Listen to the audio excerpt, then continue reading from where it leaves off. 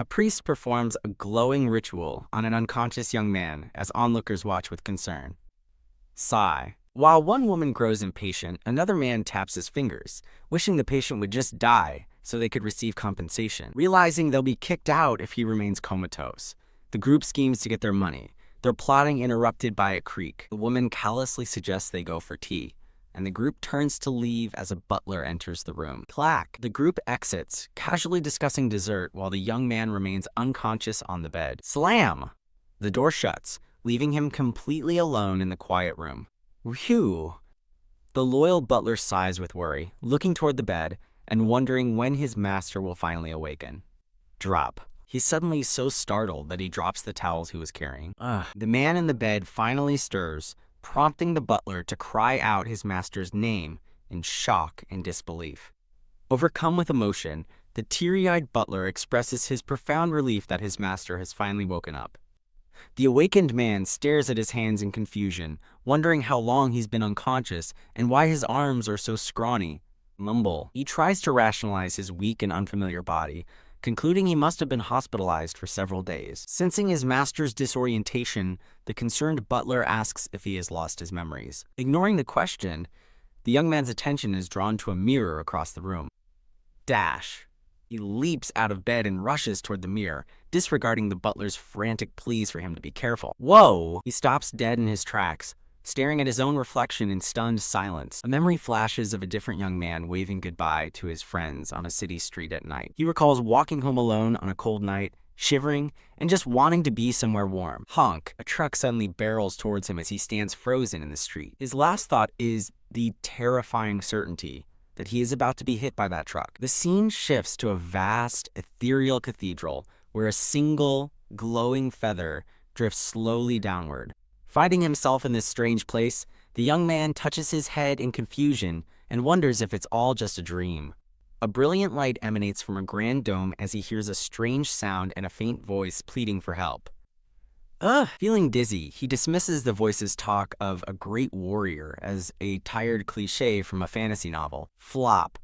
He collapses to the floor, cynically thinking that he could write a better story himself. His consciousness drifts through a beautiful, starry void, his last thought echoing, "A better story than this." A brilliant flash of light bursts forth in the darkness, signifying a moment of profound change. Back in the bedroom, he sees his new reflection, a handsome young man with pinkish blonde hair, and realizes his cynical thoughts were all wrong. He examines his new, slender body, a stark contrast to the one he remembers. Surrounded by a floral aura, he touches his new, beautiful face in absolute wonder. Zing! His eyes widen with sudden, sharp comprehension as he recognizes the situation as a classic web novel trope. As he realizes he's been transmigrated, the anxious butler asks if his master is all right. Stunned by this impossible reality, he turns to the butler and can only stammer an incoherent response. A portrait introduces the body's owner, Eugene Lichtbent Lindweisen, a baron from a noble house who had a difficult life. The narrative explains that his troubles began when he lost his mother at a young age. His father was a useless viscount with a gambling addiction, leaving them deeply indebted to a man named Marquis Taylot. The terms of the loan were ruthless. If the debt wasn't settled, the Marquis would take their entire territory. Grand Duke Ivaleron then intervened, desiring the small territory for its strategic connection to a northern trade port. The Grand Duke offered to pay the debt to acquire the land, but his plan encountered an unexpected problem. According to imperial law, land tied to such a debt could not simply be purchased with money. This legal bind left only one solution: a contract marriage between Eugene and Grand Duke Ivaleron. The contract stipulated the marriage would last 5 years, after which they would divorce and Eugene would receive a generous alimony. The butler finishes his explanation, telling Eugene that he had collapsed while on his way to see His Highness. A brief image shows the original Eugene lying unconscious on the floor after his fall. Phew. Back in the present, the butler sighs, expressing his sincere relief that his master is finally awake. I see. He recognizes the transmigration cliché and, upon hearing the name Grand Duke Ivaleron, realizes he knows exactly which novel he is now in. The novel is titled Where the Star Passed By, a popular fantasy story notorious for its widely debated ending. He recalls how the story began as a teen school romance before abruptly shifting perspective and becoming a dark revenge plot. The ending was so shocking and traumatic that it left readers feeling betrayed, as if the author was taunting them. Realizing he's the fiancé of the novel's villain, Grand Duke Ivleron, and not a hero, Linweisen screams in terror. After his panic subsides, he calmly asks for confirmation that he is, in fact, the Grand Duke's fiancé. He learns it's a 3-year contract marriage that will end with a divorce and alimony. A butler cheerfully confirms that the alimony payment will even include a mansion. Tilt. Linweisen is confused when the butler mentions a mysterious man named Sir Patrick. Pondering, he asks if this Sir Patrick is supposed to be his patron. He's surprised to learn that Sir Patrick is not his official patron. Smack. He facepalms, realizing Sir Patrick dodged the official title to avoid paying his debts. The butler gravely warns him to be careful of Sir Patrick, calling him an unkind person. Lying on the bed, he processes his new identity as a transmigrated great warrior. He remembers that a great warrior's purpose is to save the world. As he lies there, a crucial thought begins to dawn on him about his new purpose. A divine vision of a smartphone reveals his mission. He must change the novel's tragic ending. Squirm. He thrashes about, overwhelmed by the seemingly impossible task ahead of him. He identifies his biggest obstacle as his own fiancé, the story's destined antagonist, Grand Duke Ivleron. Sigh. He decides to start his world-saving quest with a simple step: exercising. Spring. He leaps out of bed with determination, only to be hit with a dizzy spell. He recalls the common web novel tropes of Transmigration and Isekai adventures. Following the familiar script, he confidently holds out his hand and calls for a status screen. Flash. A brilliant light answers his command. The scene abruptly shifts to the Grand Duke's grand office. Scritch. Scritch. As the Grand Duke writes, he's informed that Lord Linweisen has awoken. Frown. He looks up from his work, clearly displeased by the news. Back in Linweisen's room, he is seen once more calling for the status screen to appear. Silent. He stares at his empty hands in confusion as nothing happens. He tries again with more dramatic flair, shouting for it in a cool way. For his third attempt, he tries a more seductive approach, whispering in a sexy way. Flop. Defeated, he collapses onto the bed in tears, his dreams of being a great warrior shattered.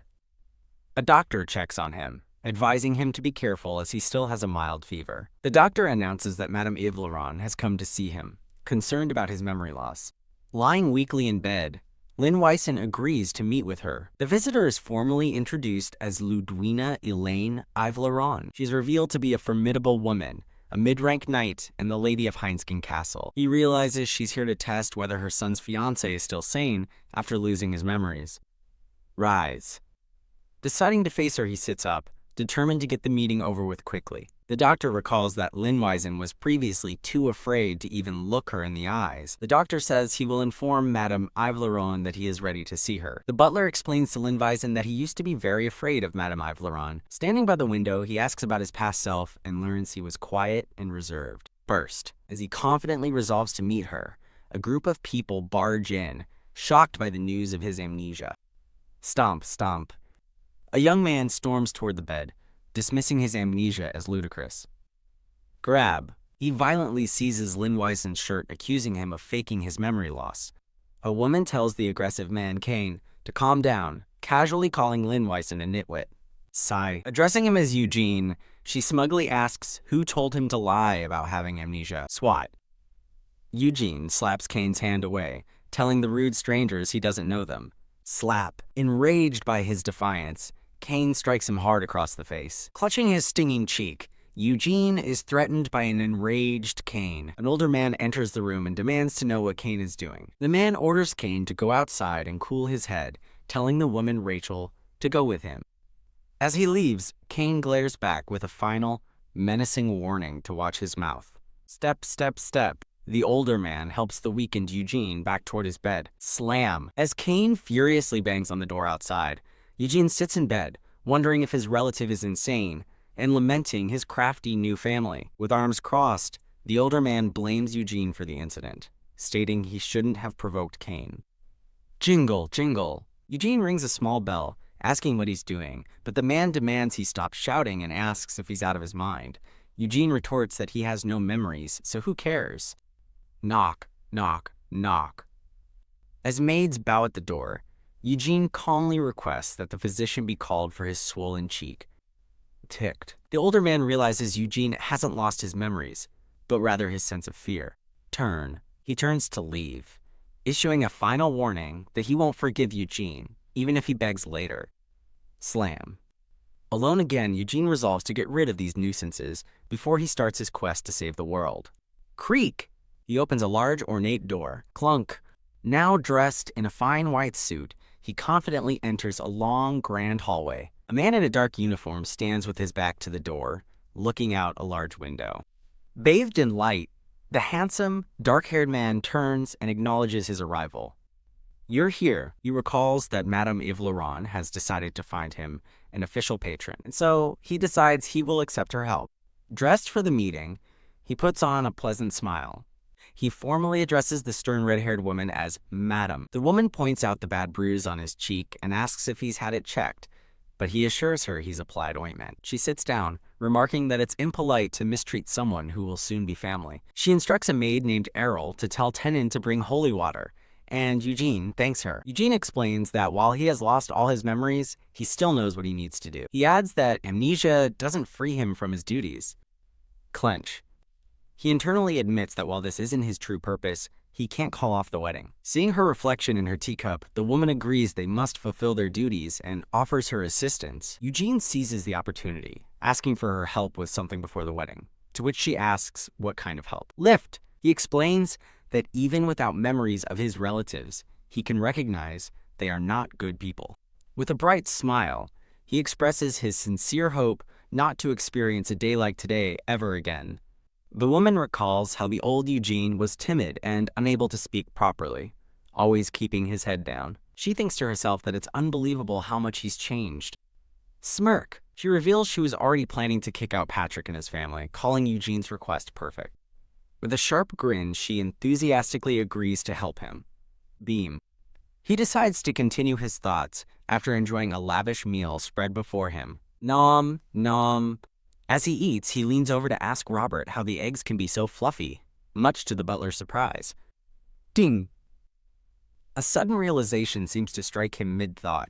Robert presents him with a glowing, leopard-shaped jewel, explaining it belonged to his father and is his family's last heirloom. Stroke. He strokes the jewel, deciding he might as well hold on to it now that he's stuck in this world. Robert advises him to drop to the ground immediately if he ever feels like he's going to pass out. Ha. Eugene recalls hearing that he fainted the first time he met the Grand Duke and confirms he understands. Flutter. A servant announces that he is ready and may go now. He agrees and stands ready in a fine white cloak. Creak. He opens a door, looking slightly overwhelmed. The handsome, dark-haired Grand Duke is there to greet him. The narrative describes the star-crossed lovers of the novel, the female lead, a black dragon, and the male lead, a black wolf. By comparison, the story gave few details about the character of Alexis. The man collapses while trying to greet the Grand Duke, calling out Eugene's name as he passes out. Sir Patrick furiously protests being replaced and threatened with a lawsuit, but the Grand Duke punches him before he can finish his rant. Slam. As Patrick lies unconscious on the floor, Eugene thinks that while he planned to get rid of him, he didn't expect it to happen so soon. Drag. A guard drags the unconscious man away, as Eugene reflects on the Grand Duke's formidable reputation. Toss. The Grand Duke reviews scattered documents, stating that he has found Sir Patrick and his family have caused trouble, and that document forgery is a particularly serious offense. He declares that under His Majesty's decree, they are sentenced to 10 years of labor in the mines, then asks if there's anything to be said. Eugene looks up with a startled expression. The Grand Duke returns his gaze with a cold, serious look. When Eugene thanks him for his help with Sir Patrick, the Grand Duke asks what he's being thanked for. Eugene internally questions why the Grand Duke seems to be trying to pick a fight with him. Lean! The Grand Duke suddenly moves in close, surprising Eugene. Smirking, the Grand Duke thinks to himself that he sees through Eugene's act. He voices his thought, accusing Eugene of trying to fool him with an act. The Grand Duke skeptically asks if Lord Linwisen is sure he's lost his memories, and Eugene confirms that he has. Spark. Crackle. Eugene inwardly fumes at the novel character, thinking his situation is effectively no different from real memory loss anyway. Step. As the Grand Duke walks away, he chides Eugene for muttering, but Eugene retorts that his thoughts weren't for him to hear. Glint.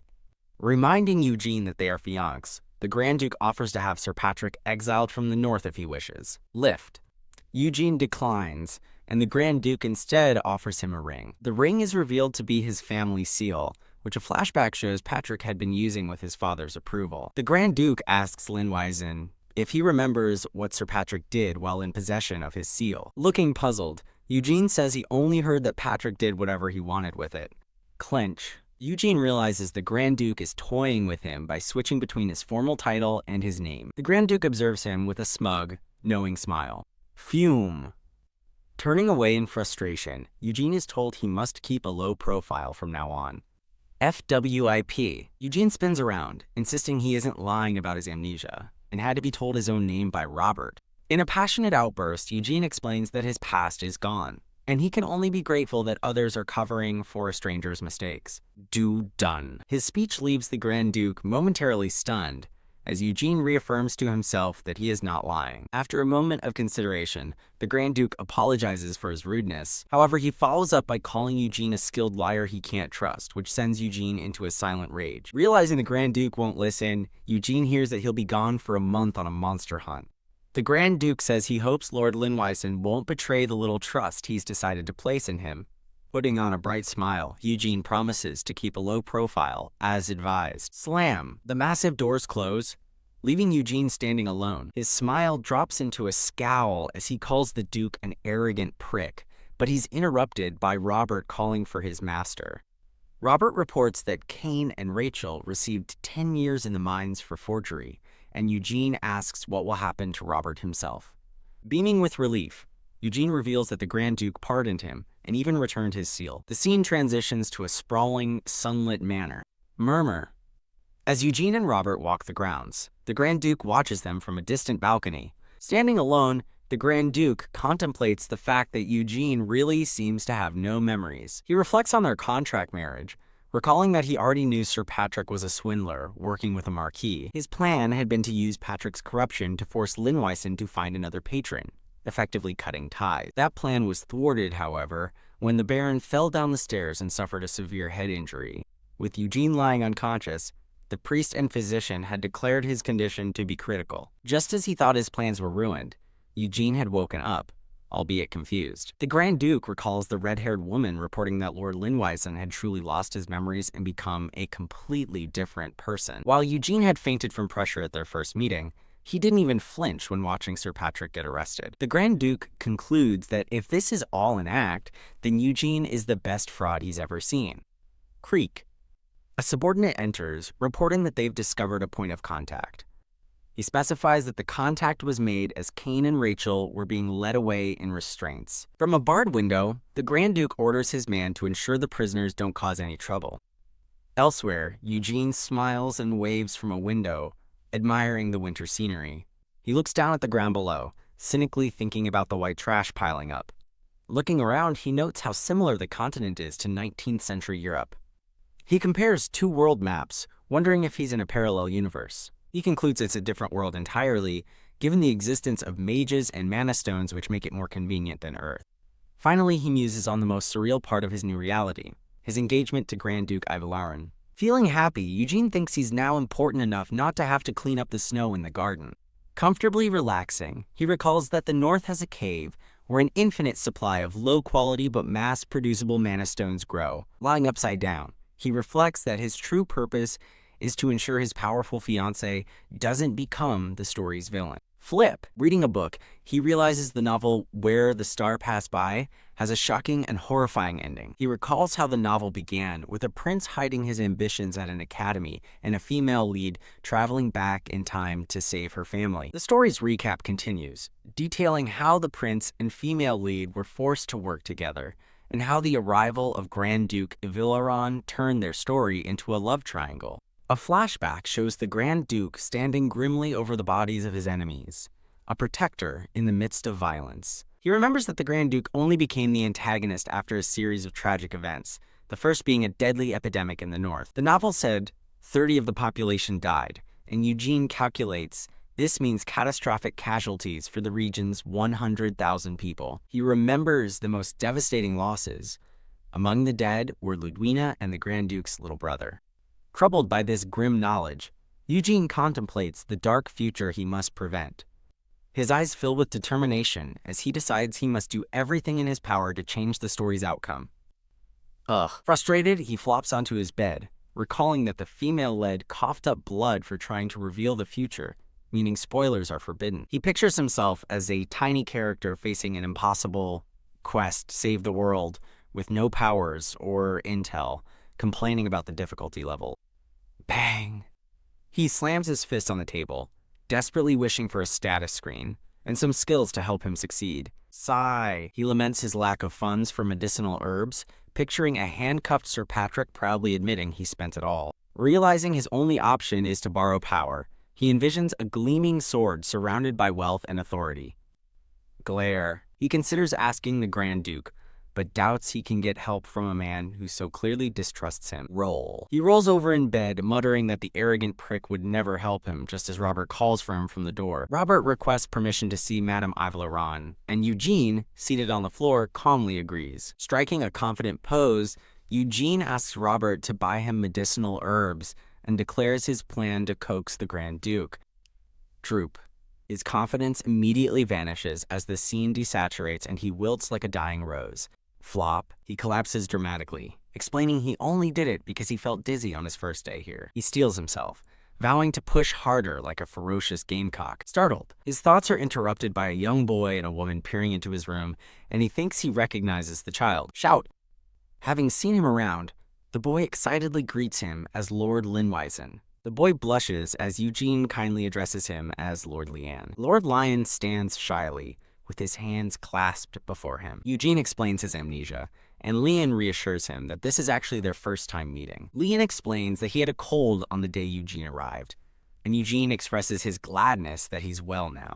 Jolteon worries he's interrupting and offers to leave, startling Eugene with his consideration. Sweat. Stammering, Eugene insists he's not interrupting, sensing what the boy really wants. Beam. At Eugene's unspoken understanding, Lion's face lights up. Eugene asks if Lian would like to take a walk with him, and the boy happily accepts. As a woman praises Lion, Eugene thinks that dealing with children is easy, as the boy reminds him of his own family. He strategically notes that Lion is the Grand Duke's only sibling, making it wise to get on his good side. When asked what he'd like to do, Lian shyly asks if they can walk together again tomorrow. Eugene happily suggests tea time, and Lion eagerly agrees, receiving a promise that Eugene will visit whenever invited. He smiles warmly at the boy, offering to come get him for their next meeting. Swoosh! In a blur of motion, he reaches for a small service bell on the table. Ding! He looks slightly surprised by his own speed in ringing the bell. Haha. The two laugh as Lion declares Eugene has lost their game again. He reflects on how he tried to think of something a 7-year-old would enjoy. He recalls creating a simple card game with Lian, and how they ended up playing together with Lian's nanny, Sarah, and his tutor, Killian. The memory of them all playing together moves him to tears. Ding! The bell rings, bringing him back to the present moment of their game. He throws his arms up in victory as Lion announces he has the most cards, and he's congratulated. Dressed smartly for a celebration, he gives a mock acceptance speech, thanking them for letting him win. Toss. Laughing, he suggests they end their playtime, reminding Lord Lion about his homework. As Lyra explains his assignment is to learn what others find important, Eugene internally scoffs at Killy for giving a child such a profound task. Eugene tells Lion that people are the most important. He clarifies he means family and friends, gesturing to a portrait of Lion's family. Leaning in, Eugene asks what the second most important thing is. He dramatically declares money, imagining a giant pile of gold coins. As Eugene explains its necessity for survival, Lion nods thoughtfully. Lian thanks him for the homework help, and cheerfully says goodbye. Wave. Eugene waves back, thinking he needs money for life after saving the world. He calls out to Killian, who politely acknowledges him. Step. Walking alongside Killian, Eugene asks about the merchant company contract. Killian explains that he saw commercial value in the games Eugene created. He reveals the company wants to sign a deal for all 3 games, shocking Eugene. Killian adds that the trusted Bertu Merchant Company will also help patent them. When asked what he needs from the upcoming meeting, Eugene requests an explanation of patents and contracts, and Killian agrees to arrange it. Eugene fantasizes about becoming filthy rich, lounging on gold and firing a money gun. He daydreams about making even more money by creating Monopoly. A procession of people on foot and horseback arrives at a grand estate. A woman praises the Grand Duke's trustworthiness, but Eugene scoffs at the threatening prick. The scene transitions to a sprawling, magnificent manor at sunset. Step. Walking through the estate, Eugene mutters about his own clumsiness. He worries he left a book behind, and that it might have been put away. Peeking through a doorway, he's surprised to find someone is there. Inside, a weary Grand Duke reclines, faintly calling out Lord Linweisen's name. Looking feverish, the Grand Duke weakly calls for Lord Linweisen again. Rise. Eugene stands up and greets him, annoyed at the unexpected encounter. He notices the Grand Duke seems unwell and breathes heavily. Lift. Eugene apologizes for the intrusion and picks up his book to leave. Annoyed at his own concern, Eugene says he will see himself out. Thud. As he walks away, a sudden sound makes him pause. He turns to see the Grand Duke has collapsed onto the floor. Shocked, Eugene rushes toward him, calling out, "Your Highness." A flashback shows a regal, faceless figure in a fur-collared coat. A demon god's curse was passed down for generations after being sealed away. The curse killed many in the Isekai family and made survivors unable to touch others. A man named Alexis was born near the end of the 1,000-year curse. The previous Grand Duke became obsessed with an heir after the curse manifested in his son. He abused Alexis for being unfit and forced his wife Ludwina to have a child with his policeman Genian. The Grand Duke justified this twisted plan by thinking an heir from the same family would be easier. The narration explains that this is how Lion was born. After Genian's death in childbirth, the curse-free Llewellyn was appointed heir. However, the Grand Duke died of a heart attack when Lian was only 2. A somber funeral is held in the falling snow. A young Alexis stands alone at the grave, looking desolate. Back in the present, Eugene checks the Duke's pulse and finds his body is strangely cold. Twitch. Realizing the curse is the cause, Eugene feels a flicker of sympathy for the suffering Duke. Blink. As Eugene wonders if the Duke forgot his blessed relic, the Grand Duke's eyes open. Oh! Eugene offers to get help, but the Grand Duke tells him not to. Lying on the floor, the Grand Duke asks him to just stay for a moment. Grip. Eugene thinks the Duke is being ridiculous, but finds himself unable to break the man's surprisingly strong hold. Flinch. Eugene flinches as he remains trapped in the Grand Duke's grasp. Rise. As Eugene stands, the Grand Duke asks if he is a man of faith, and Eugene denies it. Shalala. The Grand Duke takes Eugene's hand, saying he's brought what he needs as Eugene beams. Slam! An attendant quickly tells them to have a good time before shutting the door, leaving Eugene alone on the floor. Grabbing the Grand Duke, Eugene dismisses the attendant's words, while the Duke tells him he can leave now. The Grand Duke gently strokes Eugene's hand, asking if he feels better just from their touch. Eugene confirms that he feels much better now, prompting the Grand Duke to address him as Your Highness. Rise. Standing up, Eugene insists the Grand Duke should still call Tenon for a checkup. Step.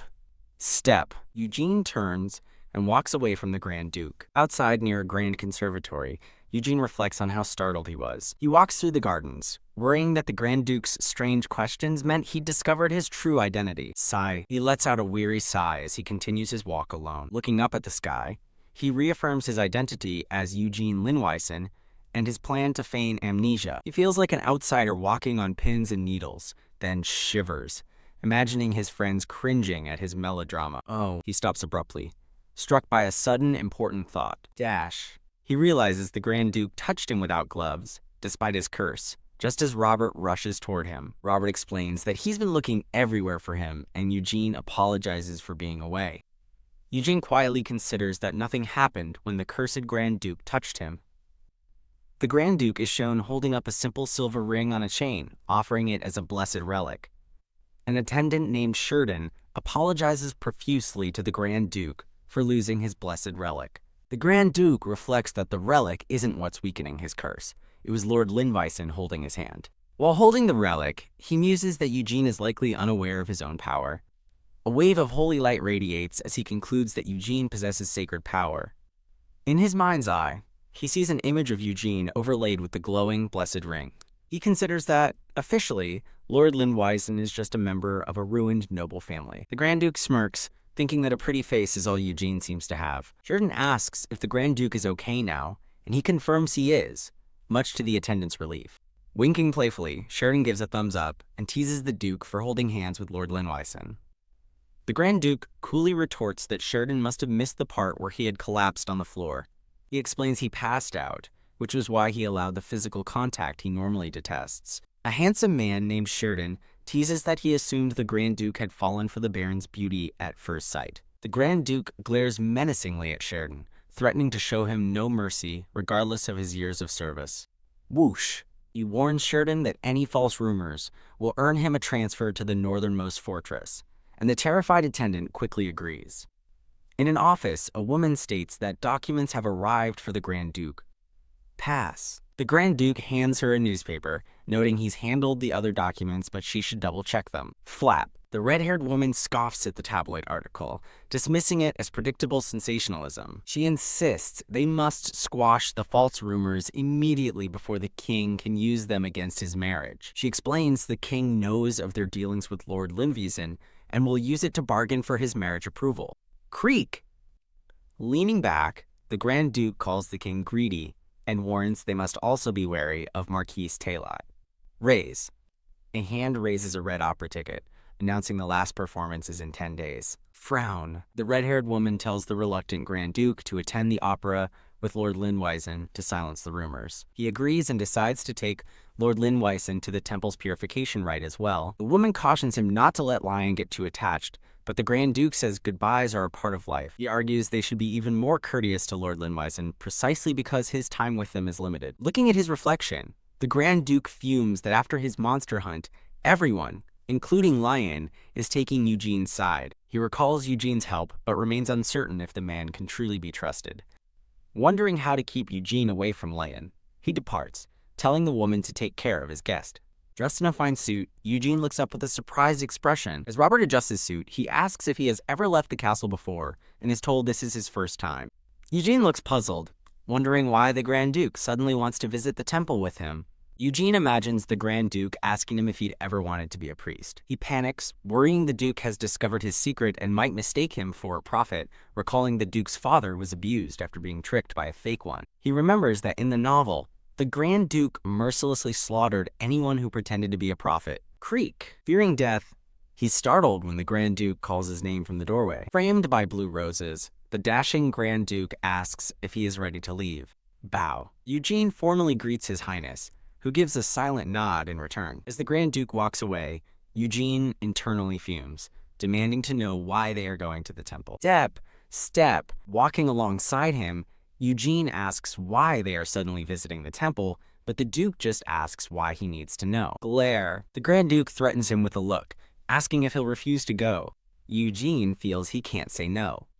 As they walk, the Grand Duke asks about their relationship, and Eugene defines it as a convenient marriage and divorce. Eugene explains that this arrangement allows him to be of help. The Duke finds Eugene's mind unreadable, and Eugene retorts, asking if the Duke always speaks so freely. The Grand Duke explains there's no need for him to be careful around Eugene, leaving him confused. With a charming smile, the Duke declares it's because they're two people who have held hands. Stunned and blushing, Eugene stares in disbelief at the Duke's romantic declaration.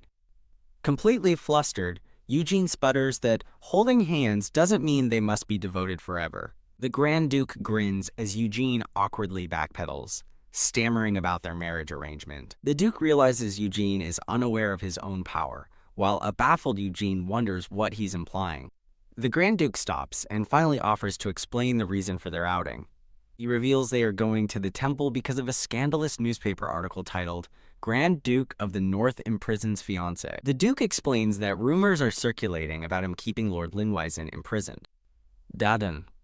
A horrified Eugene imagines himself locked away in a dark tower as lightning flashes. He touches his chest in shock, questioning if he is really being kept imprisoned. The narration explains the rumors could give the king a reason to oppose their marriage, so they must show Eugene is safe.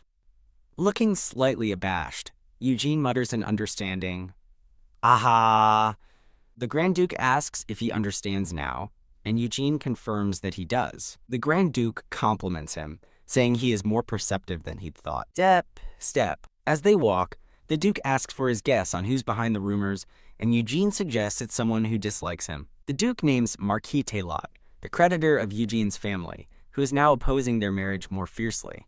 Eugene realizes he had forgotten about him. Eugene wryly notes the classic noble conflict he's now part of, as the Duke vows not to let the Marquis succeed. Approaching the main doors, Eugene asks if the Duke is going to get revenge, and the Duke asks if he's against the idea. Eugene's eyes flash with determination as he firmly states that the Duke absolutely should get revenge. Ramble. He passionately argues for repaying grudges and kindness alike, an eye for an eye, which leaves the Grand Duke looking surprised. Standing on a magnificent balcony, Eugene suggests starting a rumor that Marquis Taylot is impotent. Step. Walking down the steps, the Duke remarks on Eugene's vengeful nature, but Eugene thinks his suggestion is merciful. The Grand Duke smiles and extends his gloved hand, agreeing to follow Eugene's suggestion. Gaze. As the Duke holds a carriage door open, Eugene notices that they are being watched by many onlookers. The Grand Duke urges him to take his hand and get in, teasingly asking if he wants to make him look rude. FWIP. With a cheerful smile, Eugene reaches out to accept the offered hand. He places his hand in the Duke's gloved one, sighing in mild resignation. Rattle. Clip-clop. The ornate carriage pulls away through the grand estate gates. Riding in the carriage, the Grand Duke mentions that Eugene had passed out the day before. Eugene assures him he's fine, and the Duke says it's thanks to him, leaving Eugene puzzled. Rattle. Eugene muses that he's glad they're closer, revising his opinion of the Duke just as his eyes widen at the view outside. He gasps, "Wow!" at the breathtaking sight of the sprawling, snow-dusted city and castle. When the Duke asks what he sees, Eugene explains he's just admiring the beautiful buildings. He continues gazing out the window, blaming his amnesia for his fascination with the architecture, especially Heinsken Castle. Admiring the castle from afar, Eugene notes it looks even more incredible from the outside, and can't believe it's 700 years old. The Grand Duke agrees the castle is an exceptional piece of architecture, and Eugene notices he seems happy about the praise. Seeing a mother and child, Eugene concludes that the Duke's care for his territory is why the people love him, finding the thought cute. Eugene waves, hoping his public appearance will be enough to silence the rumors, but the Duke thinks otherwise. The Grand Duke announces they will also attend the opera in 10 days, and Eugene asks if they'll go to other events. With a bright smile, Eugene eagerly suggests they attend the Star Festival. He pretends it's only right for him to go, but internally admits he is lying. He recalls that during the annual Star Festival, the burial chamber opens, revealing the lost treasure he plans to gift the Duke. Throb. As Eugene begins to mention the lost treasure Leon told him about, a sharp pain pulses in his chest. Gasp! He clutches his throat, feeling like he's being choked, as the Duke calls his name in concern. He realizes the gods don't allow spoilers, and warns himself that another word will cause him to vomit blood. Ahem. Clearing his throat, Eugene changes the subject, asking if the Duke's many relatives gather for the festival. Rattle. Rubbing his neck, Eugene feels relieved the Duke isn't questioning him, thinking a tiny spoiler was okay. Flinch. The Duke says they can discuss the festival later, but Eugene insists it's fine to talk about it now. Creak. The Grand Duke announces their arrival at the temple, saying they must take care of business first as Eugene steps out. Eugene jumps out of the carriage, surprised they've arrived so quickly, as the Duke offers his hand. Standing before the grand carriage, Eugene stares silently at the Duke. The Duke smirks, noting Eugene's vengeful nature is his way of shaming him, but Eugene insists it wasn't intentional. The Duke teasingly asks if he'll refuse to be escorted, and Eugene begs him to stop. Creak. The carriage door opens, and the Duke stands beside a startled Eugene. Eugene looks on with a determined expression as they prepare to enter the temple. They stand before the grand doors of the temple, where a priest welcomes them as his brothers. An ornate temple is shown as the narration explains the purification rite is like a vaccination. The narration continues that while it's not an issue for civilians, knights are often exposed to dangerous monster blood. A priest stands ready as the text explains that since monster blood is harmful, purification rites are necessary. The Grand Duke stands before a holy statue, surrounded by other knights participating in the rite. A priest prays before the crowd, and Eugene watches in awe. Looking at the priests and the Duke, Eugene marvels at the impressive sanctuary they've created. Glance. He remarks that divine blessings are called miracles, and now he understands why. He finds the ordinary-looking light strangely comforting and feels touched by it. He dismisses the feeling, thinking it's not that significant, as the glowing statue seems to look hurt. Glare. He glares at the statue, complaining that if gods exist, they could at least give him a status screen. As the Duke approaches, Eugene muses that with a million gods, not one is willing to help him. The Grand Duke looks at him coolly, stating that he should be praying too. When Eugene asks if he must, the Duke replies that all believers do, chiding him for losing his common sense with his memories. Trudge. Eugene reluctantly agrees and follows the Duke, internally adding another point to his jerk-face jar. He fumes that, even though they've grown closer, the Duke still speaks to him so coldly. Eugene places his hand on a holy book, his shadow appearing dark and ominous beneath it. He considers that if he were cursed like the Duke, he would resent the gods too, but knows the Duke can neither fully resent nor believe. Creak. He understands the Duke chose freedom by discarding both options. Glance. Eugene realizes the Duke is simply performing his duties, not showing any real faith. Thinking the Duke is devoted to his land, Eugene watches him until the Duke gives him a sharp look, silently telling him to face forward. Knowing the Duke's character from the novel doesn't help their relationship, so Eugene decides to just get the prayer over with. A prayer for a quick response floats over a view of the magnificent, snow-covered temple. As they leave, a knight calls out to the Duke, and Eugene wonders what to do since he found no answers. Crying. He worries that at this rate, he'll never be able to save the world as a ringing sound starts and his eyes widen in shock. Grab. He suddenly grabs the Duke's suit jacket and arm, much to the Duke's confusion. Reeing. The Duke asks what's wrong, but Eugene clutches his head as a painful ringing fills his ears. Zing. A knight calls out his name in alarm as Eugene feels overwhelmingly dizzy and about to pass out. Swish. Bang. The world spins violently as Eugene feels dizzy, blood splattering across his vision. Flop. He wonders what is happening as he collapses against a backdrop of splattered blood. His vision blurs as he looks up at the grand temple architecture. Rise. As his body begins to glow with light, Eugene pushes himself up from the marble floor. A young man with blonde hair laments his weak body as a strange sound fizzes nearby. Faint murmurs surround him, and he realizes someone is speaking, but he can't hear them. Frustrated, he demands the unseen voice speak louder about the important matter at hand. A disembodied voice exclaims in exasperation, calling out for Lord Linweisen. Waking in the arms of a black-haired man, Linweisen wonders if he passed out. Disappointed, he heard nothing. The man asks if he is okay. The black-haired man holds Linweisen securely, asking if he is hurt at all. Flustered, Linweisen looks away as the man turns toward him, quickly insisting he's fine. Linweisen asks to be put down, but the black-haired man clutches him closer, telling him to stay still for a moment as guards watch them. Still holding Linweisen, the man looks down at a crumbled staircase with a thud and gravely announces there was an attack. He repeats his grim declaration, "There was an attack." Linweisen gasps, his eyes wide with shock. A sudden memory of a swish and a loud bang flashes through his mind as he wonders if he heard a gunshot before collapsing. Linweisen questions if guns are useless against knights, like the man holding him, who he addresses as Your Highness, as a shadowy voice explains the assassins used a mana gun.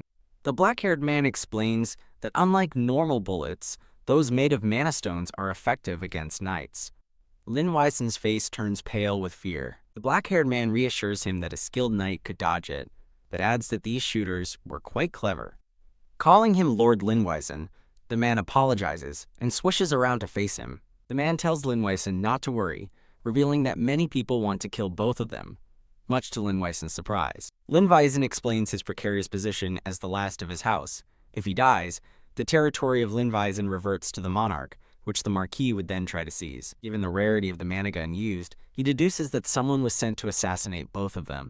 From off-panel, a voice states they must find out who is responsible, and Linweisen looks up in question. Linweisen listens intently to the man's words. The black-haired man explains that identifying their enemy is necessary for revenge and preparation. Looking up with grim determination, Linweisen confidently declares that he knows all of his companion's enemies. He begins to list them, northern relatives seeking independence, and conspirators plotting to frame the man for treason. He continues, mentioning a final boss his companion will eventually be forced to fight.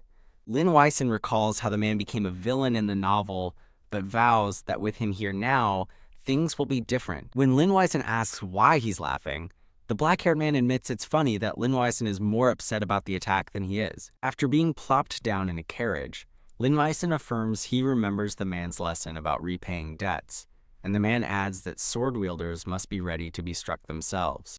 Inspired, the black-haired man smiles, vowing to face his foes by any means necessary, and Lin Weisen mirrors his determined smile. Saying he needs a moment, the man reaches toward Lin Weisen's chest. He lifts the fabric of Lin Weisen's shirt, revealing a bloody wound where blood has seeped through. The man states that a bullet definitely grazed him, but Lin Weisen finds it strange, as he didn't feel any pain. A minor graze is easily healed with holy water, a luxury demonstrating the Grand Duke's wealth and care for his fiancée, leaving Lin Weisen feeling all better. Staring at the magnificent estate at night, Lin Weisen realizes he needs a ruthless mindset to survive this world. A sudden rattle startles Lin Weisen, and he blinks his eyes open in bed. A whoosh of wind rattles the window again as he wonders about the fierce sounds outside. He reflects that being upset about not understanding the gods is worse than nearly being shot. Lying awake, he muses that the gods probably summoned him because he kept demanding a status screen. With a pow, he punches his pillow in frustration, wishing the gods had been clearer. Huffing, he gives up and sprawls across the bed in defeat. A brilliant light suddenly shines in his room. He rolls over in bed, drawn by the light. Sitting up, he stares in confusion at a glowing blue crystal hovering over his bed. He screams in disbelief as a fist-shaped constellation appears in the sky. Guess the gods are ready to throw hands. Kneeling in awe, he realizes a real status screen, just like in webcomics, has appeared before him. He understands now that the gods summoned him to deliver this gift. A beam of light shoots out from the glowing screen. The system reveals his first official quest, save the world. He pokes the screen repeatedly, disappointed that it's only telling him things he already knows. Staring at the glowing screen, Lin Weisen complains that a status screen should show stats and items, not just a simple quest. With a flop, he falls back into bed and grips the sheets, vowing to be as vengeful as the Grand Duke. He decides to go his own way, swearing off temples and planning to use his unique card games to fund his retirement. He realizes the only thing he can truly trust now is a mountain of money. Squeeze! He clutches his pillow in frustration, vowing to never seek the gods' help again. A smiling man with glasses explains they took great care in choosing the material for his word cards. The man confidently predicts the new items will be a kingdom-wide sensation, but Lin Weisen appears uncertain. Appearing gaunt, Lin Weisen's tired expression prompts the man to ask if he's feeling unwell, to which he simply replies, "Pardon?" The man apologizes for overstepping, but points out that Lin Weisen looks pale. Lin Weisen lies, blaming his lack of sleep on his excitement for the opera with His Highness. With a placid smile, Lin Weisen internally admits, "Of course, I'm lying." Chirp, chirp. With a pow pow pow pow, he punches his pillow, fuming that his sleepless nights are due to his useless status screen. He looks proudly at his growing stack of cards and documents, pleased that his retirement funds are accumulating as planned. He muses about becoming a rich loafer instead of a warrior until a knock-knock and a call of, "Master," interrupts him. Creak. A servant announces the carriage is ready, prompting the man with glasses to conclude his report. The man wishes him a pleasant time with His Highness, and Lin Weisen offers a simple, "Thank you." Swish! As the man drapes a cloak over Lin Weisen, he expresses hope for more good news next time. Clip-clop, clip-clop. A grand carriage awaits them on the stone path. Rustle. The black-haired man offers a gloved hand to help him, saying, "Here." Reading a scandalous paper about Marquis Mustache, Lin Weisen lets out a surprised PFFT. Lin Weisen asks if the Marquis Mustache in the paper is Marquis Taylor, and the black-haired man confirms Taylor's pride in his facial hair. Quiver, quiver. Barely suppressing his laughter, Lin Weisen remarks on the blow to the Marquis's pride and asks if he's actually impotent. The black-haired man clarifies that the Marquis is just a miser, which confuses Lin Weisen. The man explains that the Marquis only pursues his maids to save money, prompting a disgusted Lin Weisen to crumple the paper and declare him a scumbag. Lin Weisen announces he'll keep the crumpled paper for memorabilia, and with a haha, the black-haired man tells him to suit himself. Rustle. As he reads, Lin Weissen reflects on the prevalence of nobles having mistresses, a new concept for him. He continues to ponder the document, struggling to understand the noble lifestyle of openly having affairs. The black-haired man gently takes Lin Weissen's hand in his own. The black-haired man stands closely behind Lin Weissen, holding his hand as they arrive at a grand location. Feeling the man's hand on his shoulder, Lin Weissen notes that everyone is watching them. Taking in the massive, crowded opera house, Lin Weissen expresses his surprise at its scale and addresses His Highness. After they are seated in a private box, Lin Weissen tells the black-haired man he has something important to say. Lean. He leans in close, preparing to whisper in the black-haired man's ear. He whispers his request. If he dozes off during the opera, please wake him up. Murmur, murmur. The black-haired man sits up stiffly, stating he wouldn't want to do that in his presence. Spring. He suddenly leaps to his feet, catching the attention of the silent audience below. Turn. As he sits back down, the audience begins to murmur, wondering about his strange behavior. The black-haired man reassures a flustered Lin Weissen that he's done nothing wrong. Murmur. He leans in extremely close, causing the audience to gasp in surprise. Chuckle. Lin Weissen whispers that the man is quite popular, noting how surprised everyone gets when he acts intimate. Lin Weissen observes that the man consistently ignores his cold treatment. And he adds in his thoughts, the man also relieves his curse.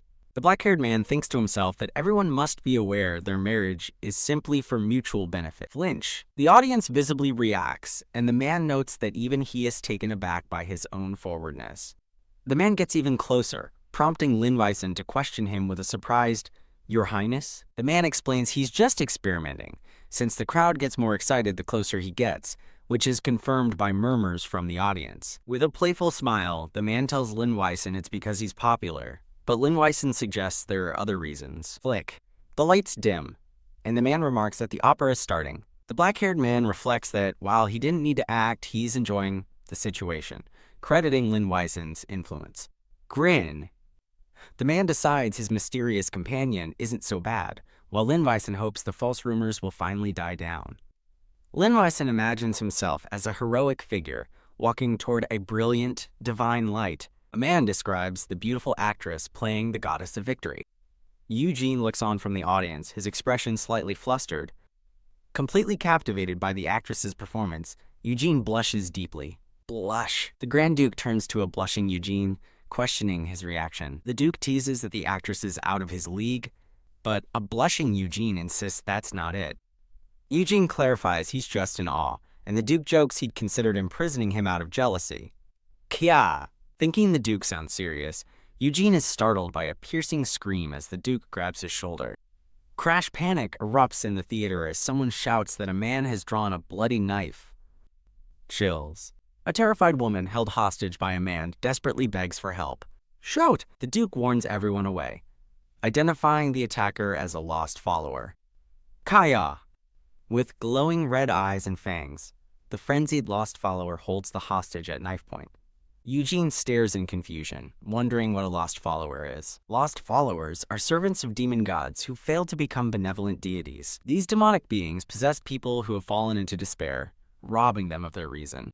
As the follower holds his hostage, the narration explains their danger is more than just mindless killing. Their corrupting energy can cause flesh to rot and is lethal on contact, making them extremely dangerous. The Grand Duke quickly covers Eugene's eyes with his gloved hand. Eugene pushes his hand away, insisting that saving a life is what's important. Whoosh! To the Duke's shock, Eugene leaps over the balcony railing. Shout! Eugene leans over the railing and taunts the attacker, calling him an impotent loser. He furiously denounces the man as a coward with no honor for taking hostages. Yell! Eugene boldly challenges the lost follower, daring him to come after him instead. Grah! Enraged, the follower tosses the hostage aside and charges toward the balcony. Yank the Duke pulls Eugene back to safety as Eugene protests that his taunts were justified. As the Duke covers Eugene's mouth, a knight observes that Lord Lin Weissen has further enraged the follower and prepares to subdue him. Ack! The Duke holds a wide-eyed Eugene tightly in his arms. Crack! The lost follower violently attacks the knights, his body twisting and snapping in a demonic rage. Swish. In the chaos, The follower retrieves his fallen knife. Stab! He then turns the knife on himself, plunging it into his own chest. Thud! The lost follower collapses to the ground as knights surround his body. They watch the silent aftermath from the balcony above. Glance. The Duke warns Eugene not to look so inquisitive about what just happened. He explains the follower, a lunatic driven mad by Eugene's taunts, simply killed himself in a rage. With a serious expression, the Duke tells Eugene that he just got lucky this time. The Duke warns him never to underestimate a lost follower's demonic energy, and Eugene promises to be careful. Noticing Eugene is warm, the Duke shows concern, but Eugene brushes it off as fatigue from shouting. Eugene offers the Duke a piece of candy, explaining it helps him recover faster. The Duke declines, and Eugene smiles, happily accepting his refusal. As the knights carry the follower's body away, the Duke quietly observes Eugene. Looking out at the empty theater, the Duke admits to himself that he likes the spark in Eugene's eyes. Step. The Duke returns to his estate late at night and is greeted by an attendant. Creak! He explains a lost follower caused a delay, and the attendant asks if he escorted Lord Linwisen home. FWIP. The Duke impatiently cuts her off and tells her to get to the point. Click. A man identified as the Intelligence Bureau chief smiles, asking what brings the Duke so late. A bloody pocket watch is shown as the chief reveals he has found who was behind the recent attack. He confirms his investigation into the temple attack is complete, and he's identified the culprit. The Duke's expression darkens as he asks if it was Sir Lucanart. He muses that as the Grand Duke of the North, he has many enemies, including his own relatives. An image of a ring being passed down illustrates the kingdom's tradition of leaving all assets to the eldest son. His ancestors built a powerful legacy, acquiring numerous businesses over generations. The Duke thinks he can tolerate a certain level of corruption from greedy people. A faceless man in a suit stands confidently as gold coins rain down around him. He is identified as Sir Lucanart, who believes his house should become independent. The Duke explains that Lucanart uses his family's power as a reason to defy the royal court and criticize him. He had ignored Lucanart before, but now suspects he might hire an assassin to achieve his goals. The Duke speculates that Marquis Taillat could also be the culprit, or perhaps the two have joined forces. Swish. The Intelligence Bureau chief confidently states that it is neither of them. Raise. He presents a golden pocket watch, referring to it as a rotten apple he has acquired. A narration explains that a rotten apple is an item that confirms the identity of a guild requester. The chief continues, noting the importance of the watch's design. The Duke recognizes the roaring lion as the symbol of the royal family, and also sees two swords. He wonders if the crest could belong to the house of Duke Clordaeon. Realization dawns as he concludes that the culprit must be the king himself. The Duke muses on the king's close relationship with Duke Clordaeon and poor relations with his own house, questioning the reason. He recalls his youth, when the king tormented him with women and drinking. The chief adds that the king likely tried to manipulate the young duke into handing over the family's valuable Manastone mine. The chief playfully asks for the duke's response, and a flashback shows him flatly refusing the king's request. Rattle. The chief reminds him that he also opposed the tax increase proposed at the aristocrats' meeting. The Duke defends his actions, stating that the king's extravagant spending had exhausted state funds and that all nobles opposed the irreversible tax hike. After admitting he gave the king money from special funds, the Duke is annoyed when the chief laughs at how he's lost the king's favor. The Duke coldly orders the chief, Yol, to dig up every weakness and secret of the king, no matter the cost. Raise. Yol reveals the Duke's initial assumption wasn't entirely wrong as he presents a document.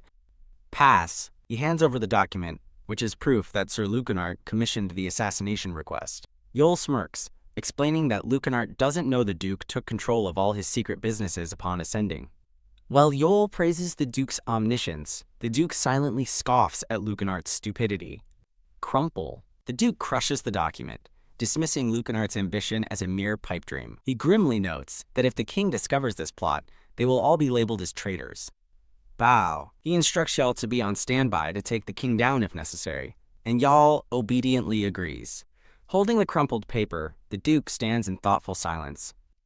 He recalls a principle he lives by: both grudges and kindness must be repaid. The Duke remembers Eugene's determination to find the culprit and his selfless courage at the opera. He flashes back to Eugene's fierce challenge to the lost follower. The Duke thinks to himself that he's all for his fiancée being a brave and righteous man. A faint smile plays on his lips as he considers this turn of events.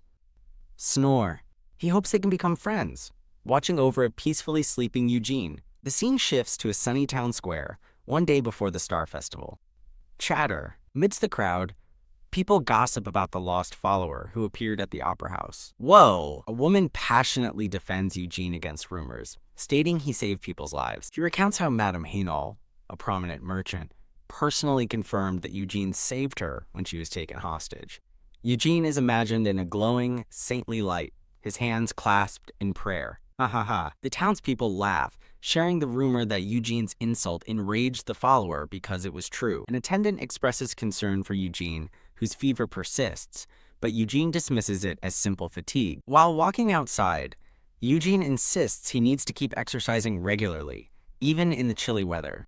Warm, he smiles brightly, enjoying the pleasant warmth of the sun on his face. Looking over the estate, Eugene notes the festival is tomorrow and thinks he's halfway through his divine mission. His thoughts turn to the Duke, anticipating the day the arrogant man will finally thank him. Wham! He's suddenly knocked off balance as someone collides with him, much to his attendant's alarm.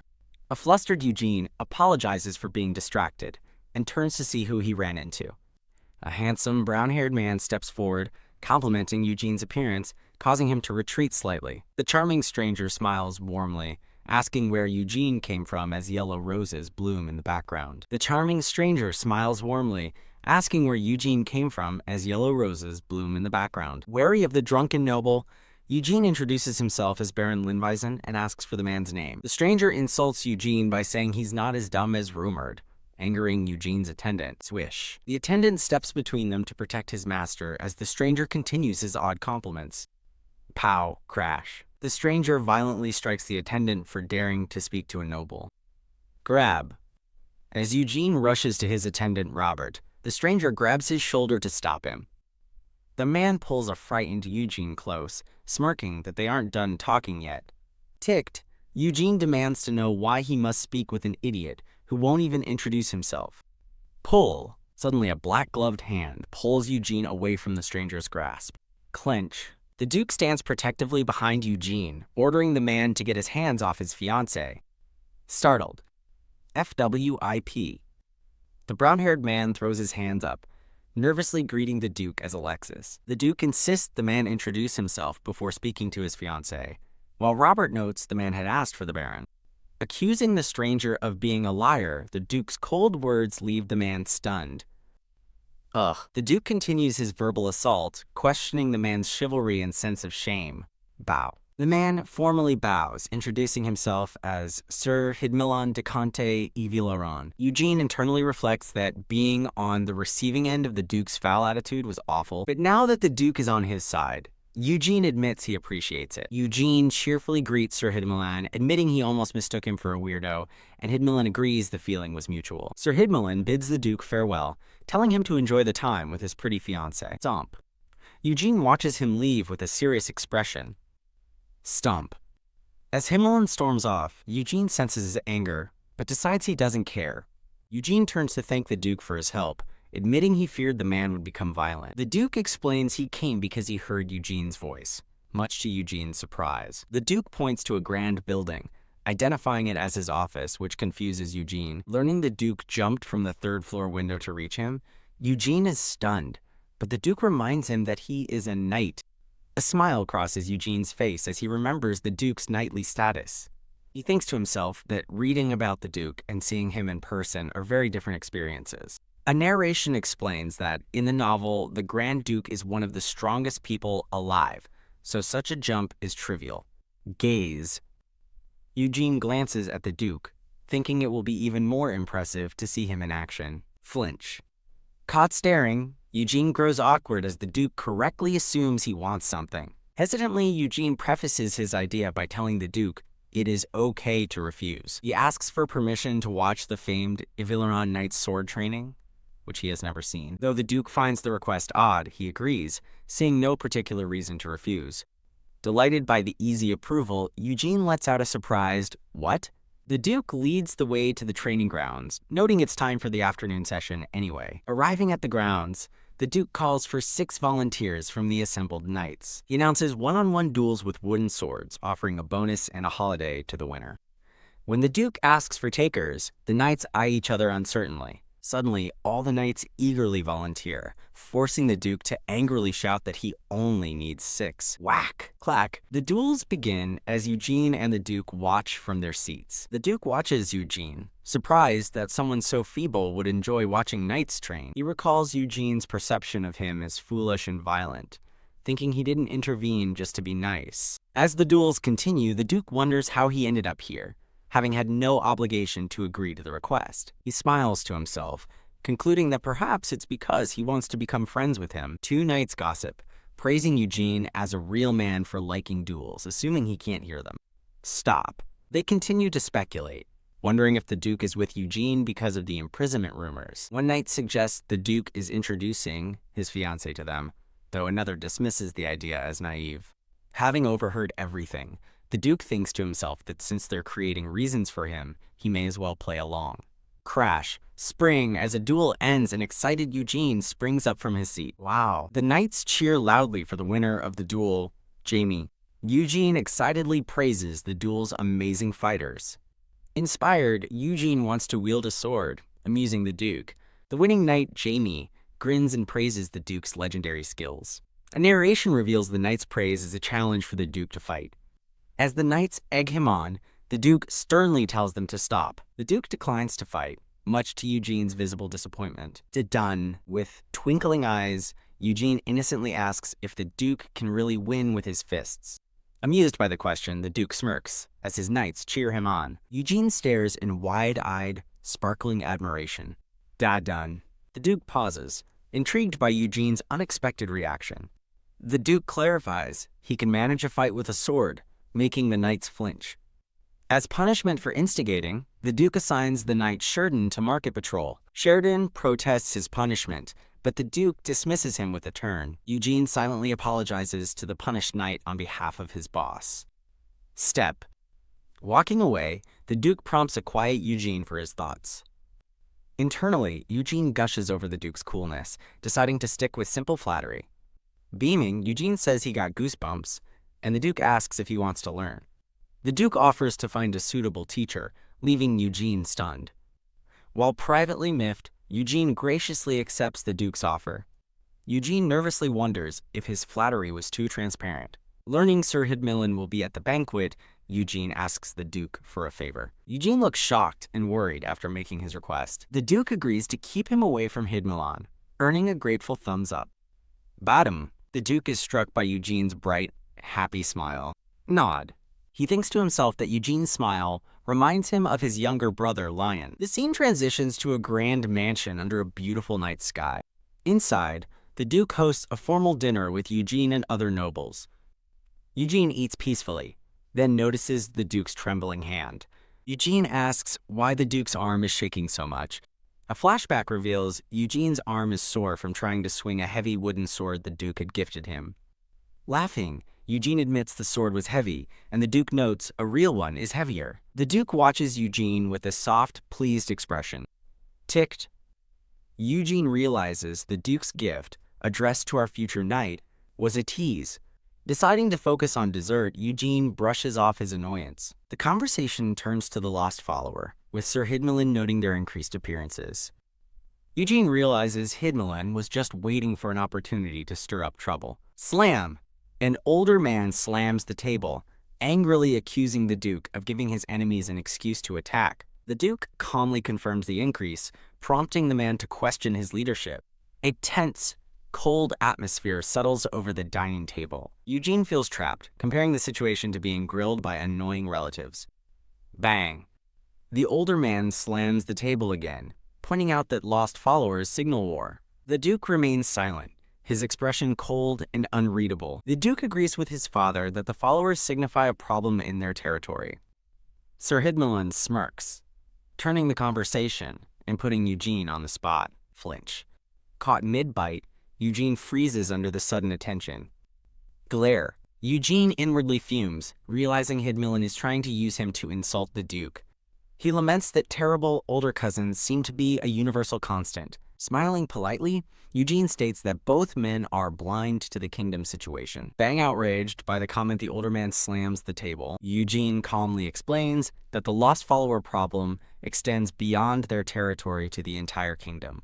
Eugene explains that 20 lost followers were found in the king's city, forcing an emergency meeting. Ugh.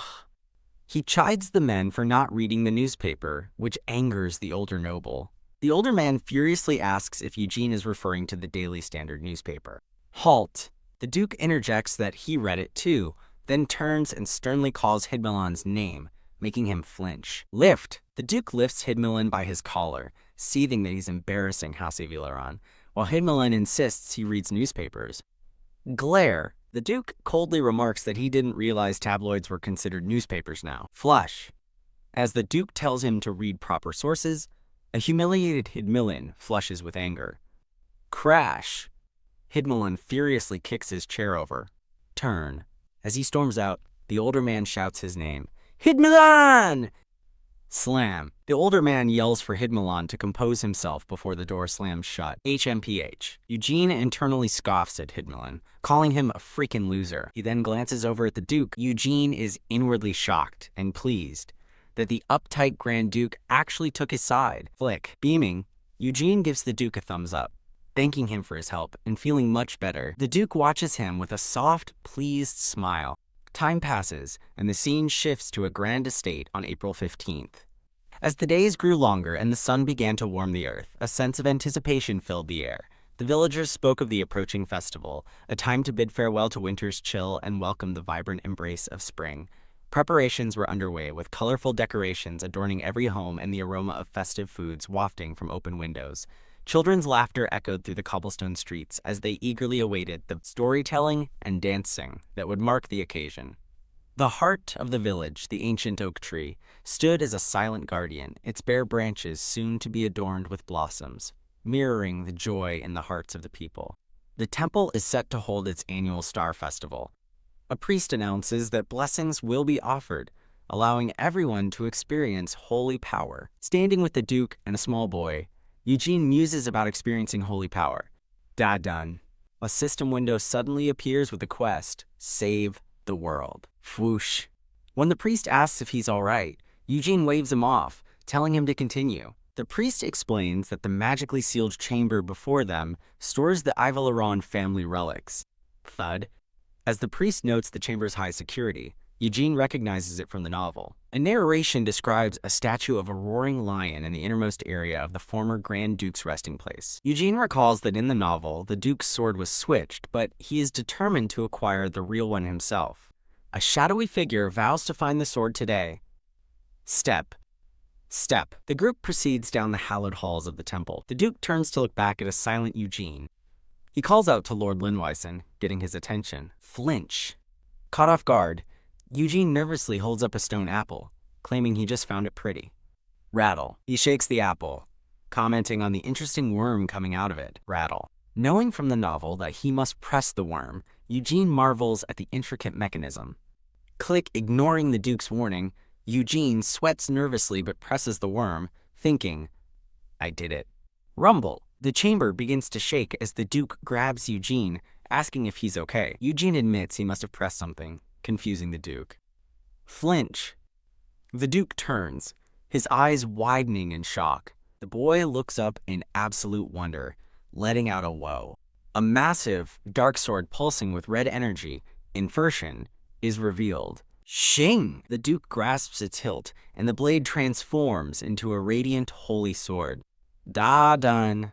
He stands resolutely, holding the glowing, transformed weapon. Murmur. As the guests whisper in shock, Eugene smirks, satisfied with their reaction. The legendary sword Infernation, the symbol of Ivalaran lost for 300 years, has been found. Clench. Overcome with joy, Eugene cries tears of relief, envisioning a happy future as a hero. The Duke remains silent, his expression unreadable as he studies the sword.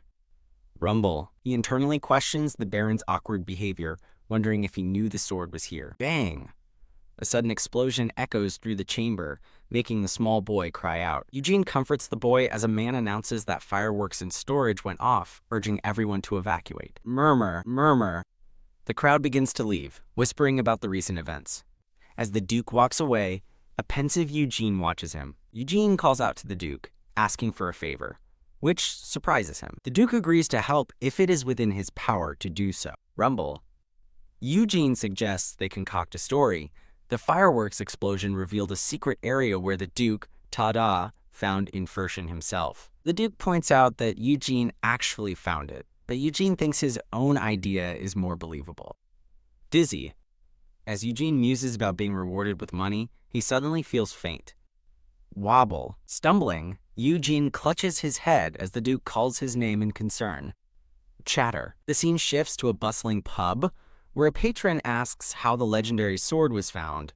A hooded man overhears that Infernation was found, angrily imagining the Duke getting all the credit and calling him an annoying bastard. Grit. Seething with rage, the hooded man clenches his jaw and vows revenge. At a grand estate, an aide asks for Hidmillen's whereabouts and is told he's at a pub on Vagrant Street. The aide suggests they should eliminate seditious people like Hidmillen and his father, an idea the Duke quietly considers. The Duke correctly deduces their true goal is the independence of the North. He recalls the king ordering the ambush at the temple, realizing his enemies now intend to deliver his head to the monarch. Mumble. Thinking of their plot, the Duke quietly scoffs at how foolish they are. He instructs his aide to simply watch them for now, noting that a conveniently timed father-son funeral would be too suspicious.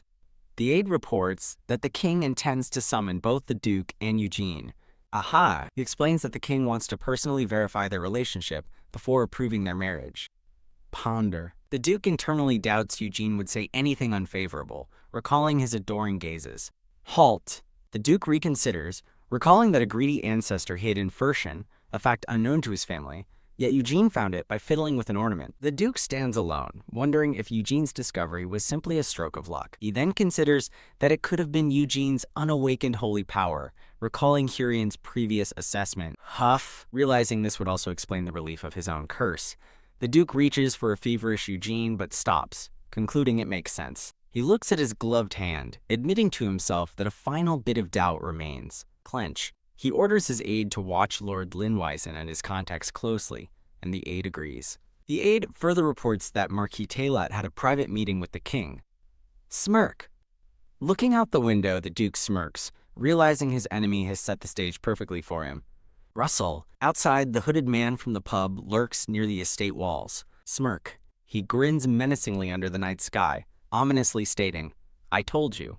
Da done. A wave of dark energy emanates from the sinister figure. The next morning, Eugene looks out the window, feeling refreshed and amazing. He smiles brightly, deciding he needs to thank Heroine for his help. An attendant named Robert informs Eugene that guests from the temple, including Lord Lion, have sent pricey recovery gifts. Sipping his tea, Eugene casually explains it's because they know he's the one who found the legendary sword, Infernation. Robert is stunned by the revelation, while Eugene smiles, pleased with himself. Robert asks why he would keep such a huge achievement secret, his expression one of pure shock. Robert then reports that Sir Lucanart died in an accident, and Sir Hidmillen was caught trespassing, now destined for prison. Spring Eugene leaps from his chair in shock, shouting, "Really?" Ugh. As Robert speculates Hidmillen was trying to create a scandal, Eugene laments that the man truly dug his own grave. Reach. A gloved hand lands on Eugene's shoulder with a tap, startling him as the Duke asks if there is more to report. That done, the Duke notes Eugene's pale face and teases him for being so easily startled, advising him to rest. Daden.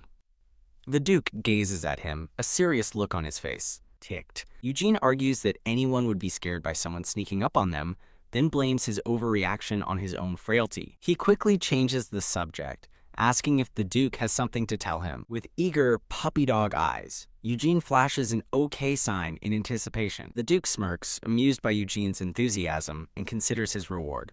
As a reward, the Duke offers him a manor in Heinscan and a pension contract to cover all its costs.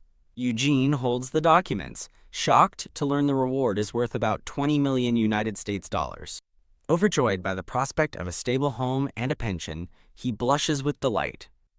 Kneel. The Duke kneels before a stunned Eugene, vowing to always be his most powerful and trusted ally. Eugene vows to be a peaceful ally, much to the Duke's surprise. A blushing Eugene smiles. Overjoyed by the Duke's gesture, he happily prepares to sign the contract with a feather quill. Eugene sits happily with the Duke, as an attendant accepts a new duty. He tells the Duke that he trusts anyone he recommends for the job. As Eugene smiles warmly, the Duke turns away with a faint blush. The Duke thinks about how Eugene prevented Hidmillan from causing a pre-wedding scandal. Baitum. Eugene clutches his chest, his heart racing, as he wonders if he's still sick. He wryly comments to the Duke that many people seem to oppose their marriage. The Duke grins, cryptically stating they have even more opponents now, which confuses Eugene. Flinch. Eugene is shocked to learn the king has summoned them both to the capital. The Duke explains that strange rumors about them are spreading due to Infertion's discovery. An ominous, distorted image shows the back of the king wearing his crown. Sweat. A nervous Eugene forces a smile, realizing he's in trouble. At a grand train station, Eugene grimly accepts that the trip is really happening. On board the train, he puts on a brave but uneasy smile. He recalls how Marquis Taylot is manipulating the king to oppose the Grand Duke's marriage. Overwhelmed, Eugene clutches his head, shouting that it's all terrible news. He panics, realizing that if his holy power is discovered, he'll be forced into the priesthood. He remembers that a man named Alexis invited him to see the Ethereal promotion matches. The Duke and Eugene share a serious, uncertain glance. The Duke sits alone, looking out the window in deep thought. Wobble. As the train sways, the Duke calls out to a stumbling Eugene. The Duke asks if he's feeling better, but Eugene admits he is not. Eugene asks to sit beside him, and the Duke quietly agrees. The two sit opposite each other as the train journey continues. Rattle. Eugene laments his weak body, now afflicted with motion sickness. He tearfully asks the Duke to just knock him out, but the Duke refuses, fearing he'd get a bruise. To ease his nausea, the Duke offers him something sweet. Whimper. A suddenly puppy-eared Eugene meekly accepts the offer. Rattle. To pass the time, Eugene decides to ask the Duke a question as they travel. He asks bluntly why the king won't approve of their marriage. The Duke explains that the king holds a grudge against him. He reveals the king tried to force him to sell his Mana Stone mine, and he refused, leaving a tiny Eugene speechless. Grumble, grumble. Eugene angrily calls the king a shameless Scrooge. Flinch. The Duke cautions him against such talk, and Eugene panics about being punished for treason. The Duke gently touches his cheek, silencing his worries. Eugene looks up at him, as the Duke gazes back with a serious expression. Bang, the Duke suddenly grabs Eugene, shielding him from an unseen threat. Burst! An attendant bursts into their car, announcing that train robbers are on board. Rise. With a sigh, a slightly flushed Eugene rises to his feet. The Duke orders his aide, Sheridan, to protect Lord Linwyson. Slam after the Duke leaves, Sheridan and a worried Eugene are left alone. Sheridan sighs that the robbers are unlucky, which confuses Eugene. The aide seems surprised that Eugene is unaware of the Duke's reputation. He explains the train is a frequent target because it carries Mana Stones, but the Duke put a stop to it. Boom. Glare. As a flashback shows the blood-spattered Duke, Eugene laughs nervously, questioning Sheridan's meaning. Bang. Pow. Sheridan calmly explains that His Highness doesn't leave his enemies alive as sounds of fighting erupt outside. Crack. Crash. With a menacing grin, Eugene realizes what getting rid of them truly entails. His eyes glowing red, a blood-splattered Duke returns, asking if they are all right. Eugene expresses his shock at how quickly someone was dealt with, which his attendant confirms. A sudden wave of nausea hits Eugene. Amidst bloody splatters, Alexis asks his attendant if everything is okay, receiving a swift confirmation. Overcome with dizziness, Eugene looks pale and unwell. Clutching his mouth, he fights back another wave of nausea as someone calls his name, Lord Linwyson. Alexis approaches the seated Eugene, asking if he feels sick, to which Eugene admits that, while he's physically fine, something is wrong. Alexis questions his attendant Sheridan, who nervously insists that nothing at all has happened. Stagger! Eugene stumbles into Alexis, who notices a blood stain on his shoulder and asks about the smell. Holding the unsteady Eugene, Alexis offers to get a potpourri pouch, while Eugene internally laments his weak constitution. Lift to Eugene's complete surprise, Alexis suddenly sweeps him up into his arms. Stunned and blushing, Eugene can only stare in disbelief. The journey concludes as they finally arrive in Wista, the capital of Kinhar. Their destination is Grand Duke Ivleron's impressive townhouse, located in the old part of the city. Exhausted from the trip, Eugene rests in his new bed. Creak! He sits up, deciding to organize his thoughts and assess the current situation. A flashback shows Alexis has successfully dealt with the troublesome baronet and his son. With that problem solved, all that remains is to get the king's permission for the marriage. Back in the present, Eugene feels satisfied that everything is proceeding according to his plan. Mumble. He sighs, acknowledging that his frail body remains his single biggest obstacle. He reflects on his situation, realizing his holy power might be useful, but that his weak body is a liability and considers special training. Knock knock, his contemplation is interrupted by a sharp sound. Wondering about the noise, he gets out of bed, realizing it's coming from the window. He approaches the glass to find a grim-faced Alexis outside, who calls out his name. A jolt of shock runs through him. He stares at Alexis, momentarily speechless. Hiccup. A gasp of surprise escapes him. Now inside, Alexis leans against the balcony and asks if Eugene has fully recovered, prompting Eugene to silently blame him for his state. Point. He gestures accusingly at the Grand Duke. Rummage. He scolds Alexis for entering his room so late, calling it unacceptable, while Alexis searches for something. Alexis hands him a small box, revealing it's a scented candle to help with the unpleasant smell. He explains that the candle should smell even better than a potpourri sachet.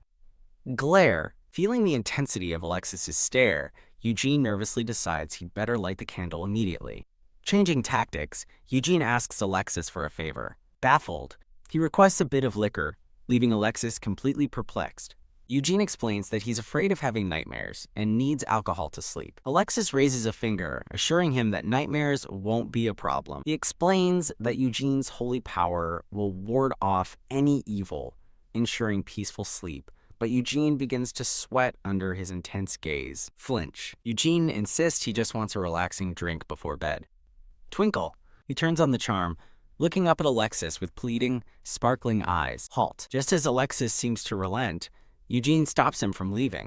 Clack. Annoyed, Alexis sets down a bottle of wine, warning him to drink only a little. He tells Eugene to drink up and go to bed. As Eugene holds his glass, he can't quite believe he's casually spending time with Alexis like this. Alexis wishes him a good night and turns to go, but Eugene offers to see him out. As he departs, Alexis quietly hopes that his gesture will help more than the brandy. Kiss. He leans in and gently kisses a stunned Eugene on the forehead. Standing under the night sky, Alexis smiles, calling it his goodnight kiss. Blush. Eugene touches his forehead, completely flustered and confused by the sudden affection. Chirp. The next morning, he awakens to find a note resting on his pillow. Lift. He picks up the mysterious note, his expression unreadable. The Duke holds a golden card, scoffing at its contents. The Duke apologizes to Eugene for the servant's lapse, but Eugene graciously says it's okay. Insisting this is serious, the Duke tells Lord Linweisen they cannot ignore the incident. He warns Eugene that compromised security could lead to an assassination attempt next time. Tremble. Holding the card, Eugene internally admits that even though he expected danger, it's unsettling to be the target. Sigh. Eugene asks if this is related to their audience tomorrow, confused by the sender's offer to save him. A serious Eugene internally debates whether he should tell the Duke the full truth. He recalls the Duke previously stating that he didn't want to marry him. The Duke looks on with a thoughtful, serious expression. Eugene is stunned into a flustered silence. The Duke grins, remarking that Eugene is always one step ahead of him. He deduces the note was a classic, sophisticated threat disguised as a request. The Duke reveals that his informant expects the king to make a move tomorrow. Eugene angrily calls the king a despicable idiot, but the Duke quickly covers his mouth, warning him to be quiet.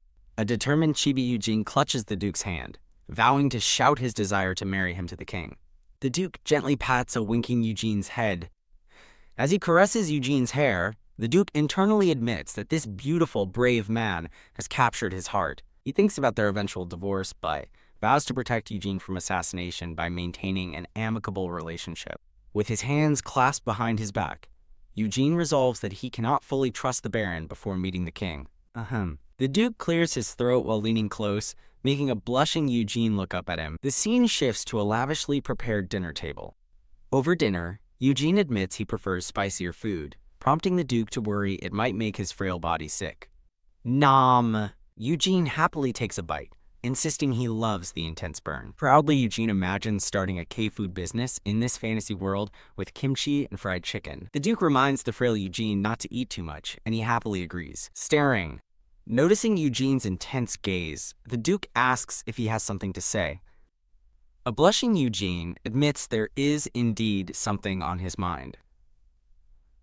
While the Duke sips his wine, Eugene points out they don't technically have to get married, earning a sharp glare. Grrr. As a menacing aura surrounds the Duke, a panicked Eugene begs him not to glare and to let him finish. Eugene explains that while the railroad through his territory was the main reason, it's not the only route. The Duke questions this, but Eugene reminds him they have a high-class knight who can forge a new path. He cheerfully suggests the Duke can just break through a mountain, revealing a spoiler from the novel where Eugene dies. He recounts how a rage-filled Alexis, denied passage, chose to tunnel through the mountain rather than give his mind to the king. Alone, Alexis stands at the entrance of the railroad tunnel he carved through the mountain. Eugene reflects that with him still alive, he doesn't want to put Alexis in such a difficult situation. The Duke calls the mountain tunneling idea something only a reckless fool would attempt, with an arrow pointing at Eugene. Poke! Changing the subject, Eugene pokes at his fish. He offers the Duke a bright, cheerful smile. Eugene continues to smile, resting his chin on his hand. Very well, the Duke says, sliding a slice of cake over to Eugene. A notice reveals their public audience with the king has been changed to a private one due to scheduling. Before the royal doors, the Duke notes the king is intentionally making things difficult, but he already expected it. The Duke asks Eugene if he's nervous, and with a sigh, Eugene admits he is. He thinks about his democratic origins, admitting he never imagined he'd have to meet a real king. The Duke reassures him he'll do great as the grand doors creak open. As they enter the hall, nobles murmur about the handsome Duke and his pretty partner, concluding the marriage must be allowed. A courtier wonders about the Duke's mana stone mine, when another suddenly points toward the throne in shock. On display is the legendary sword, Infernation, its red gem glowing ominously. Bow. Alexis and Eugene formally introduce themselves and bow before the enthroned king. The king smiles, sarcastically welcoming the lovely couple who desperately want to marry. Internally, Eugene scoffs at the king's welcome, thinking he's far from a kind monarch. He recalls the king's history. Once an intelligent ruler, his pride was shattered when he failed to produce an heir. To keep his throne, the king began tormenting his younger half-brother Christopher, the novel's male lead. Eugene realizes that now it's Alexis being tormented as the king declares them a good match. The king states that he was worried about recent rumors, but now sees it was unnecessary, getting straight to the point with Grand Duke Ivalaran. He bluntly asks the Duke if he truly wishes to marry Lord Linwisen. A soft, romantic memory of a gentle touch flashes through Eugene's mind. The king then turns his attention to Lord Linwisen, asking for his answer. Flutter. With a calm, beatific smile, Eugene prepares to speak his mind. Clench. The king clutches a scroll, internally noting that Marquis Tailot predicted Eugene would faint from nervousness. The king recalls the Marquis' plan to use Eugene's supposed weakness against them. A voice suddenly cries out, pleading for the king to listen.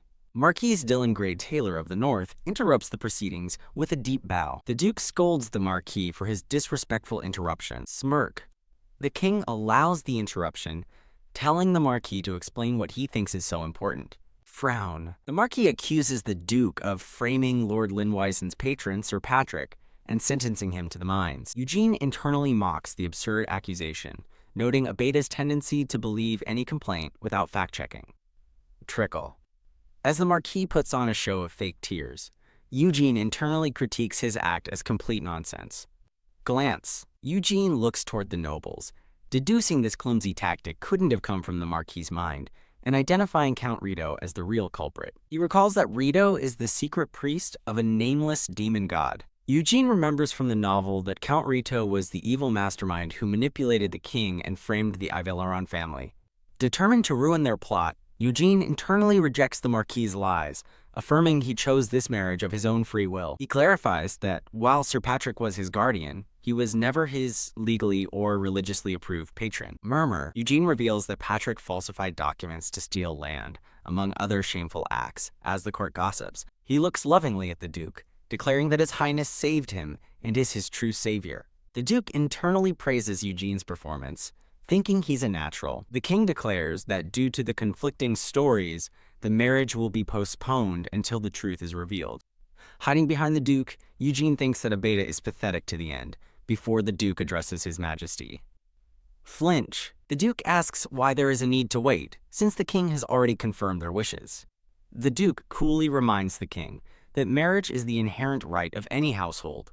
Eugene realizes the Duke is playing hardball, refusing to comply with the king's demands regardless of the marriage approval. Whisper. The nobles begin to agree with the Duke, acknowledging that marriage is a household right and the king's approval is merely a custom. Glare.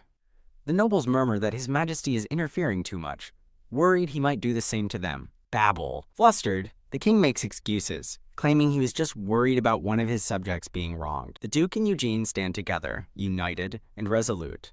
Eugene gives the Duke a confident, appreciative glance. Gah! An attendant weeps with joy, proclaiming the heavenly taste of crispy fried chicken, while a butler cries out in despair. Weep. The butler tearfully scolds Eugene for doing such an arduous and dangerous task as slaughtering a chicken himself. Crunch. He continues his lecture about the dangers of hot oil while simultaneously munching on a piece of chicken. Eugene dismisses his butler Robert's concerns with a dark grin, thinking he can't exactly fry the king. Sizzle. As fried chicken cooks, Eugene explains the king is delaying their license under the pretense of investigating Patrick's case. He concludes the message is clear. The king and the mastermind want to grill, roast, and fry Alexis. Steam. Crunch. While eating, Eugene muses that once Christopher returns from the academy, the king's focus will shift and they'll be fine. The Duke stands in a grand hall, greeted by an unfamiliar man. Bow. The man introduces himself as Count Rito, His Majesty's personal stylist. Rito explains the king is still out on a morning hunt, having ordered Rito to receive the Duke with care, earning a scoff from Alexis. The Duke recalls the rumors of a falling out and realizes the king sent for him only to make him wait. Grit. He thinks about how the king is intentionally wasting his time by not showing up. The Duke cuts to the chase, demanding Rito tell him what the king wants. Rito smiles smugly, replying that he's sure the Duke already knows. Rito explains that the royal Mana Stone mines were shut down long ago. Sigh. He elaborates that due to the court's high consumption, the king wants the Duke to make a decision, prompting the Duke to realize he's being asked to give up his own mine. Count Rito maintains a placid, smiling facade. The Duke internally dismisses Rito as a mere servant, not a royal like Duke Clardelon. He reflects on the king's recent extravagant spending, realizing he'd wrongly assumed Rito was just another sycophant. The Duke concludes that Rito must have far more of the king's trust than he first thought. Having already researched the king's other men, the Duke resolves to investigate this one much more deeply. He recalls the advice given to him by his wise fiancée, Twitch. The memory of Eugene suggesting he doesn't necessarily have to get married makes Rito's eye twitch. The Duke continues, explaining Eugene's plan to have a high-class night simply carve a new path through the mountains. Clack. Finding his fiancée's idea bold and brilliant, the Duke turns and opens the doors to leave, which he coolly instructs Count Rito to pass his message along to His Majesty. Slam! The grand doors are shut with finality. The Duke walks alone down a long, opulent hallway. He worries that since the king can't target him directly, he may consider killing Lord Linweisen to stop their marriage. He concludes that even if he carves down the mountain, the king might kill the Baron in revenge, making marriage the only way to protect him. The memory of Eugene's words, "We technically don't have to get married," echoes in his thoughts. The Duke thinks that he's sorry, but it's too late for Lord Linweisen to back out now. He summons his aide, Sheridan, ordering him to message his mother in Heinscan and to prepare the knights for battle. The Duke gives his orders with a look of grim determination. Wearing a fluffy white hat, Eugene is surprised to hear the Duke wishes to have an outing with him. A tranquil moment shows Eugene's hand resting on a book amidst yellow flowers. An attendant informs Eugene that his dance lesson with the Duke is about to begin, urging him to go. Eugene considers the upcoming debutante ball and the Queen's party, two major high society events. A chibi montage shows Eugene's busy schedule, getting suits tailored, practicing dancing, checking finances, and answering letters. He despairs over why two huge social events must happen back to back. Clip clop. A luxurious green carriage makes its way through the city. Rattle. Inside, Eugene asks the Duke if something bad happened at the palace, but he denies it. The Duke explains that he never met the king, but was instead told by an attendant to give up his mana stone mine. Seeing Eugene's suppressed smirk, the Duke knowingly asks if he's trying not to swear. The two share an amused, conspiratorial look by the carriage window. Reach. Eugene asks how they can proceed without a letter of approval, prompting the Duke to reach into his coat. Flap. The Duke pulls out a document, stating they can simply get approval from someone else. Eugene stares in wide-eyed shock at the paper. He recognizes the temple's seal on the document and realizes its implications. Eugene asks if this is okay, and the Duke confidently reassures him that it is. The Duke explains that in Kinhar, the Archbishop's approval of a marriage license is considered just as valid as the king's. He holds the official-looking document out for Eugene to see. Rattle. A worried Eugene realizes this move makes the king his enemy, a fact the Duke casually confirms is probable. Clip-clop. The Duke declares it's better to cause a mess and clean it up later, confident he can handle the king's rage, leaving Eugene to question how. The Duke explains he'll use money, certain the king's recent shortage will make him accept. Eugene concludes that money is the best solution in any world. Rattle. Eugene stares thoughtfully out the carriage window. The Duke calmly states that he is also looking forward to it. He then clarifies with a smile that he means the alimony, much to Eugene's delight. Rattle. The Duke scoffs at Eugene mentioning alimony on their wedding day, but confidently promises to provide even more than he expects. Laughing happily, Eugene declares his hopes are as high as the sky as their carriage arrives at a magnificent building. Stand. Attendants frantically organize the wedding guests like military units, confused over which of the two grooms' sides to handle first. Wave. Madame Ivaleron, Sir Wilhelm, and a young Lord Lion wave happily at the arriving couple. Sir Wilhelm formally greets Eugene, then reveals the invitation is actually a letter outlining the plan to push the marriage through the High Temple immediately. Swish. Eugene asks if all weddings are like military operations. The Duke, a military man himself, admits he has no idea as he's never been married either. Tap. The Duke gently pats Eugene's head as they share a loving gaze in their white wedding attire. In the light of a grand temple window, their full names are presented: Alexis Mikhail Ivalaran and Eugene Lichtbent Lindweisen. Before the Archbishop, Alexis and Eugene hold hands, ready to be joined in matrimony. Sigh. Eugene closes his eyes in relief, thinking the ceremony is finally over now that they've exchanged rings and vows. He suddenly opens his eyes, a look of dawning realization on his face. The Archbishop announces they may now seal their vows with a kiss, catching the Duke completely off guard. The Duke gently cups Eugene's chin, lifting his face towards him. Whisper. Panicked, Eugene asks if this is a joke, but the Duke quiets him, warning that the Archbishop will hear. Flinch. The Duke's gloved hand lifts Eugene's veil. Kiss. Clap. Promising not to actually kiss him, the Duke proceeds to kiss him anyway as the guests applaud. Clap. Sir Wilhelm happily pronounces them married before God, while Robert and another attendant clap enthusiastically, one weeping with joy. Glance. The Duke pulls away, giving Eugene a sly, satisfied look. Blush. Completely flustered, Eugene turns bright red beneath his veil. The wedding reception is a joyous affair, with tables overflowing with food and lively music filling the hall. Eugene reflects on the strangeness of the situation, admitting to himself that he doesn't hate it. Chug. Deciding to view the wedding as an initiation ceremony, Eugene downs his drink, rationalizing he simply got married instead of going through customs.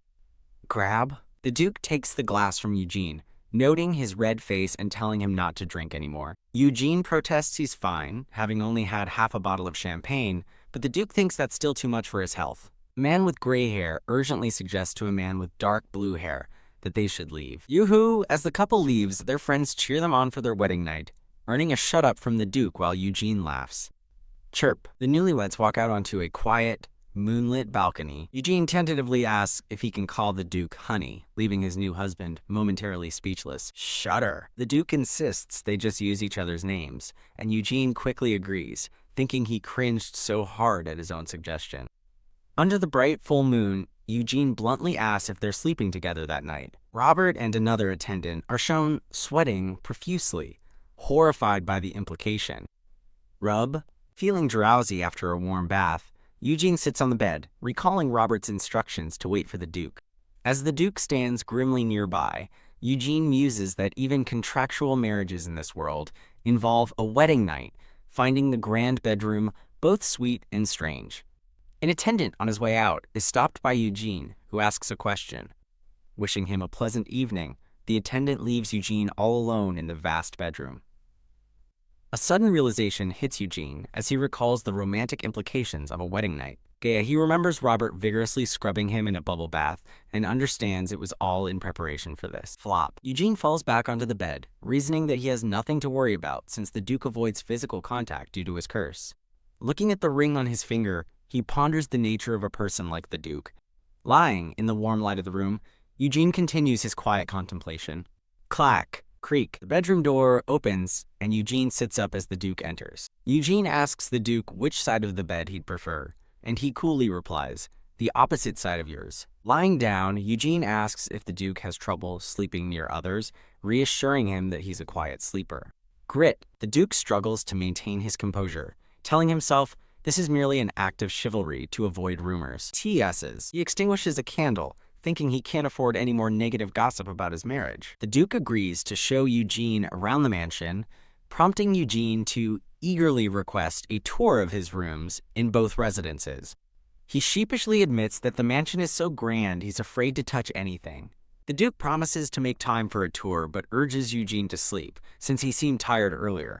Giggling, Eugene says he's just excited because being with the Duke feels like a vacation with a friend, before wishing him good night. Snooze. While Eugene falls asleep instantly, the Duke lies awake beside him. Sigh. Stroke. The Duke sighs, thinking Eugene is oblivious to his feelings, and gently strokes his hair. He reflects on their contract. They'll live separately for 3 years, after which they will divorce. Lying beside the sleeping Eugene, the Duke admits his true desire is to hold him, kiss him, and stir his indifferent heart. He wishes to make Eugene's heart race until he can't sleep, finding it unfair that he's the only one fighting his feelings, before opening his eyes with resolve. Chirp. The morning sun rises on a new day. Blink. Eugene awakens to see the Duke already dressed, sitting in a chair reading and enjoying a cup of tea.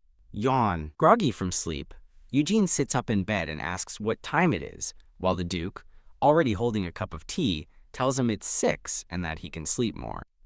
At a table, the Duke asks Eugene why he's so languid, wondering if yesterday was too much for him. Eugene explains he has low blood pressure in the mornings, but insists he's not that tired and will be fine after moving around. Thunk. The Duke stands, announcing he's going to his room and offering a tour, which surprises Eugene, who asks if he isn't busy. Rise. The Duke explains he'll be much busier later, prompting an eager Eugene to accept the offer for a tour right now. Halt.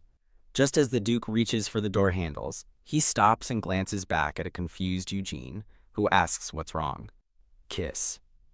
Leaning in, the Duke gives a surprised Eugene a gentle kiss on the cheek. Flustered, Eugene touches his cheek and asks if that was a morning greeting, to which the Duke calmly replies, yes. Turn. The Duke turns away, stating it was meant as a show of affection and it's a shame it can't be reciprocated, making Eugene flinch. FWIP. Blushing, Eugene quickly gives a thumbs up, insisting they're already pretty close after a chibi flashback shows him pushing the Duke away. A letter featuring an image of the Duke and Eugene is being read, its text mentioning Grand Duke Ethereal. Flutter. The letter details how the Archbishop intervened in the conflict with the king, consenting to the marriage to avoid political pressure, and noting the Duke's consideration in holding a simple wedding, enraging the reader who thinks, what the hell is this?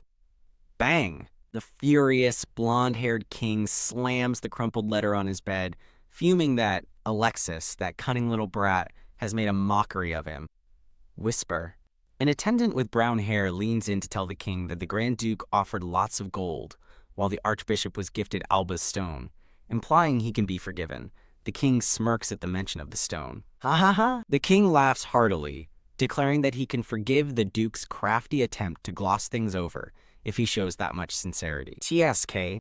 Elsewhere, A serious-looking man with brown hair thinks to himself that he's run into an unexpected predicament. He recalls a glowing prophecy stating the owner of a divine relic is his master and must destroy the nameless demon god, lamenting how hard he worked to break it. He reveals his method.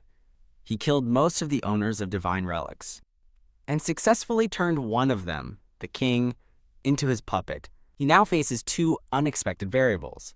First is Duke Nasselard, the king's younger half-brother, who survived assassinations to become an indestructible hero on the battlefield. The second variable is Alexis Mikhail Iveleran, who was dismissed as a threat because he lost his divine relic and came from a cursed bloodline. Since Alexis couldn't be a candidate for the prophecy and stayed in the north, showing no interest in politics, he wasn't considered a concern. A man with brown hair recalls his wise fiancé, advising him that he didn't necessarily have to get married, suggesting knights could simply cut down the mountain range instead. Smirking at the thought of the king's conflict with the Grand Duke, the man orders his attendant to bring him wine. He notes that both the Duke and his new husband will be attending the Queen's party. He declares his plan to manipulate events at the party to make the two aim their swords at each other. In a beautiful garden gazebo, Eugene sits with a young boy with brown hair. The boy, Killian, happily shows Eugene gifts, explaining they are presents from him, Lord Eugene. Eugene asks if the products are selling well, and the boy confirms they've been wildly popular since the Star Festival, with people lining up to buy them. Wow, hearing that the wait time to buy them is now days long, Eugene throws his hands up in a shower of money, celebrating his success. Killian explains the games can't be copied because they're patented, which inspired him to learn about patents himself, a fact Eugene finds adorable. Pass. An attendant hands Eugene the day's newspaper, and Eugene thanks him, asking for some tea as well. The newspaper headlines announce the triumphant return of Duke Christopher Nasselard, the victor of the war in the south. Eugene recalls from the novel that while Duke Christopher was shunned by the king, he became a war hero, revered by Viscountess Valdleron, the story's female lead. Flash! A system window with the quest Save the World appears, and Eugene remembers that the female lead, Dagona, is using any means necessary to achieve this goal. He wistfully thinks he'd love to change the entire story, but knows it won't be easy with his feeble body and the world's spoiler restrictions. He resolves to help them by providing a tiny bit of luck, just as he did when he found the divine relic Infertion for Alexis. Flap! As he reads the paper, Eugene wonders what is supposed to happen at this point in the story. He knew it. An article announces the grand opening of the capital's largest horse racing venue, Ride Scheinshoven. He realizes a crucial scene from the novel will take place there, which could be his chance to turn Alexis into a hero. Clench. With renewed determination, he clenches his fist, vowing to give it his best shot despite his limitations. Elsewhere, an aide informs the Duke that Viscountess Valdleron wishes to see him. The aide elaborates that the request came through the ISKCON company, with whom she has close ties, and the Duke thoughtfully considers this. The Duke's eyes narrow as he realizes her intention is obvious. He concludes that Duke Nasselard is trying to pull House Ivaleron into his fight for the throne, a fight the Duke believes he cannot win against the royal court's 7th-rank knight commander. He decides to send a message back to Viscountess Valdleron. He declares that if he's to purchase a product, he'd prefer to inspect its condition with his own 2 eyes. Knock knock. A pair of knocks echo from his office door. Eugene's voice calls out, correcting himself from Your Highness to Alexis and asking to come in, which the Duke recognizes. Clack. Creak. After the Duke grants permission, Eugene cheerfully peeks through the door, asking if they can talk for a moment. Holding a clipboard, a sparkling Eugene stands before the Duke, who asks if he wants to go to a racecourse. Eugene eagerly explains his curiosity about racecourses since he's never been to one in the north. The Duke offers to buy him a horse, startling Eugene, who imagines a cartoon horse pleading, "Take me home, Daddy." In a proud, chibi form, the Duke dismisses racehorses, boasting that the war horses of Heinskin are far more majestic. HMPH. Frustrated, the Duke wonders why giving a present is so difficult, while Eugene admits he can't even ride a horse. Eugene lights up, proposing a family outing to the racecourse with Lion, and the Duke softly agrees. Overjoyed with the plan, Eugene holds a document and beams with a brilliant smile. As they stroll through the garden, Eugene mentions his games are selling well, and the Duke confirms he's heard they are very popular. Eugene wonders if the games seem childish to a knight, but muses that it might be fun for the knights to play together. Flinch. The atmosphere shifts as the Duke confronts Eugene about his continuous purchases of Kesslin herbs, demanding to know his intentions. Surprised, Eugene asks how he knew, and the Duke reveals he owns the warehouse's land. Eugene then confesses he wants to start a business. Eugene explains that because of Heinskin's cold winters, many people suffer from severe coughs but cannot afford expensive medicine. He elaborates on his research, revealing that the Kesslin herb is used in the South as an affordable medicinal tea. With a confident smile, Eugene finishes explaining the basis of his business plan.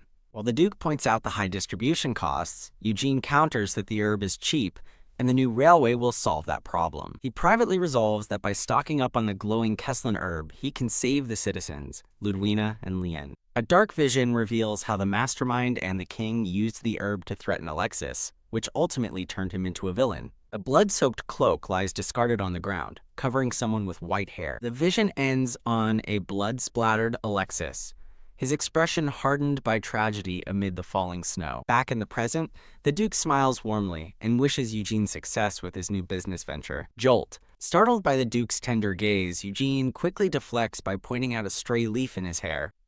Shake. The Duke brushes his hair, trying to find the leaf as Eugene playfully guides him. He finds and removes the small green leaf from his hair. Eugene watches him, a faint blush appearing on his cheeks as he says, "Oh?" Completely flustered, Eugene touches his own warm cheek, captivated by the Duke's handsome features. He begins to ramble nervously, confessing that the Duke is the most handsome man he has ever seen. Haha. The Duke laughs softly, telling Eugene he flatters him too much. As they walk on, Eugene silently wonders if the Duke would still smile at him after learning his secret. Stopping, the Duke turns to Eugene, stating there's something he needs to tell him. Eugene listens with concern, as the Duke asks him not to be too shocked by what he's about to say. Thump! With a nervous look, the Duke's heart pounds in anticipation. His black-gloved hand reaches out towards Eugene's. The two of them stand together on a peaceful, sun-dappled walkway. The Duke gently takes Eugene's hand in his own. The Duke hopes his revelation won't be frightening, but Eugene thinks his serious tone is already scaring him. He reveals he is the inheritor of a curse, and Eugene recalls it's the one from over 1,000 years ago. A dark aura emanates from the Duke, as he confirms he is the last receiver of the ancient curse. He describes the curse's horrific effect. The victim's heart would harden and turn to stone, killing them before adulthood. The Duke explains that those without mana feel chills from his touch, which is why he wears a blessed relic. Eugene connects us to the Duke's gloves, but notes that he himself feels nothing at all. The Duke asks Eugene to take off his glove and touch him, a request that leaves Eugene looking stunned. Slide. Deciding it would be rude to touch his face, Eugene instead moves to touch the Duke's gloved wrist. Swish. Eugene places his hand on the Duke's chest, causing a tingle as the Duke thinks he's like a fearless foal. Clasp. After a moment's hesitation, Eugene gently takes the Duke's gloved hand. The Duke explains that holding Eugene's hand has the same effect as his relic, proving Eugene is immune to the curse. This revelation stuns Eugene, who realizes this detail was never in the novel, and it makes him uniquely useful to the Duke. An enormous fanged beast roars against the silhouette of a sword, illustrating the Ivilaron Knight's winter monster hunts. The Duke formally invites Eugene to accompany him on the hunt, assuring him he'll be safe in the rear. Beam. Believing it to be an easy task, Eugene happily agrees to the proposal. Crack. Reality hits as Eugene's happy illusion shatters, and he realizes it's actually a terrifyingly difficult task. In tears, he laments that this winter will be even worse with a coming epidemic and a massive horde of monsters. With a confident smile, the Duke tells Eugene he knew he'd agree. Flutter. Eugene thoughtfully considers that the curse is Alexis's greatest trauma. Beaming, Eugene clutches his chest and declares he is always on the Duke's side. The Duke grins and agrees they're in it together, which Eugene enthusiastically confirms. Eugene reflects that, while he's partly flattering him, he's also sincere in his desire to help Alexis with his curse. As his hand glows while touching the Duke, Eugene vows to help him 1,000,000 times over. A different man with dark hair and a veil thinks to himself that he is a stranger to this world. The man falls backwards into a vast, starry expanse of water and sky. Eugene thinks of his attendant Robert, his cousin Lion, and his aunt figure Ludwina as the precious people who helped him adjust. The Duke smiles gently, suggesting they head back inside. Cheer. At the race course, Lian jumps for joy, shouting that he won as a stunned Eugene looks on. Lian excitedly tells Eugene that he chose the winning horse again. Eugene explains internally that this is due to the law of luck conservation, where luck used for gambling depletes it for other situations. PFFT. The Duke offers to teach Lion about the dangers of gambling, noting that many families have been ruined by it. Woo! Eugene eagerly watches the arena, declaring that the 5th race is starting and horse number 2 will win. He recalls from the novel that after this race, a lost follower, a debt-ridden knight, and a monster will appear. Eugene hopes to use his holy power to find the follower, but realizes it's impossible in the dense crowd. He suddenly remembers the novel's description of a woman with mystical purple eyes, realizing it must be Dagona. Noticing his reaction, the Duke asks what's wrong. Eugene stiffens and nervously claims it's nothing. Eugene recalls a scene from the original novel, where Alexis and the silver-haired Dagona gaze at each other. Gah!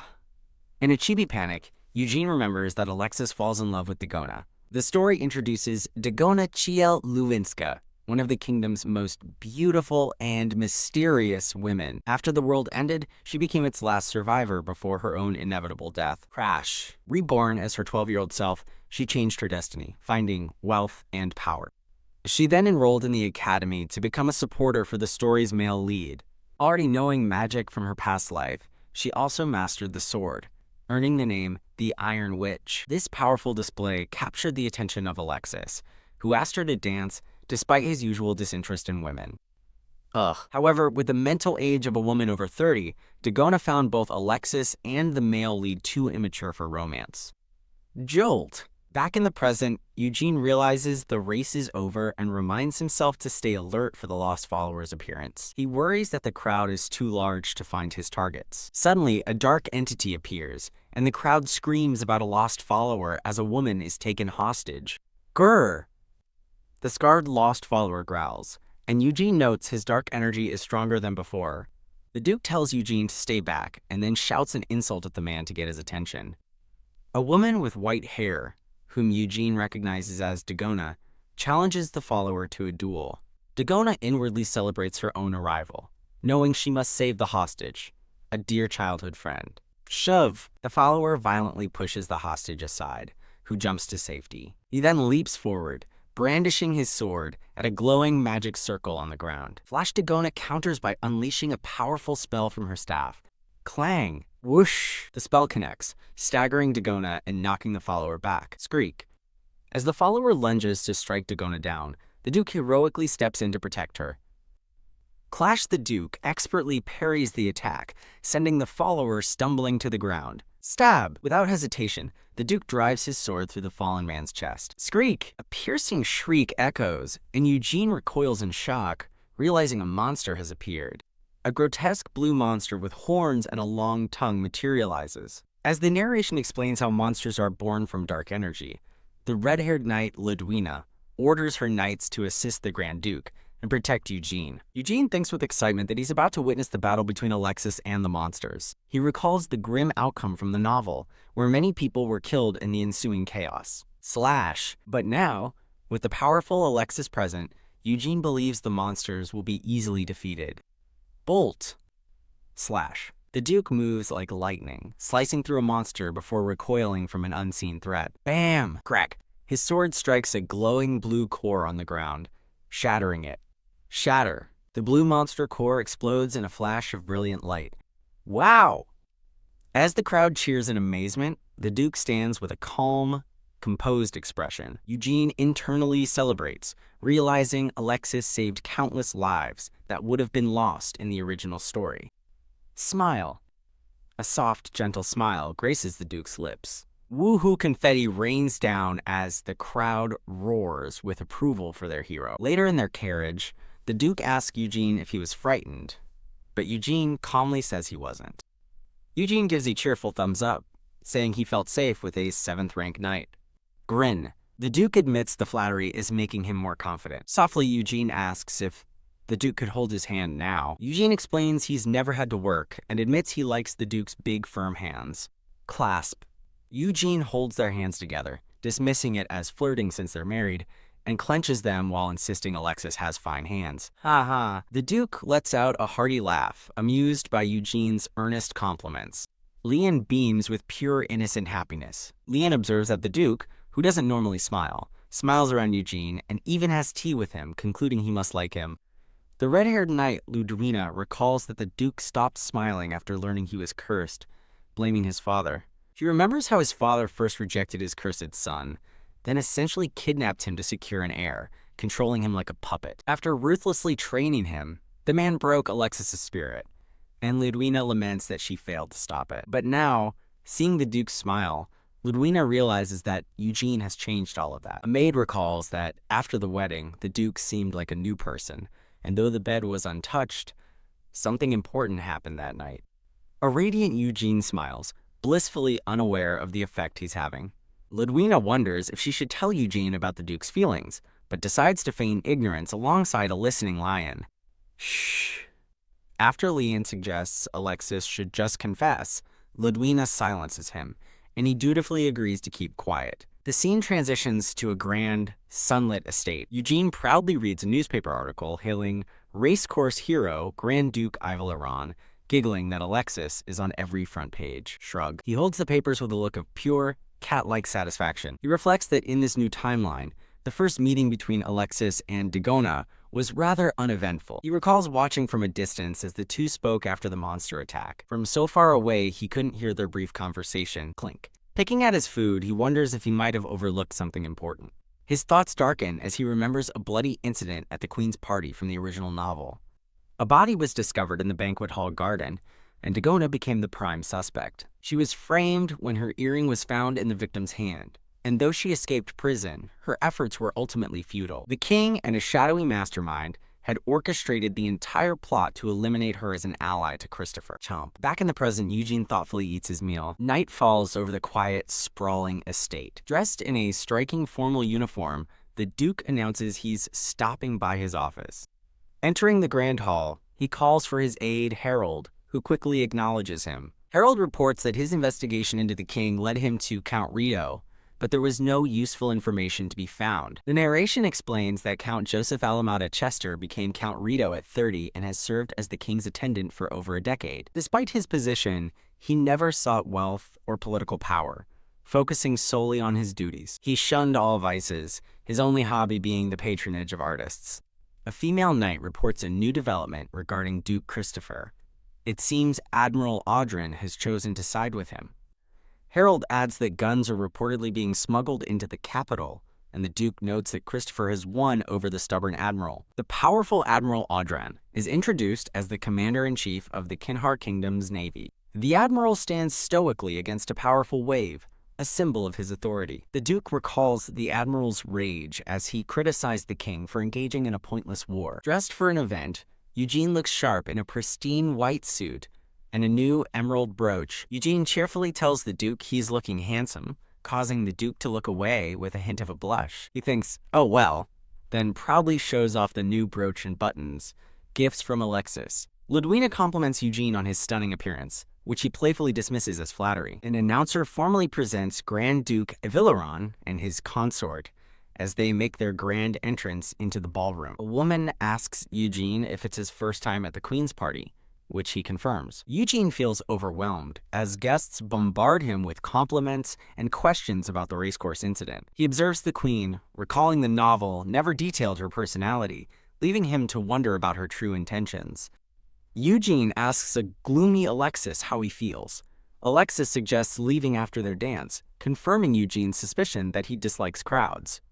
Watching the couples dance, Eugene feels a sense of wonder, realizing he'd never have experienced such a thing on Earth. The narration reveals Christopher ripped Dagona's dress, forcing her to use magic to repair it and making them late. Dagona stands with quiet elegance in her flowing purple gown. The Duke asks if the silver-haired woman is the mage from the racecourse, and Eugene questions if he recognizes her. Eugene explains he saw her in the paper, identifying her as Viscountess Voldlaran, a war hero. He then gushes happily, comparing her stunning appearance to that of a moon goddess.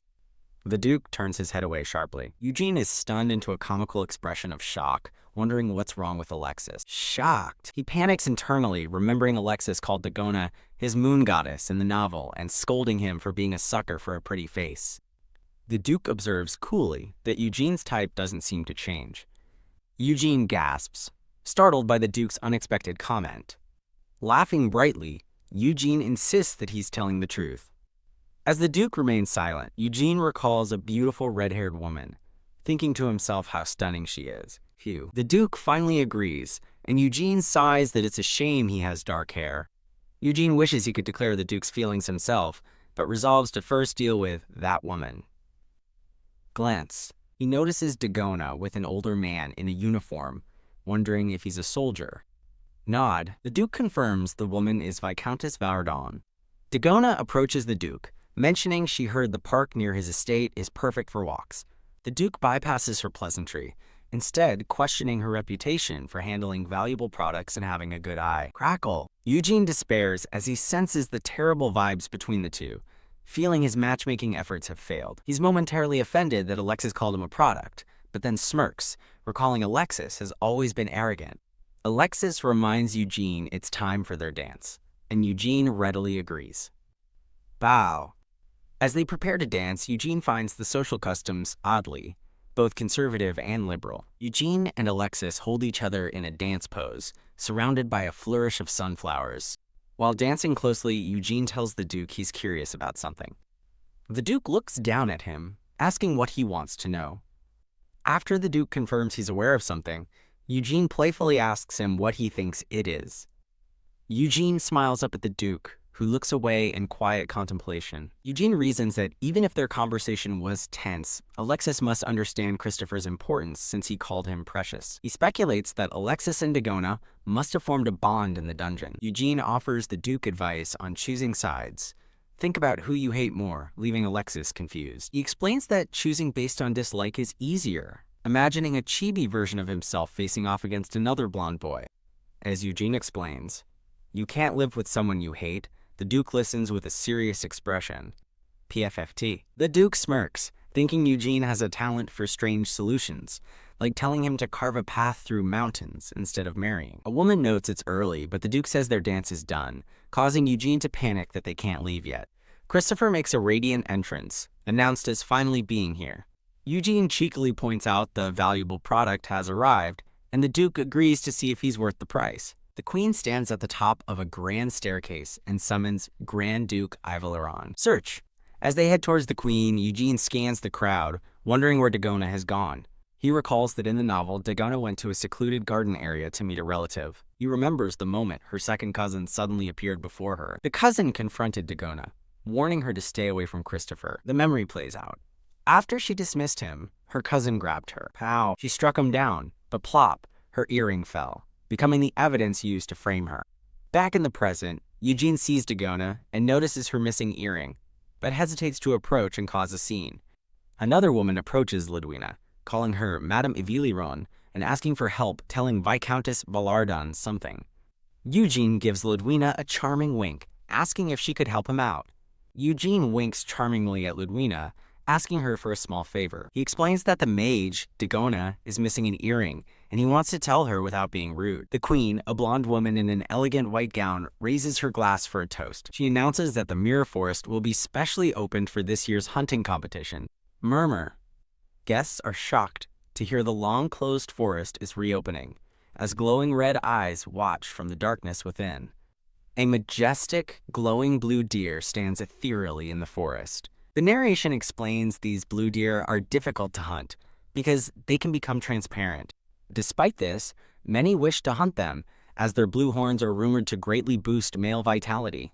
To prevent overhunting, the royal family limits the catch to 10 deer, though the competition remains fierce. The Queen announces that Duke Christopher and Grand Duke Ivaleron will also be participating this time. She laughs, declaring that with those two competing, 2 deer are as good as gone. Eugene laughs, recalling that in the novel, Alexis joined the competition, but never actually went hunting. He remembers how the king seized Inferion and forced Alexis to be his guard, cementing his role as a villain. Confident, Eugene smiles, knowing that won't be happening this time. He realizes a major incident is coming, and if Alexis participates, he could save many lives.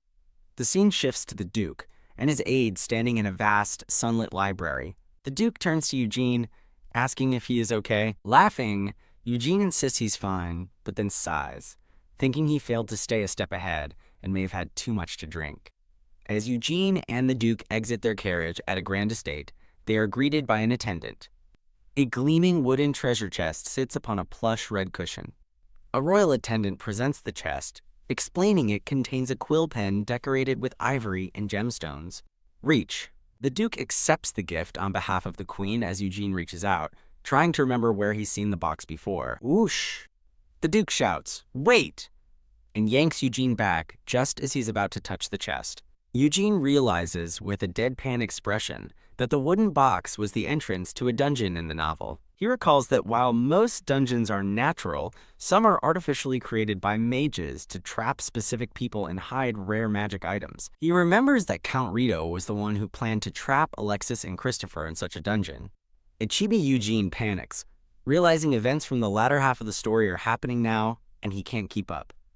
Beam. The Duke draws his glowing sword, telling Eugene to stay close while he investigates. The Duke unleashes a massive wave of energy, destroying their surroundings. Fidgeting anxiously, Eugene confirms they're in an artificial dungeon and worries that the gate won't open until Christopher arrives.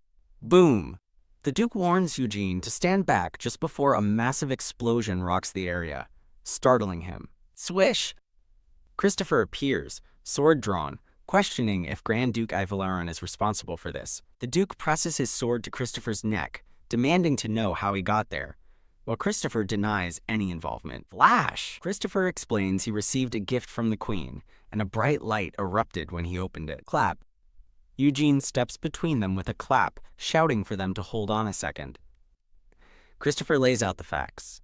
They were transported by a magic item from the Queen to a strange, windowless room where only the chandeliers create shadows. The Duke agrees the place is strange and turns to Eugene, asking for his opinion on where they are. Eugene sweats, smiling nervously as he tries to come up with an answer. The Duke and Christopher share a moment of tense silence, realizing the gravity of their situation. Eugene continues to smile awkwardly, caught between the two powerful men. Unfazed, the Duke smirks and says, if it's a dungeon, they can simply break out. The Duke offers Eugene a detox ring for protection, warning him that things could get dangerous. Halt! Christopher stops the Duke's hand, reassuring Eugene and revealing he's wearing special Orichalcon armor. Wow! Eugene stares in awe as Christopher shows off the shimmering magical chainmail. A flashback shows Dagona weaving magic, revealing she used her wealth and connections to craft the impossibly thin Orichalcon armor for Christopher. The Duke asks how such thin chains were made, and Christopher admits he doesn't know, as it was a gift from Viscountess Falardin. Eugene beams, calling the armor a precious item and graciously thanking Christopher for lending it to him. Christopher tells Duke Naslard Eugene his kindness will be remembered, making Eugene wonder if he's helped them become closer. Pull. Snug. The Duke pulls Eugene firmly against his side, announcing it's time to go. The three stand together, united and ready to face the dungeon's challenges. CSK. A tense standoff occurs between a blonde man and a dark-haired man. A blonde man in a white suit suggests investigating a blackboard, but Alexis warns Eugene against it, while Eugene privately frets about how to guide them. The man in white recalls that artificial dungeons hide secrets and thinks the blackboard and hourglass are the key to escaping. The dark-haired man states the answer is 60, and the man in white agrees to write it down before the time runs out. Snug. Alexis pulls Eugene close, warning him that objects in the room could turn into monsters and telling him to stay by his side. A blushing Eugene thinks that Alexis is the one who should be uncomfortable with their proximity. Alexis insists he prefers this, while Eugene internally panics about being a nuisance before quickly praying for power. They wait in silence before the blackboard, but nothing happens. A blonde knight laughs, ready to show off, while a pink-haired girl admits she's nervous, only for the knight to ignore her completely. The man in white confidently states he isn't nervous because he's with two brilliant knights. He praises the Grand Duke's fighting skills, and the blonde knight chimes in, mentioning his victory at the racecourse. The Grand Duke, Alexis, listens with a neutral expression. Grah! Monstrous horned rabbit appears as someone yells for Duke Nasalard to get ready. An eerie purple energy fills the air, startling Eugene as he stands beside Alexis. Eugene realizes the room has transformed into a boss's lair, and the blonde knight declares it's time to end this.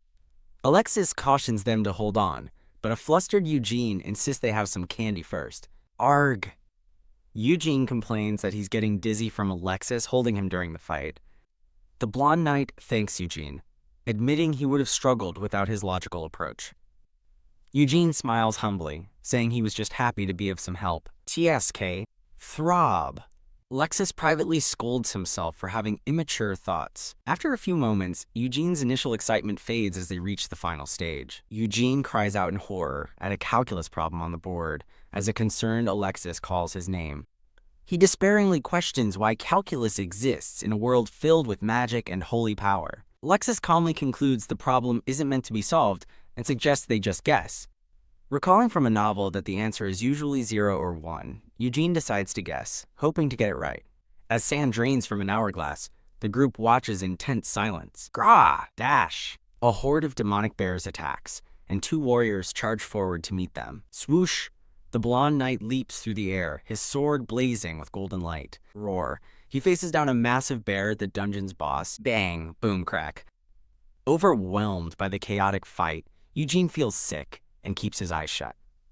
After the battle, the boss monster dissolves as someone declares it's over. The blonde knight realizes the boss lacks a core, meaning they must destroy items in the room instead. Beam! Suddenly, a grand chandelier begins to glow with immense power. Poof! As a man's sword vanishes, he's injured, and a worried Eugene calls out to him before collapsing himself. Eugene points out the remaining objects in the room, and Alexis's attention snaps to a winged snake on the door. Crack! The stone snake on the door cracks apart, unleashing a burst of red energy. Men rush to the scene, announcing the arrival of His Highness as Alexis holds an unconscious Eugene. Alexis urgently orders for a physician and holy water, as another man announces the Grand Duke Consort is injured. As his consciousness fades, Eugene hears Alexis call his name, thinking it's now safe to pass out. Slap! A woman slaps the blonde knight awake, shouting at him. The woman asks about the artificial dungeon, and he explains it was a gift from the queen, but he suspects another culprit. She scoffs, certain that the annoying Fly King was behind it all.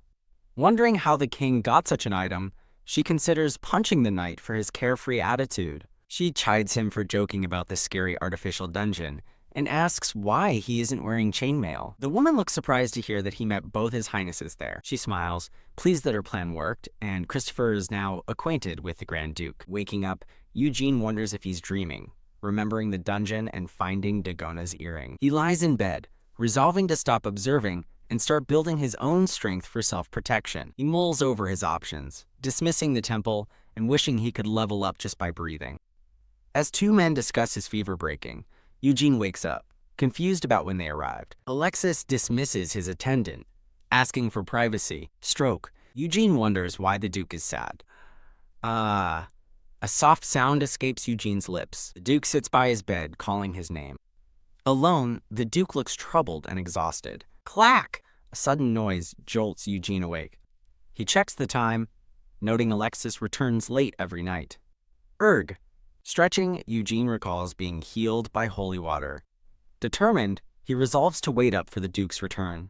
Knock, knock, knock, he calls out before entering the Duke's room.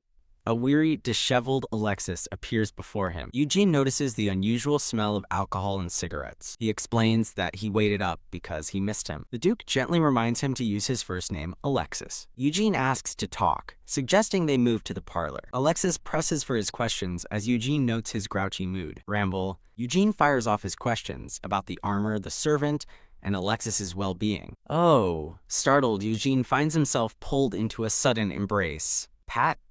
He wonders if this is a form of puppy therapy. Alexis calmly answers all 3 of his questions while holding him. He's shocked to learn Alexis snuck into Christopher's room, but Alexis assures him it went smoothly. Eugene realizes the servant must have been hypnotized by Count Riho. Alexis insists he was fine, claiming Eugene's own injuries were worse. Nuzzling closer, Eugene flinches when Alexis casually offers to kill the king for him. Flustered, Eugene asks to be let go, but Alexis asks if he's uncomfortable. Kiss! Alexis surprises him with a gentle kiss on the temple. Kiss. Smiling, Eugene returns the gesture with a kiss on the cheek. He waves goodnight while admiring Alexis's firm chest, unaware the Duke can hear his thoughts.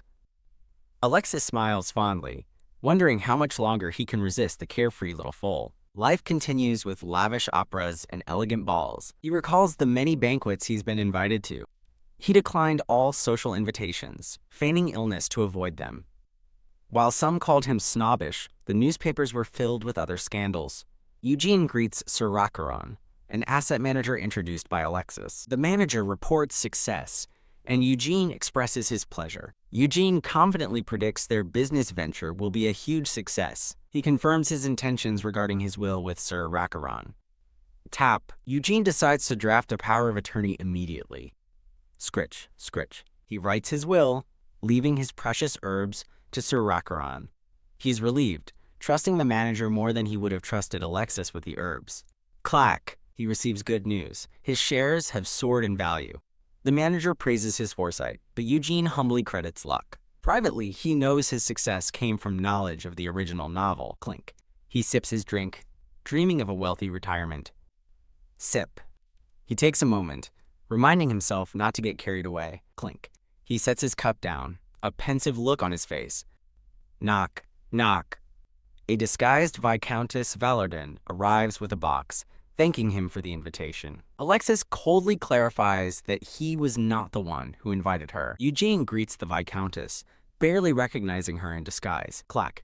She presents the wooden box, explaining it is a gift for him. Clink. The Viscountess presents a shining suit of chainmail armor. She proudly explains to a chibi Eugene that she prepared it for him. Eugene realizes why she's so confident. Even Alexis couldn't easily obtain such a rare item. Alexis expresses his approval, and the Viscountess eagerly asks for Eugene's opinion. She coyly reveals she knows a highly skilled and secretive blacksmith. Clack!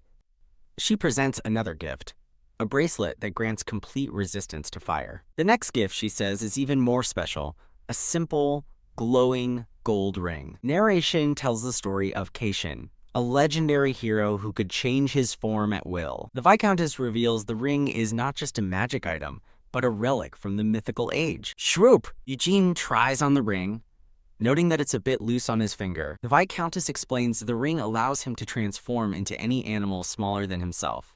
Phew.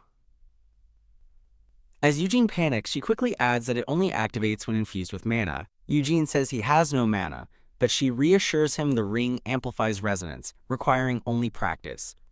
Recalling a lesson on mana, Eugene focuses his energy, and a blue light envelops him with a shah. His vision suddenly lowers, and he wonders why everything seems so big. Alexis and the Viscountess shout in alarm, calling for Eugene and His Highness. A fluffy white paw appears as a tiny voice asks, "Meow." A very fluffy, very angry-looking white cat shouts, "Maya." Alexis sternly warns Viscountess Valorden to fix this by tomorrow, and she swears on her honor to ensure Eugene's safe return. Springing the fluffy white cat, Eugene jumps in panic, letting out a loud Maya. Lift.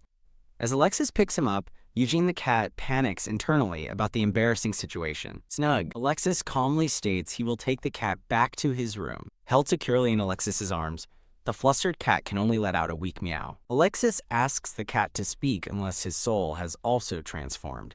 Eugene can only meow in response. Eugene the cat wonders why Alexis is trying to hide a laugh, suspecting he finds this amusing. Done. The cat has a sudden, brilliant idea. Nuzzle. He begins purring and rubbing affectionately against Alexis's cheek. The cat thinks smugly, certain his cuteness is making Alexis happy. Swing. Alexis carries him to his room, telling him to rest, but the cat is shocked they've arrived so quickly. Clutch! As Alexis calls his name, Eugene the cat clings to him, thinking, no. Hop. Refusing to be left behind, the cat leaps onto Alexis's shoulder. The cat nuzzles him again, and a sighing Alexis relents, agreeing to take him along. NYA. The cat grins. Victorious. Later that night, Alexis works at his desk, while the cat sleeps on a nearby table. Roll. The cat observes the mountain of paperwork, realizing the immense burden of being a Grand Duke. NYA. The playful cat tries to get Alexis's attention. Alexis recalls his initial anger, but admits that seeing Eugene try to cheer him up, even as a cat, is soothing. Alexis tells the cat it's time for bed, but Eugene lets out a protesting NYA. Having already made himself at home on the bed, the cat looks back shamelessly. Now in a robe, Alexis finds the cat on his bed and asks if he intends to sleep there. The cat thinks frantically that he's too scared to sleep alone, as the room seems vast and menacing. He pleads his case, promising he doesn't even talk in his sleep. The cat escalates his plea, reminding Alexis of his promise and threatening to cry outside his door all night. Alexis thinks he'd throw a normal cat out, but Eugene just rolls over cutely. Rustle. Alexis sits up, telling Eugene there's something he doesn't seem to realize. Plop. The cat thinks, so what? I'm a cat right now, as he settles onto Alexis's chest. While sleeping, Alexis murmurs softly. Flinch. He stirs, a slight frown on his face. The next morning, Eugene is human again and watches Alexis dress, wondering if he dislikes being seen. Alexis gently tells a tired Eugene to get some more rest. Eugene promises to cover up, misinterpreting Alexis's mood after their joke last night. Alexis sighs as a flustered Eugene offers to get dressed and wash his robe. Asking then? Alexis leans in for a sudden, shocking kiss, followed by a lick. Alexis admits Eugene is turning him on and he wants more, but won't ask for forgiveness. Blush. A stunned Eugene touches his lips, realizing that was his first real kiss. The scene shifts to a table laden with an extravagant breakfast feast. A young boy asks if the cat will visit again, and Alexis replies that it probably will. Eugene glumly holds jerky meant for the cat, wondering if humans can even eat it. He closes his eyes, blushing as he realizes the jerky isn't the real problem. He nervously recalls the feeling of Alexis's tongue touching his lips during the kiss. When Alexis shows concern, Eugene laughingly dismisses it, blaming a poor night's sleep. A comment comparing the pretty cat to him makes Eugene spit out his drink in shock. Alexis states he only likes that one, and Eugene gives him a questioning glance. Eugene tries to stop thinking about the morning, but finds himself fixated on Alexis's lips. Eugene asks to speak with Alexis, who calmly agrees to talk. Alexis questions why Eugene is standing so incredibly far away from him. Eugene explains he's trying to prevent something, and Alexis seems to understand. A blushing Eugene confronts Alexis about the morning kiss, and Alexis replies that he looked provocative. A brief flashback shows the passionate kiss from Alexis's perspective. Do you like men? Eugene asks why Alexis won't answer his question, but Alexis says he won't right now. Step. Alexis advances, saying Eugene already knows the answer, causing him to retreat nervously. Alexis towers over Eugene, a confident smile on his face. From the garden, Alexis's voice calls out, asking only that Eugene be conscious of him. Now by the window, Alexis says there's something he wants to know. He turns the tables, asking if Eugene wants to know how he felt. Bleh. Eugene sticks his tongue out playfully, declaring he won't tell him either. As he leaves, Eugene reminds Alexis of his promise not to lay a finger on him. Alexis, in formal attire, denies starting a civil war, vowing instead to prevent one, as Christopher struggles against his bonds. Christopher pleads for the Grand Duke's support. Alexis agrees, but first wants to know if Christopher is aware of the king's secret mage. Alexis questions the strange inquiry, as Christopher internally notes that getting his help won't be easy. Yay! Eugene celebrates being the winner of a game, having broken 3 bells. A warm smile from Alexis causes Eugene to freeze, a blush creeping up his neck. Eugene panics internally, thinking this behavior is completely out of character for the Alexis from the novel. Alexis points out his flustered state, and Eugene can only ask if it's some kind of joke. Smiling, Alexis says he missed him, and suggests a walk to ask him something. As they walk, Alexis reveals he met Duke Nasselard, who denied knowing about any secret mage. The news leaves Eugene completely shocked. He turns in disbelief, asking why Alexis would meet with Duke Nasselard. Alexis explains he had to confirm the Duke's knowledge, as a mind control mage would be a huge threat. He then tests Eugene, asking what Duke Nasselard needs most to win the war. Eugene correctly identifies the need for a 7th-rank knight to counter the Royal Guard's commander. Alexis confirms his own importance in the war, but expresses concern that Eugene will be stuck in it to the end. Eugene soberly acknowledges the danger, recognizing they are discussing a real war. Alexis notes his partner's hesitation, thinking he wants to deny that they are allies. Resolved, Eugene places a hand on his chest and declares that they are a team. Alexis asks if he's sure, reminding him of the dangers ahead. Chibi Eugene advises against simply crushing the enemy commanders, suggesting they should minimize casualties to avoid public hatred. Thump thump. Eugene worries he gave away a spoiler, assuming Alexis is now plotting to wipe out the entire royal guard. He smiles sweetly, explaining that he just tends to worry a lot. With a mischievous grin, Chibi Eugene thinks that maybe they should just crush the commander then. Alexis compliments his wisdom and tells him to keep their strategy in mind. Reach. He unexpectedly reaches out his hand, asking Eugene to give him his. Eugene reminds him of his promise not to touch him, but Alexis clarifies that it's fine if Eugene is the one to take his hand. Blushing, Eugene accepts his hand, thinking he couldn't possibly say no. Alexis asks to place a respectful kiss on his hand, but Eugene panics, his mind once again fixated on Alexis's lips. Kiss.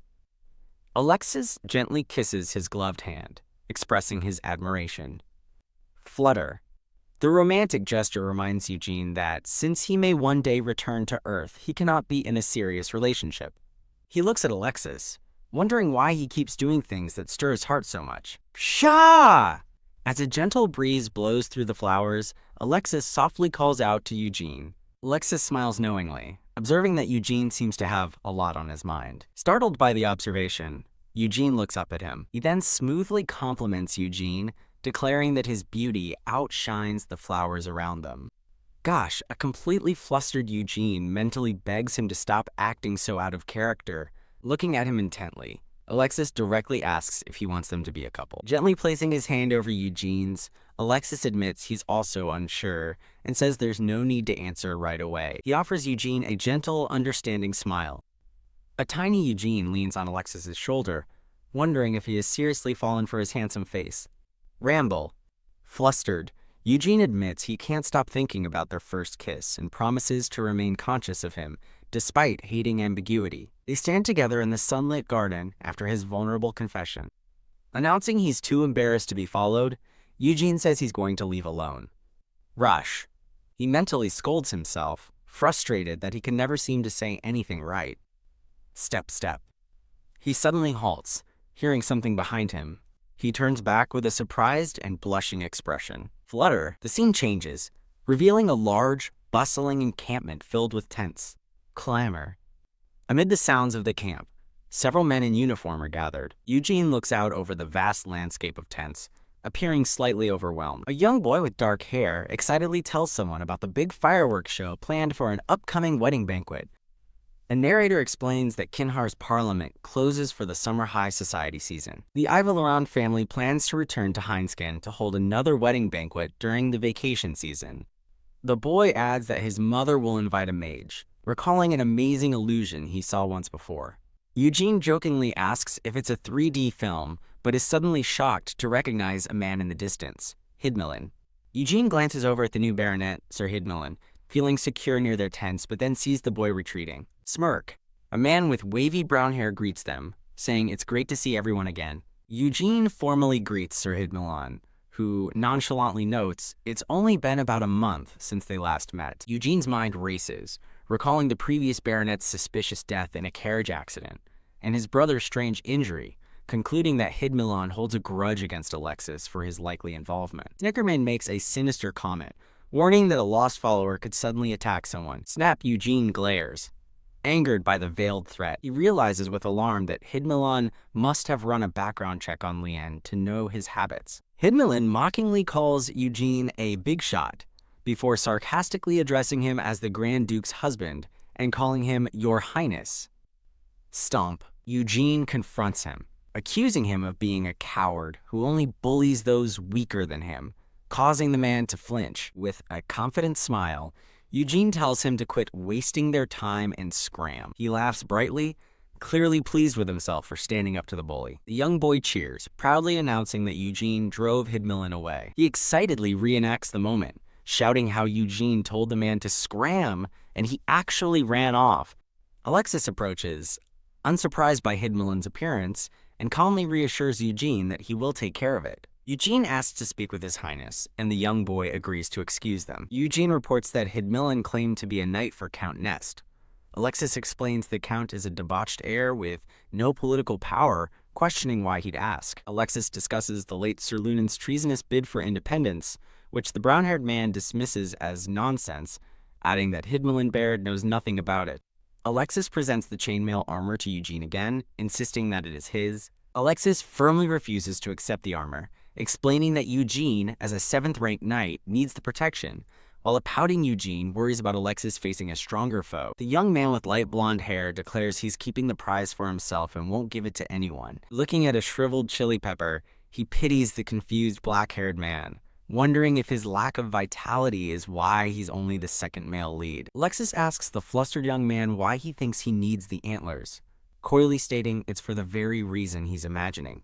A chibi version of the young man denies thinking anything, but Alexis insists that he's correct anyway. Mortified, he mentally begs his brain to stop imagining things, but an elephant's trunk only reinforces the lewd thought, making him groan. Ugh. The young man shouts, "Enough!" at a very confused-looking Alexis. He internally scolds himself for answering so rashly just as a guard announces the arrival of the king and queen. Rush. As Alexis suggests they go, he playfully asks the blushing young man to share his weird thoughts. Step, step. The young man scurries away, refusing to answer as Alexis follows, still asking. He defiantly tells a persistent Alexis to think whatever he wants, blushing furiously. The bustling royal encampment is shown, identifying the arriving king and queen, as well as Count Rito and Commander Eslant. The overview of guests continues, showing Christopher and Dagona have also arrived. Woohoo! An excited cry echoes through the forest. In a private room, a man asks if the evidence of the independence movement is gone.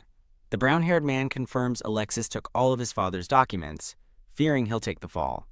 The brown-haired man calls his companion a useless fool for being under a compulsion spell, lamenting that he feels a step behind his enemies. He recounts his failures with the artificial dungeon and inertion, now having lost the crucial documents about the North's independence. Realizing Hidmelin holds a grudge against Alexis, he decides to manipulate the man and use him as a pawn.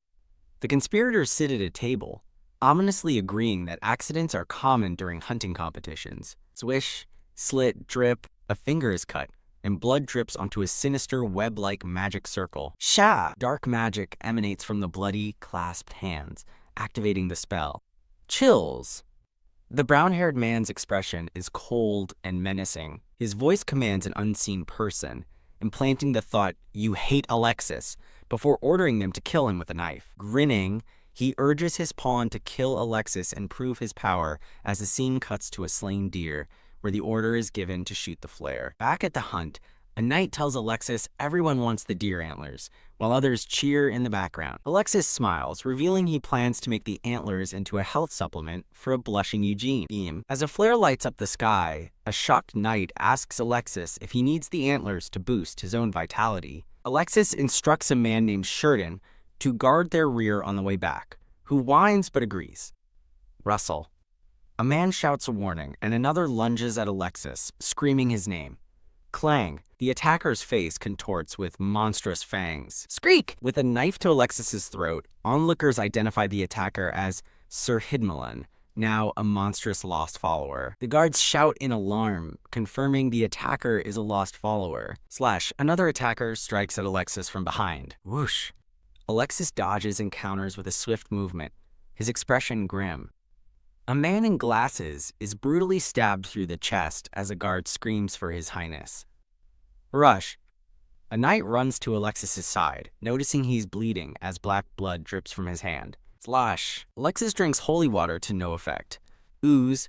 The demonic energy in the wound aggravates his curse. Rip.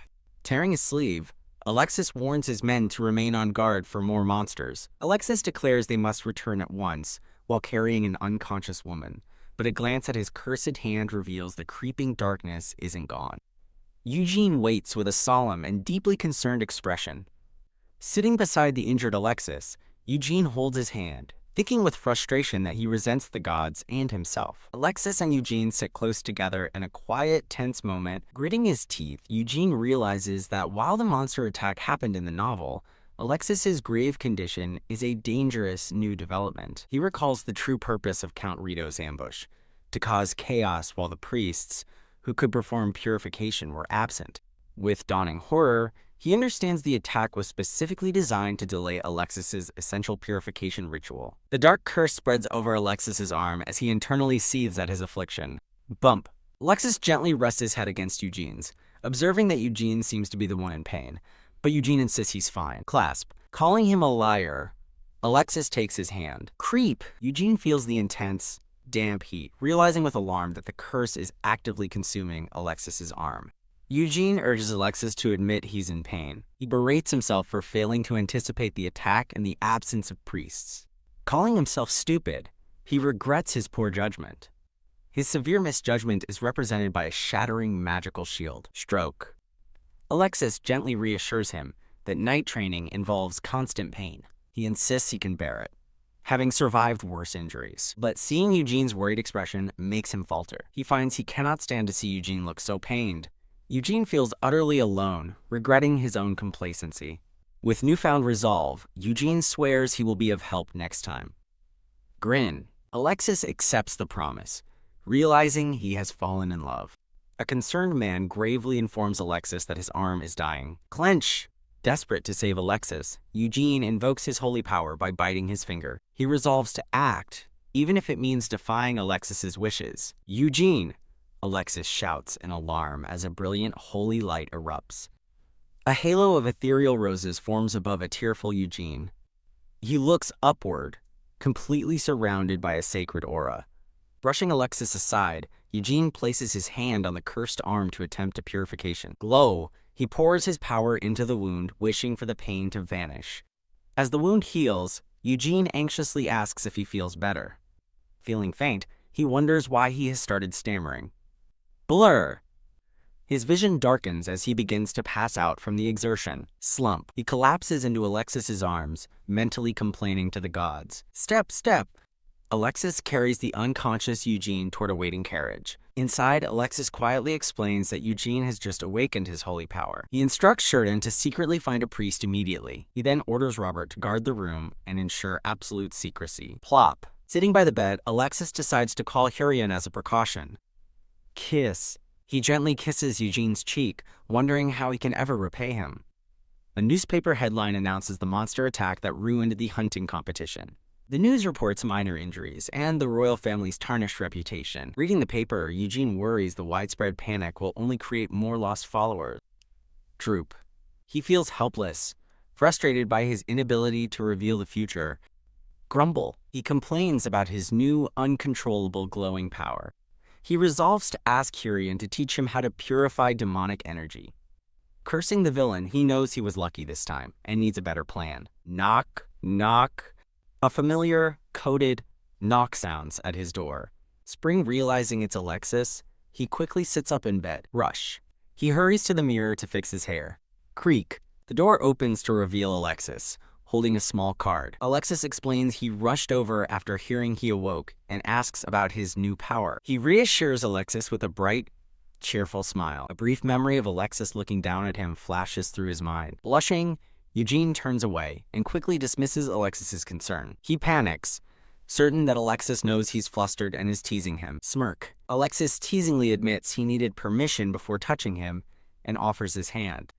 Taking his hand, Eugene admits he just wanted to see him. While Eugene makes a promise, Alexis broods over the divine will contained within the healing power.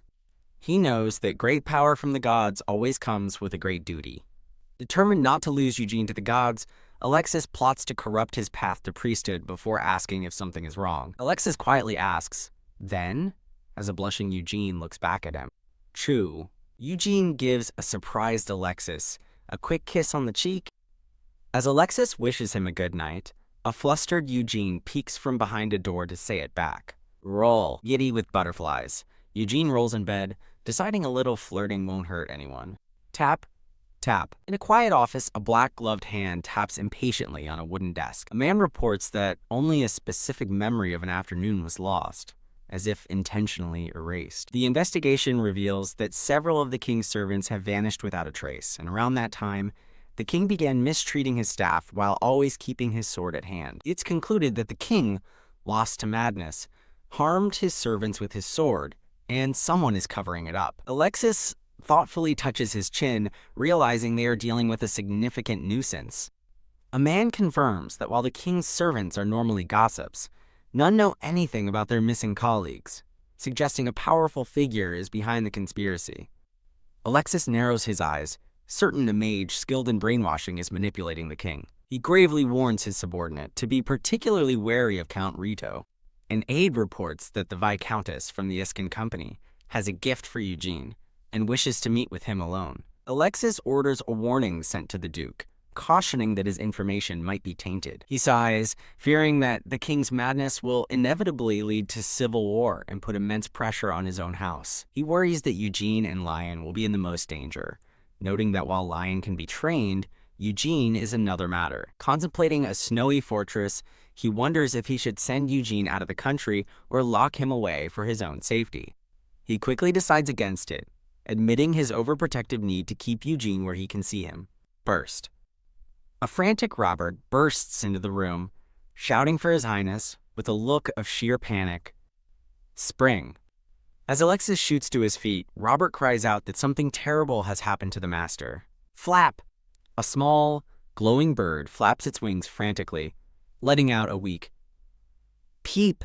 Droop. The bird lands on a branch, thinking how embarrassing the situation is. Alexis holds the now white bird, asking if it's Eugene transformed into a falcon, having just saved him. He tells his aide he'll take the bird, confirming he was heading to the garden house. Flap, flap.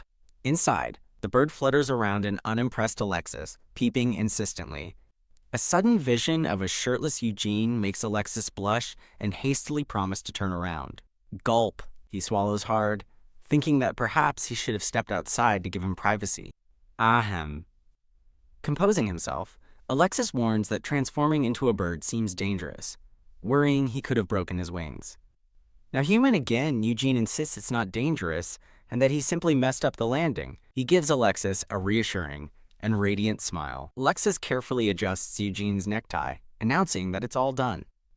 As Eugene wonders if showing his neck is too risque, Alexis visibly flinches in response. Their eyes meet as Alexis admits he can't stop staring at his neck. Waving cheerfully, Eugene politely declines an offer, explaining he has a catechism session with Heroine soon. Alexis notes that the session won't be easy, and Eugene agrees it looks tough. In a parody of the creation of Adam, Eugene laments that his amnesia also erased all knowledge of saints and gods. He complains that becoming a priest would mean giving up his newly acquired wealth. Alexis adds that priests are also forbidden from dating anyone. Blushing furiously, Eugene wonders if Alexis is asking him out, thinking how assertive he's being. Alexis watches him with a knowing, gentle smile. Grin. Eugene returns his smile, feeling a rush of happiness. Whirl! Turning to go, Eugene thanks Alexis for his help, only for Alexis to invite him to his office for tea after his session. Feeling newly motivated, Eugene thinks he'll do well with his lesson now. His confidence immediately vanishes as he despairs, sighing that there's no hope for him. Regression explains that holy power is a divine response, and that a case of it overflowing even after someone passes out is exceedingly rare. He continues, stating that such an event can only be found recorded in the Holy Scriptures. A vision shows Eugene standing with another man amidst a field of soft pink roses. The vision shifts to a towering godlike figure holding Eugene, illustrating the idea that God's will is inescapable. Heroine advises patience, explaining that mastering divine grace is a slow process that took even him a long time. Eugene eagerly asks if there isn't a shortcut to make things a bit easier. Rejecting a quick path, Eugene comically decides that jumping off a cliff is too scary. Ramble. Heroine's voice drones on, preaching that greatness requires patience and devotion to God's will. Taking the advice to heart, Eugene resolves to simply work hard without being impatient. A glowing card materializes, revealing his divine calling, a quest to save the world. Clasp. Filled with a radiant new purpose, Eugene beams, feeling certain he'll succeed this time. Tremble. His confidence shatters instantly as he slumps over, calling himself an idiot. Trudge. He walks down a long hall, recalling the moment he used his holy power in the carriage. He remembers desperately praying for Alexis to be healed, his intense wish manifesting his holy power. Listing the recent supernatural events, he realizes they all inexplicably revolve around Alexis. He runs with a sudden epiphany. Though others are the novel's protagonists, Alexis is the final hero. Knock, knock. Alexis peeks through the door, asking if he can come in and calling out to Eugene. Rise. Standing from his desk, Alexis kindly asks Eugene if his catechism session went well. Eugene admits it didn't, but says he figured something important out, prompting a curious Alexis to ask what. Taking Alexis's hand, Eugene asks him to wait as a wary Alexis questions what he's doing. Clutching his necktie, Eugene vows to stand by Alexis during the final battle and declares he needs the god's strength to do so. Shine. He channels his newfound conviction, focusing on a kind heart and awe for the gods as holy light envelops him. He successfully creates a blessed ring, proudly presenting the glowing blue relic to a stunned Alexis. Feeling proud, Eugene boasts that he can now make blessed relics and will soon be able to purify things, causing Alexis to note his sudden, intense devotion. A dark thought crosses Alexis's mind as he wonders if he should lock Eugene away for his own safety. Alexis reveals a gift he prepared, leaving Eugene to stare curiously at the covered object. Swish! He opens the long box, revealing a magnificent rapier resting on red velvet, as Alexis calls it, a gift. Blushing with surprise, Eugene gently lifts the ornate sword from its case. Perk. Alexis explains it's a lightweight rapier and promises to find him a sword master back in Heinscan. The elegant rapier gleams, its blue and gold hilt and sheath sparkling with intricate detail. Eugene smiles warmly, the beautiful new rapier resting on his shoulder. A close-up highlights the fine craftsmanship of the sword's decorated sheath. Raising a determined fist, Eugene's resolve pleases Alexis, who is glad to see his fighting spirit. Alexis invites him to have tea and tells him to bring his new rapier as the scene shifts to a sunlit garden terrace. Clutch, Eugene joyfully hugs his new sword, thrilled with the gift. A translucent blue screen suddenly materializes before a startled Eugene. The status screen reveals his identity as Eugene, a transmigrator named Zhang Yujin, with abysmal physical stats but high magic and luck. Still processing the rapier, he stares in confusion, wondering why a status screen has appeared now. Surrounded by question marks, he gapes in utter bewilderment. The scene transitions to a sprawling, elegant garden estate. Nobles in fine attire mingle on the grand staircases and manicured lawns of the estate. Gaunt from a sleepless night, Eugene sits wearily on a bench at the garden party. He reminds himself to stay sharp, knowing Ludwina is also attending the season's last official event. A symbolic image shows a violinist playing before a beautiful, serene woman. Sitting alone, Eugene feels glad they are having the garden party before the concert. His companion approaches, noting he looks tired and offering to leave. But Eugene insists he's fine. The man tells him not to be stubborn, reasoning that they should at least watch one performance. Leaning back with a Eugene asks his companion to wake him if he dozes off, and the man agrees. As his companion leaves to get him water, Eugene watches him go with a happy smile. The status screen appears again, and this time, he calmly begins to examine it. He laughs at his feeble, frail physical stats, but notes he can't gauge if his intellect and magic are high. Displaying a trophy for Luck 92, he celebrates his one ridiculously high stat. A hazy memory shows a younger version of himself watching his parents in distress. He recalls his past life, where his family was torn apart by financial ruin until his father won the lottery. A sparkling lottery ticket appears as he remembers thinking his father's incredible luck was a miracle. He then recalls his father confessing that the winning numbers were ones he had randomly suggested, a secret kept to prevent him from developing a gambling habit. Slap! Eugene slaps his cheeks, forcing himself to think rationally about his situation. He considers his stats, noting that in stories like this, luck is an especially important spiritual stat. In a metaphorical scene, a reader cries, "No," as he begs a creator not to abandon a story, as readers dislike protagonists with constant bad luck. Gulp. Ding! A new quest notification appears before him, changing his objective to a much grander one: save the world. He grimly assumes the penalty for failing this quest is death, picturing himself as a tiny spirit in a world reduced to rubble. Considering the reward for success, he clenches his fist, realizing that returning to his original body and going home is a real possibility. His thoughts drift to the luxurious lifestyle he's grown accustomed to, filled with delicious food and fine liquor, sitting alone on a bench under a spotlight. He soberly reminds himself that this world, with all its comforts, is not his true home. Clench. Admitting he's never been homesick before, he, as Jiang Eugene, steels his resolve to save the world because his survival depends on it.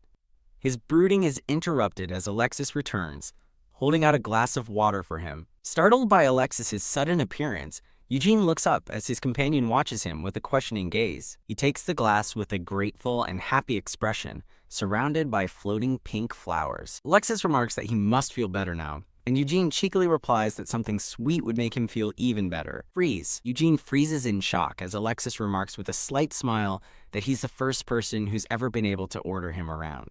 Fidget. Flustered, Eugene insists he'll get the sweets himself, but Alexis asks what's wrong. Alexis insists on getting the sweets for him, telling Eugene to wait on the bench.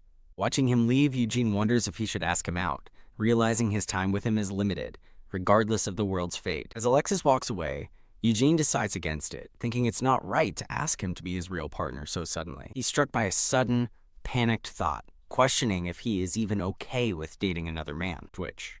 Recalling their near kiss, he admits he wasn't repulsed by the feeling and glances back toward the path Alexis took. Quiet. He finds the garden strangely silent, looking around with a confused expression. Glancing, he continues to look around the empty garden path, a growing sense of unease on his face. A voice suddenly speaks in his mind, and he is startled to see a vision of a woman with long white hair telling him not to turn around.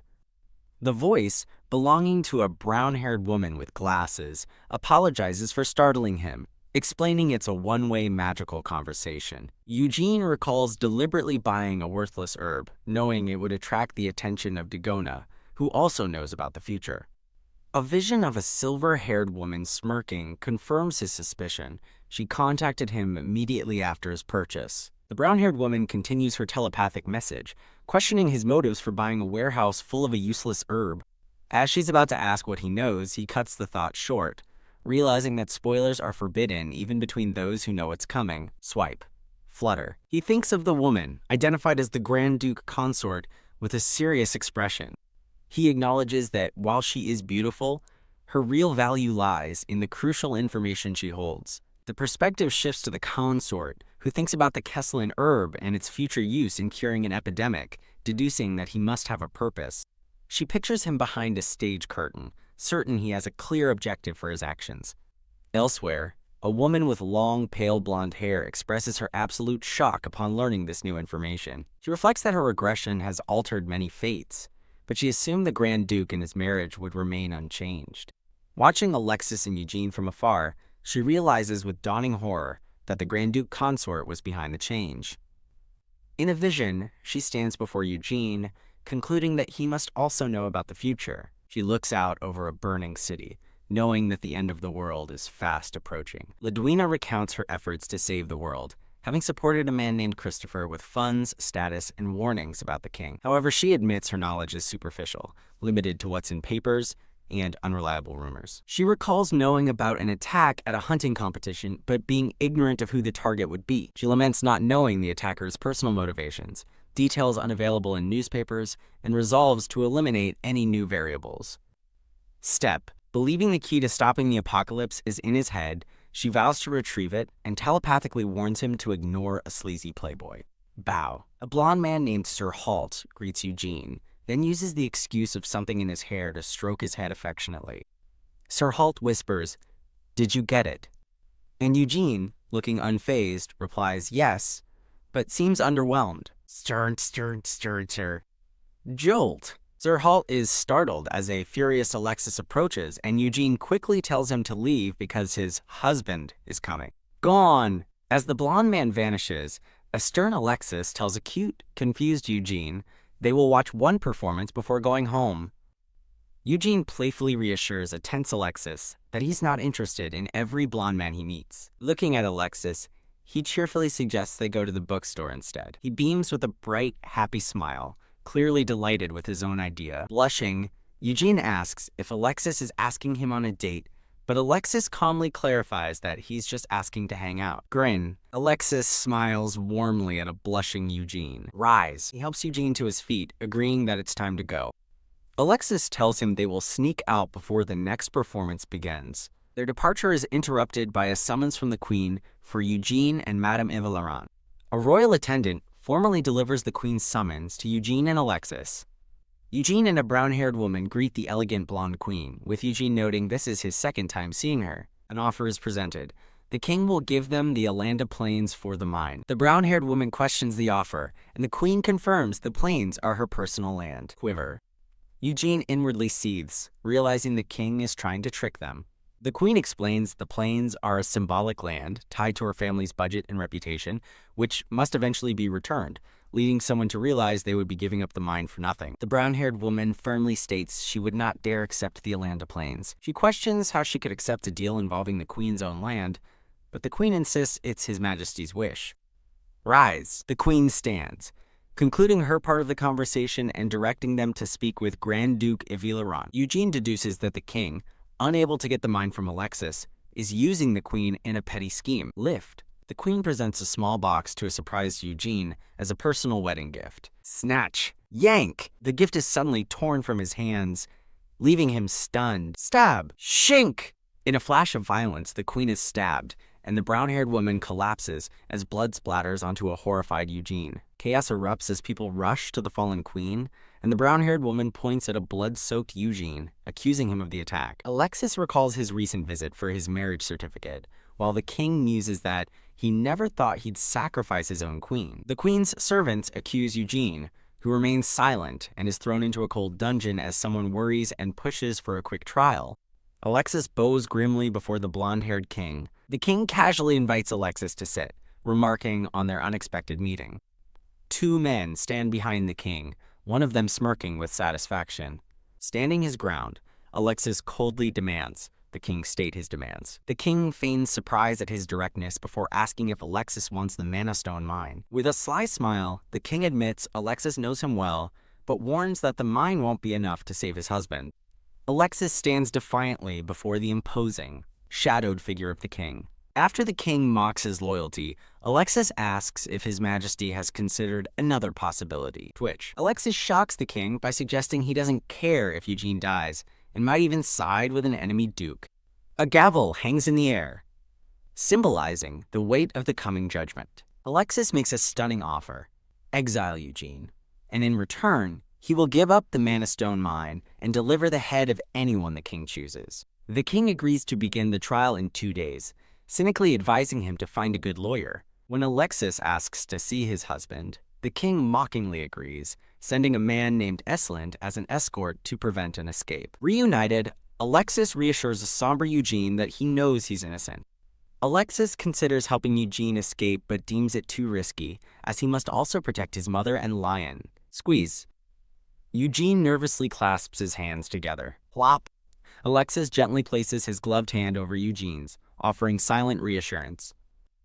A flustered Eugene asks why he's kneeling, but Alexis calmly replies that it's natural to kneel before his husband. Clasp. Alexis takes Eugene's hand in his own. He reminds Eugene of a time in the castle garden when holding his hand made him feel better.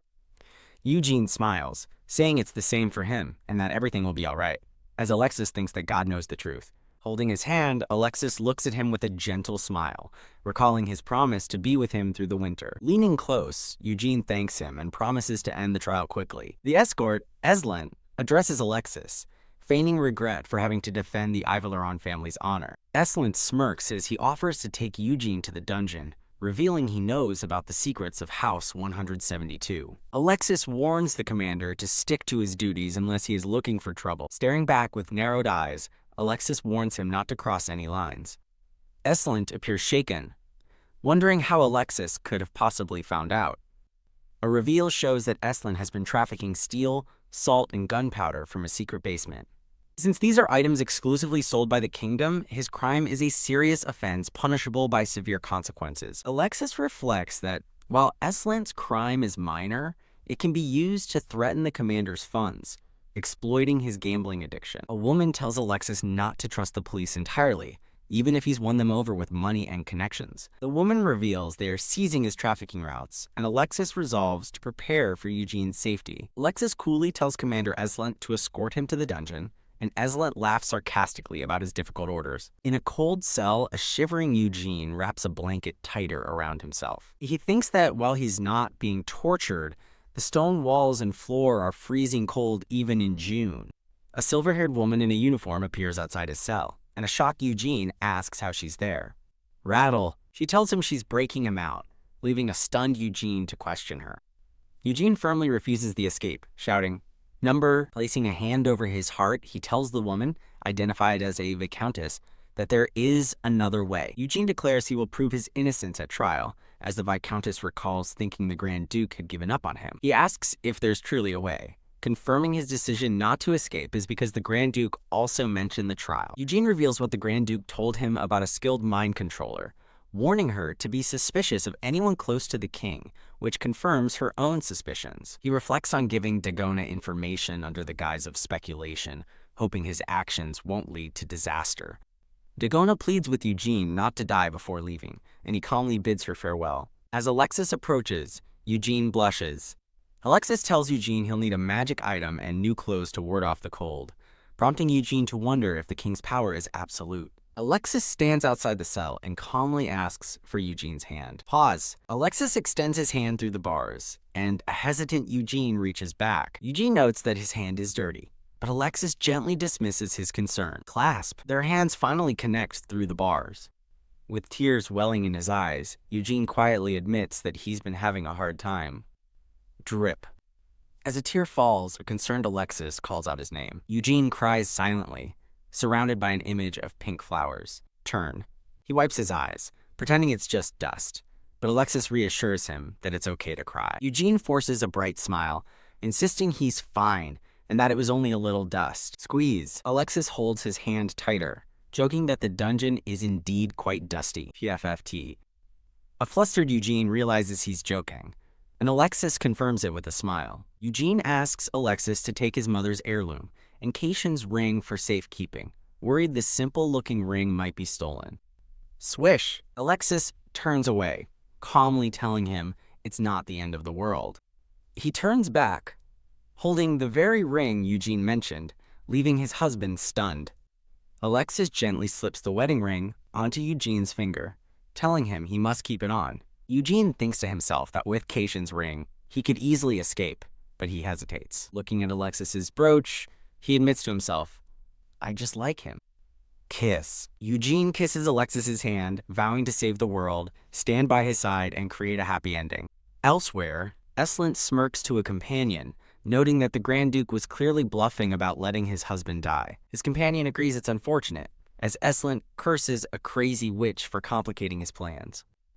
A flashback shows a bloody hand, revealing Eslint was referring to the late queen whom he assassinated. The queen is shown to have sacrificed her life to place a curse on Eslint to protect her son Christopher. The man regrets that Christopher survived, lamenting that his plans keep going awry. He consoles himself by noting he knows the Grand Duke's weakness, his love for his partner.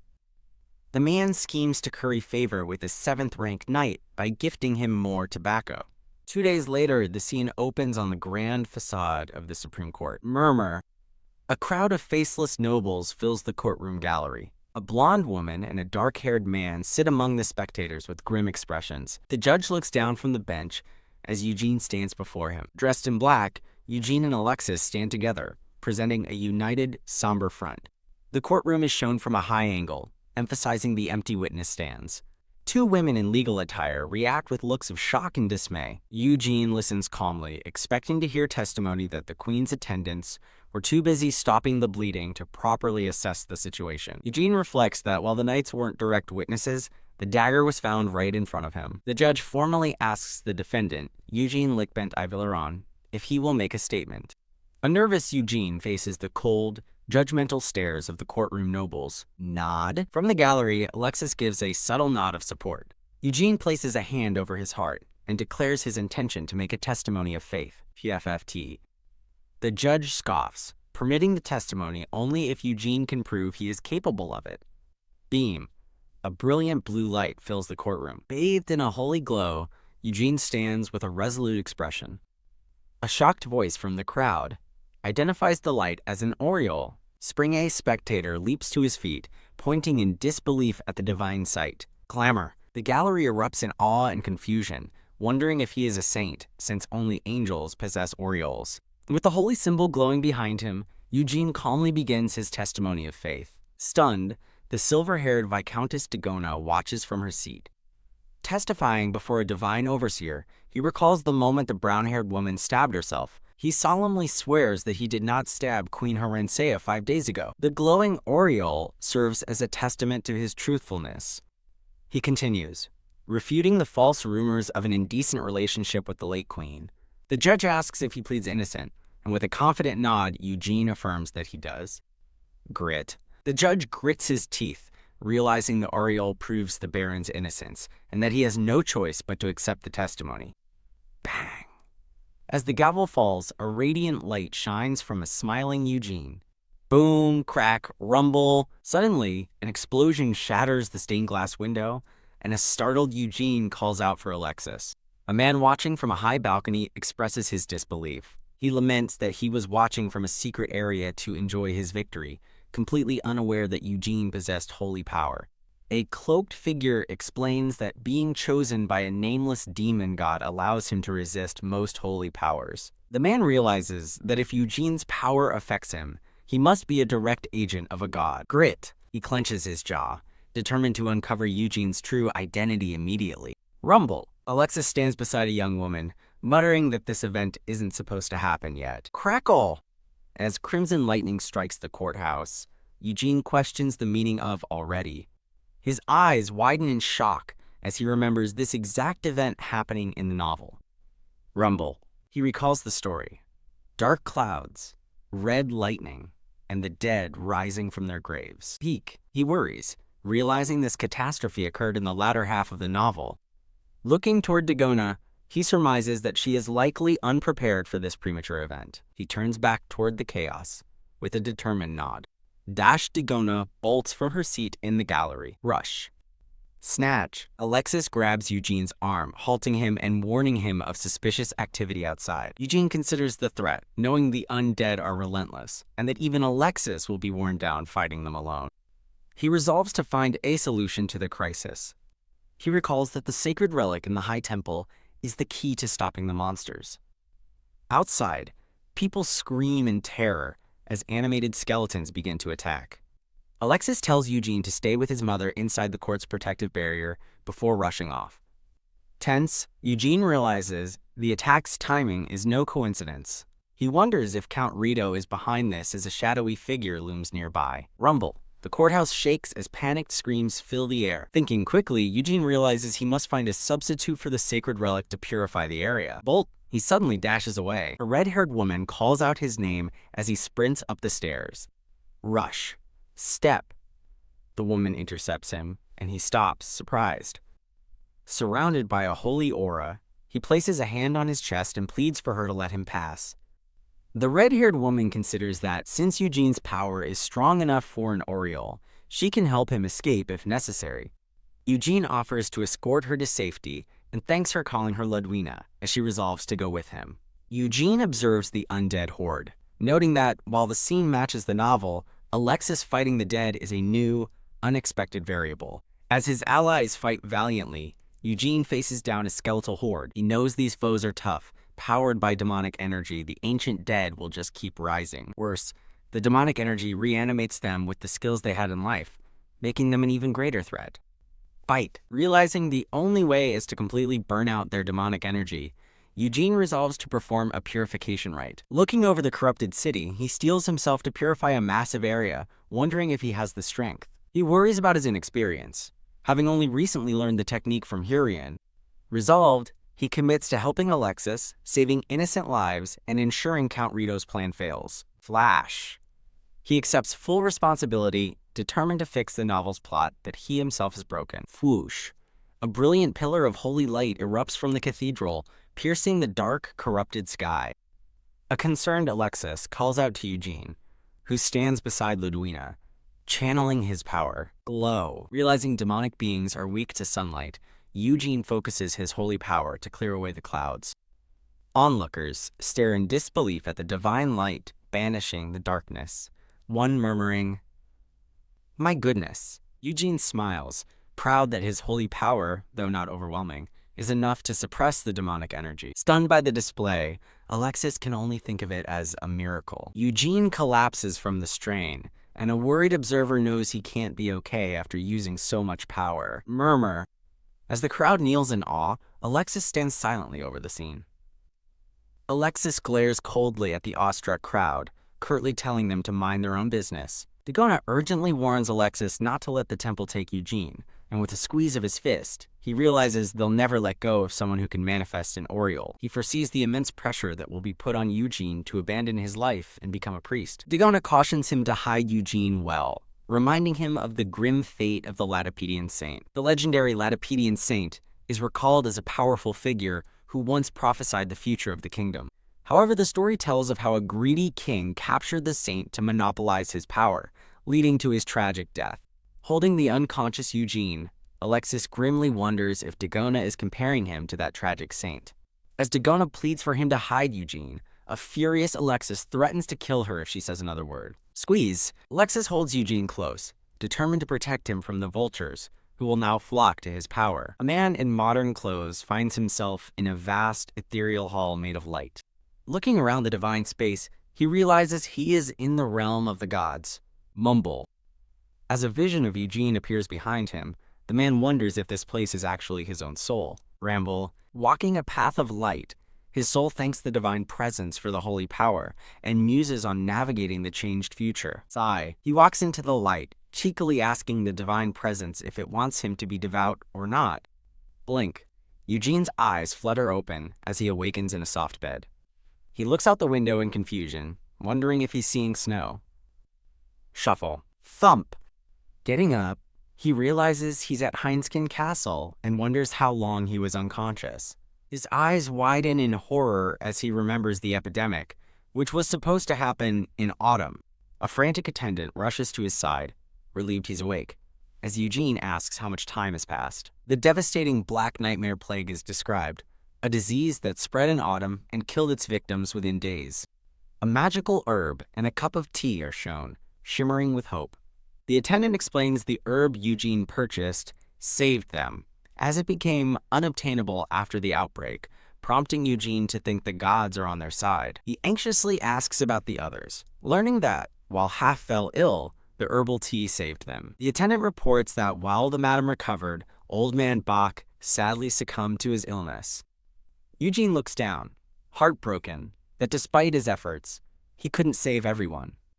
The attendant beams, attributing the miraculous recovery to Eugene's own holy power. Explaining that Eugene's power sustained him, the attendant still offers a warm drink, which he gratefully accepts. A portrait of Alexis shows him with a stern and somber expression. Eugene notices Alexis's gloomy demeanor, recognizing it from when they first met and wondering what happened. Alexis bluntly asks Eugene if he knew the Black Nightmare was coming, leaving him stunned. Startled by the accusation, Eugene calls out his husband's name. Grab. Alexis violently clamps a hand over Eugene's mouth, refusing to listen to his deceiving words. Alexis glares, asking if Eugene knew about his hatred for prophets, assuming that's why he hid his foresight. A flashback reveals a young Alexis enduring his father's brutal training after a prophecy declared he would be the last heir. Eugene realizes that Alexis, with his deep hatred for prophets, is now facing a difficult choice. Holding Eugene's face, Alexis coldly tells him they will never see each other again. As Alexis turns to leave, a shocked Eugene shouts, "No," and wonders what is happening. Eugene bursts out of the room, only to see Alexis already walking away down the hall. Alexis states that if Eugene had revealed his foresight sooner, he'd be dead, and orders him to leave. Freeze.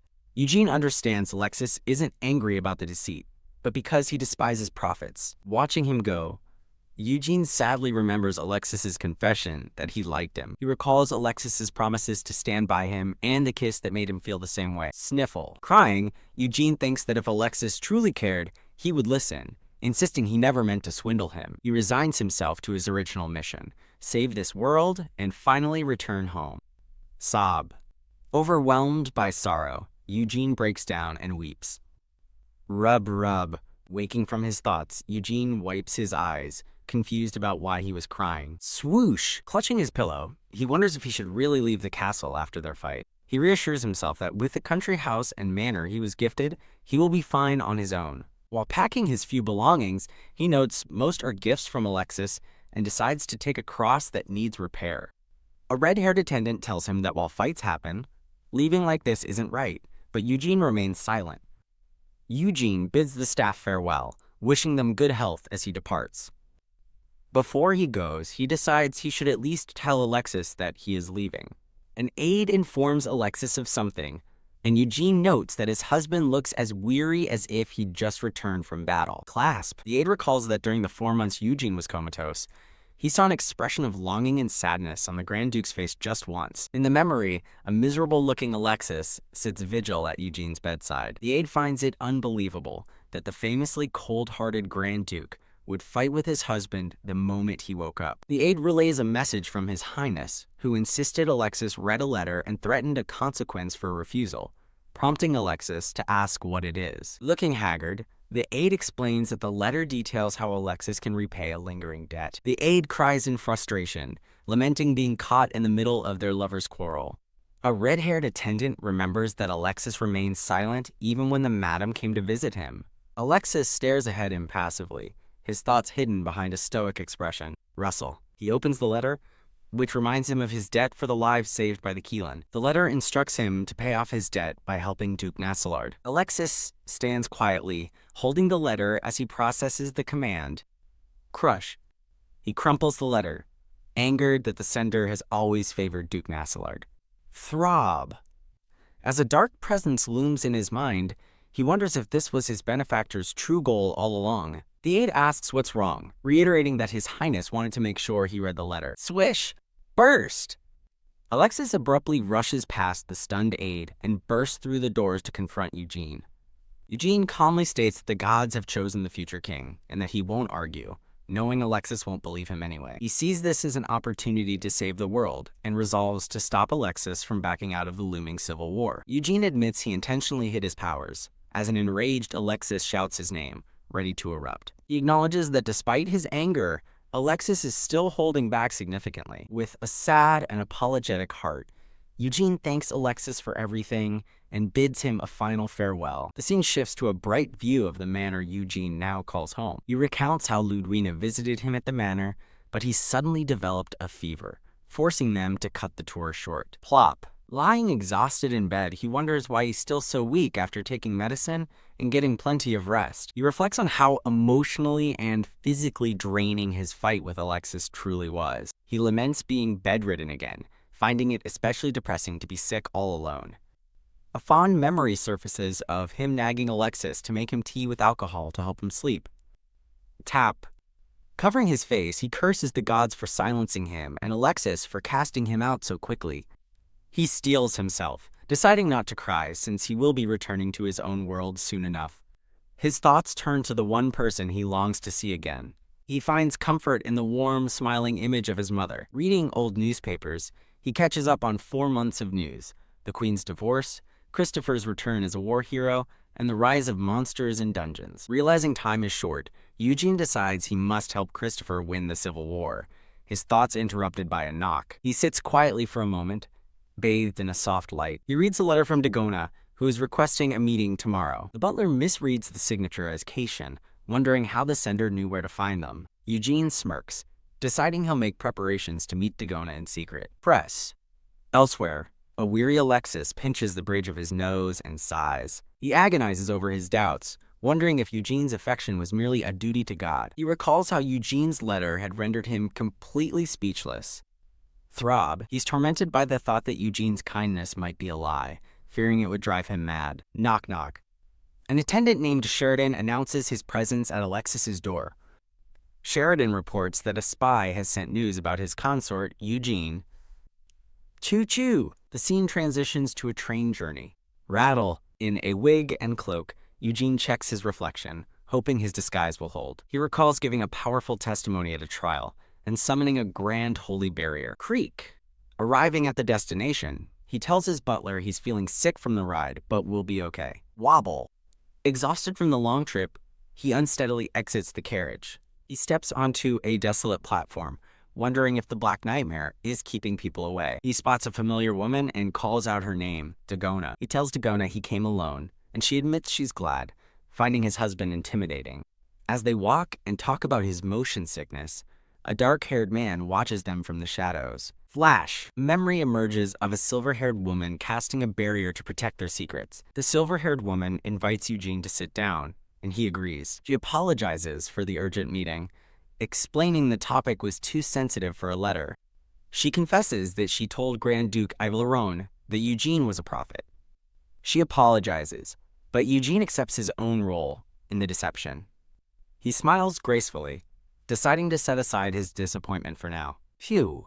He insists they proceed, though she worries he looks too pale to continue. Recalling past struggles, Eugene insists on dealing with the problem immediately. His expression is grim as he steels himself for the uncertain future.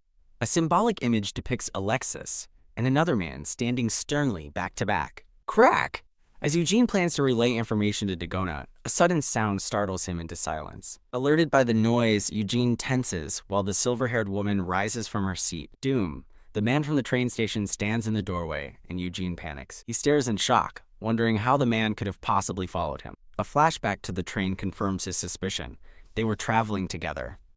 To Eugene's astonishment, the woman greets the man as Your Highness, revealing him to be Alexis.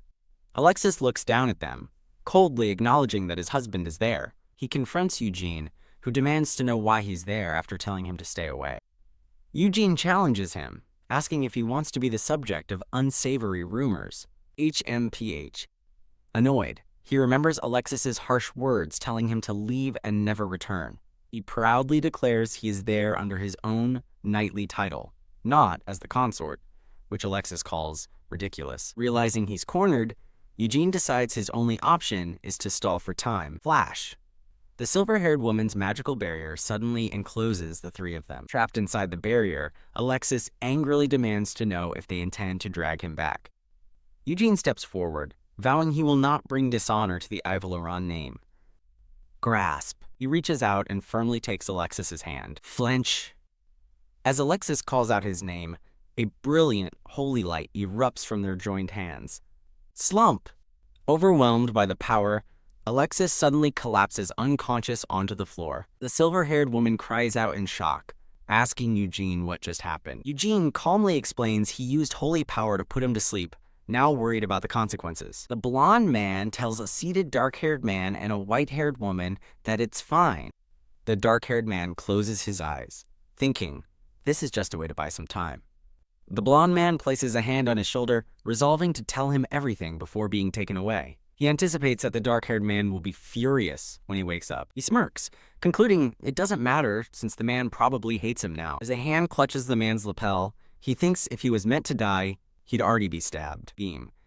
He decides to infuse him with more power to ensure he wakes up the next day. The white-haired woman questions his actions, stating she needs the Grand Duke's power. When he asks how she knows, she coolly states that the Grand Duke owes her, but refuses to say more.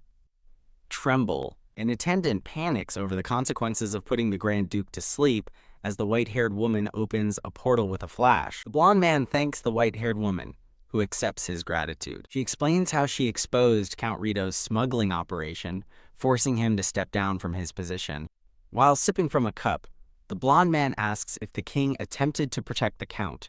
Beam, the white-haired woman beams with laughter. She recalls that the Count was protected by an exceptionally skilled knight. She continues, explaining the knight vanished after leaving the palace, and now they're searching for him. Clink. Setting down her cup, she declares it's her turn, revealing she has information to recruit the 7th-rank knight, Count Hemerick. She explains that after years of war, the Count realized the current king was not in his right mind. However, he is hesitant to join the civil war, having pledged to never kill again. She suggests they propose he defend from the rear instead of fighting on the front lines. The blonde man states the real problem lies with the other 7th-rank knight, Sir Regulus, a monster slayer who wanders the kingdom. His expression turns to shock as he begins to mention a place that person used to be. Hig! He suddenly chokes and coughs up blood into his hand. As the concerned woman asks if he's okay, he nods, thinking he can't reveal the grave's location. He steels himself, determined to find a subtle way to give her the information. Now with brown hair, Eugene feels sick, dreading the long 21-hour train ride. A woman tells him his butler insisted she take care of him, prompting a blushing memory of the stern man. Eugene smiles and thanks the brown-haired woman for her kindness. She narrates that Eugene successfully recruited both the hooded man and the elder count for her. A man in a blue military uniform covers his face, thinking they can't be certain yet. Bathed in a purple glow, the Grand Duke looks on as a voice notes he will likely join their cause. A blonde man reflects on not being able to see Eugene off, recognizing his own obsession, an obsession Eugene himself doesn't realize. A woman at a desk reassures herself that leaving a note for the Grand Duke is enough as they prepare to depart. Eugene looks utterly exhausted, while the dark-haired man stands over him grimly. The story introduces Radulos Horakan, a legendary commoner who rose to become a 7th-rank knight. His lost love, Sena Carleon, is shown, though Radulos remains unaware she has passed away. A flashback reveals they were lovers 20 years ago, but her father disapproved, intending to marry her off to a noble family. Sena receives a newspaper announcing Radulos' death in battle, a devastating shock while she was pregnant with their child. To escape an arranged marriage, she fled south, where she died in childbirth, never knowing Radulos was actually alive. The narrator explains that they told Sena's daughter the truth and received a keepsake from her. Overcome with grief, Radulos clutches the keepsake and weeps. Turn. As he cries, the brown-haired woman turns to look at him. Sniffle. Watching the scene, Eugene wipes away a tear. The woman tells Radulos that she knows he's been looking for Sena and offers to arrange a meeting with Eugene as the Grand Duke watches from afar. The Grand Duke observes Eugene, thinking he's overworking himself and vowing not to let him disappear again. Tremble. Flinch. The Grand Duke's eyes narrow as he spots the group on the street below. A blonde man laughs cheerfully, seemingly unaware of the Grand Duke's dark expression. In a cute doodle, the blonde man asks if crouching is enough to hide, while the dark-haired man looks on, unamused. The blonde man asks the Grand Duke if his offer of support is still valid now that he's recruited 2 powerful knights, causing the Duke's eye to twitch. As they walk together, a thought bubble suggests that a higher power seems to be at play. As Alexis holds a blonde-haired person, confirming something is still present, a terrifying eye opens in a dark abyss with a thudding dun-dun. Bolt Alexis shouts for Eugene as whoosh, a purple light envelops a startled Eugene. Whoosh! As the group is pulled into a vortex, Alexis shouts for Eugene again, and with a bolt and a swoosh, he lunges to grab him. Crash! Eugene lands hard on the ground in a dark, unfamiliar place. He silently stands, taking in the strange, sparkling blue cavern around him. Pause. Eugene touches his throat, realizing with confusion that he can speak but can't hear his own voice. Tap, tap. A stern-looking Alexis appears, causing Eugene to think his name in shock. Eugene wonders if the dungeon is making him hallucinate, as he sees other figures behind Alexis. He questions if it's really Alexis and why he's here, wondering if he's been caught. The brown-haired woman places a reassuring hand on Eugene's shoulder, who looks at her with uncertainty. His eyes widen in sudden surprise. Flash, a bright blue magic circle flares to life on the floor, with Eugene standing at its center. Swarm. The group rushes to Eugene's side, asking if he's okay as he realizes he can hear again. Eugene smiles, assuring everyone that he is fine. The woman asks if they are in a dungeon, and the man beside her nods in confirmation. Eugene explains that dungeons typically reflect the appearance of the area where they were created. He theorizes about their location based on the fact that they were temporarily unable to hear. A monstrous blue siren with a mermaid's tail emerges from the water. The brown-haired woman identifies the creature as a legendary siren and warns of its enchantment skill. Eugene advises everyone to speak as little as possible, explaining that talking makes the siren stronger. He adds that he cannot cast his holy barrier while moving, urging them to be careful. The woman introduces Sir Radulos to Grand Duke Alexis Ivalaron, and the 2 men greet each other. The blonde man lays out their formation, placing himself and the Grand Duke at the front. As the man asks for other ideas, Eugene shivers, clearly feeling unwell. Eugene asks the Viscountess for a spell to dry his clothes, but she suggests they will dry as they walk. Alexis interjects, asking because his husband's face has gone pale, shocking both Eugene and the Viscountess. Apologizing for not noticing, Alexis insists they dry off as the Viscountess begins casting a spell. Eugene internally fumes, questioning why Alexis followed him when he thought he'd never see him again. Feeling faint, Eugene worries he's about to collapse from his worsening condition. He decides to ask Dagona for a spell to lower his fever. Step. Alexis walks over to a concerned Eugene, asking him what is wrong. He asks how Eugene is feeling, leaving him momentarily speechless. After checking his temperature, Alexis confirms Eugene has a high fever, just as Eugene admits he needed to ask Dagona for help. Dagona steps forward, saying she will heal him immediately. A blushing Eugene tries to dismiss her concern, insisting he's fine to keep moving. Resigned, Eugene climbs onto Alexis's back, deciding to take the easier route. Flashback the Siren lets out a pained cry as it struck down. Exhausted, Eugene reflects that the monsters were no match for two 7th-rank knights, feeling drained from maintaining his holy barrier. Stomp! The blonde knight delivers a final stab, and Shaw, the screaming Siren, dissolves into nothing. Tap! Eugene suddenly slumps forward, and a panicked Alexis catches him, crying out his name. Slump. As his arm falls limp, Eugene thinks he won't be fooled by Alexis's apparent concern. In a quiet room, Alexis watches over a now blonde-haired Eugene, who is sleeping soundly. Blink. Eugene's eyes flutter open, his expression dazed and confused. His mind screams Alexis's name in utter shock. He remembers fainting in the dungeon and questions why Alexis is now with him. Hoping Alexis will be gone if he falls asleep again, Eugene is startled when Alexis's hand clenches the sheet, and he asks if he's awake. Erg. Eugene asks how long he was unconscious, and Alexis informs him it's been a day due to his high fever. Overwhelmed with questions, Eugene decides now is not the right time to ask them. Bow. Instead, Eugene gets out of bed and bows deeply, thanking Alexis for everything. Eugene thinks that looking away first is a sign of weakness, while Alexis looks on questioningly. In a memory, Alexis holds Eugene's face, reminding him he said they would never see each other again. Alexis earnestly asks Eugene if he still likes him. FWIP. Eugene mentally dismisses the question, thinking it would reveal his lingering feelings. Alexis admits he was worried about Eugene getting involved in a scandal with the Viscountess.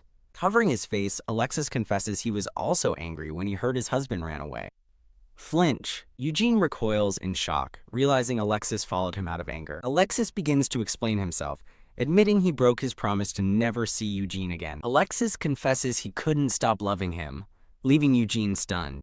Clench. Eugene grips the sheet, refusing to forgive Alexis for his sudden confession after being so furious. As he turns to leave, Alexis tells Eugene to rest, suggesting they discuss his return later. Eugene calls out for Alexis to wait, insisting he has something to say. Alexis tells Eugene he doesn't have to believe him, and can even think him crazy. Believing it's his last chance, Eugene resolves to do something he knows is absurd. Tap. Alexis touches his face, concerned about the blood he coughed up. But Eugene blames the dry air. Eugene flashes back to when Alexis promised to be on his side, remembering he liked him.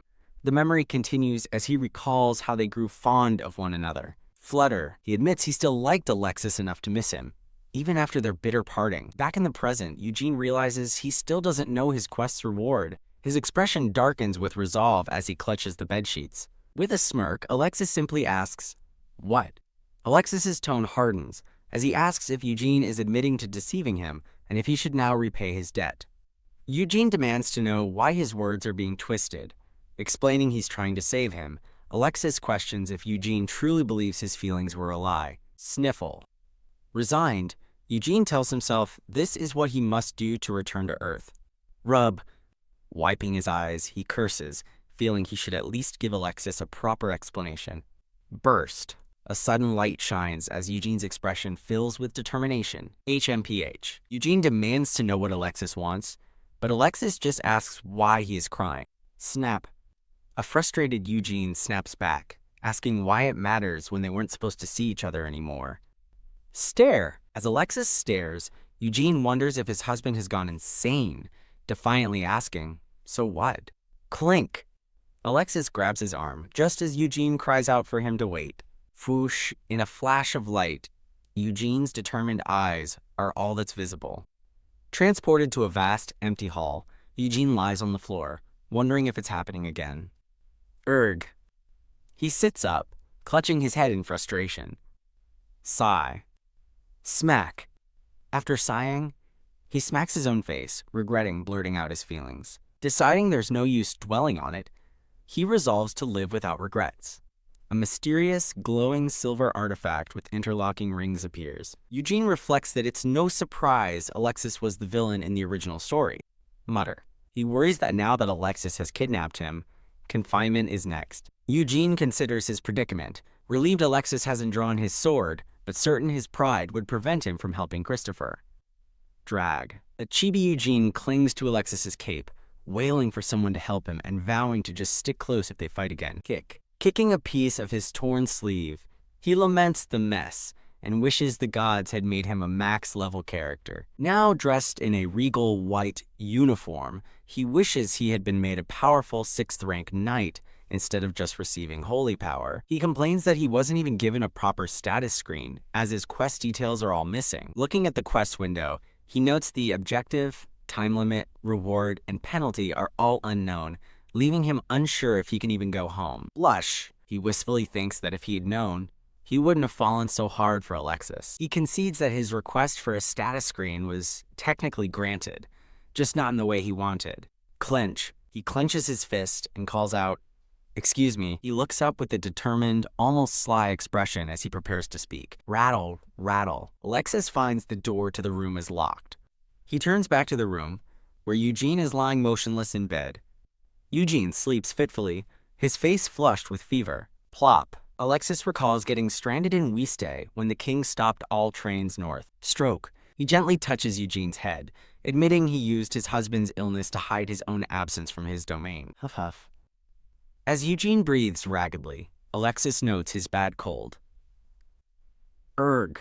In a flashback, a sick Eugene assures Alexis he just needs medicine and rest, and Alexis hesitantly agrees. Alexis worries, wondering why Eugene's fever is only getting worse after several days. Flinch.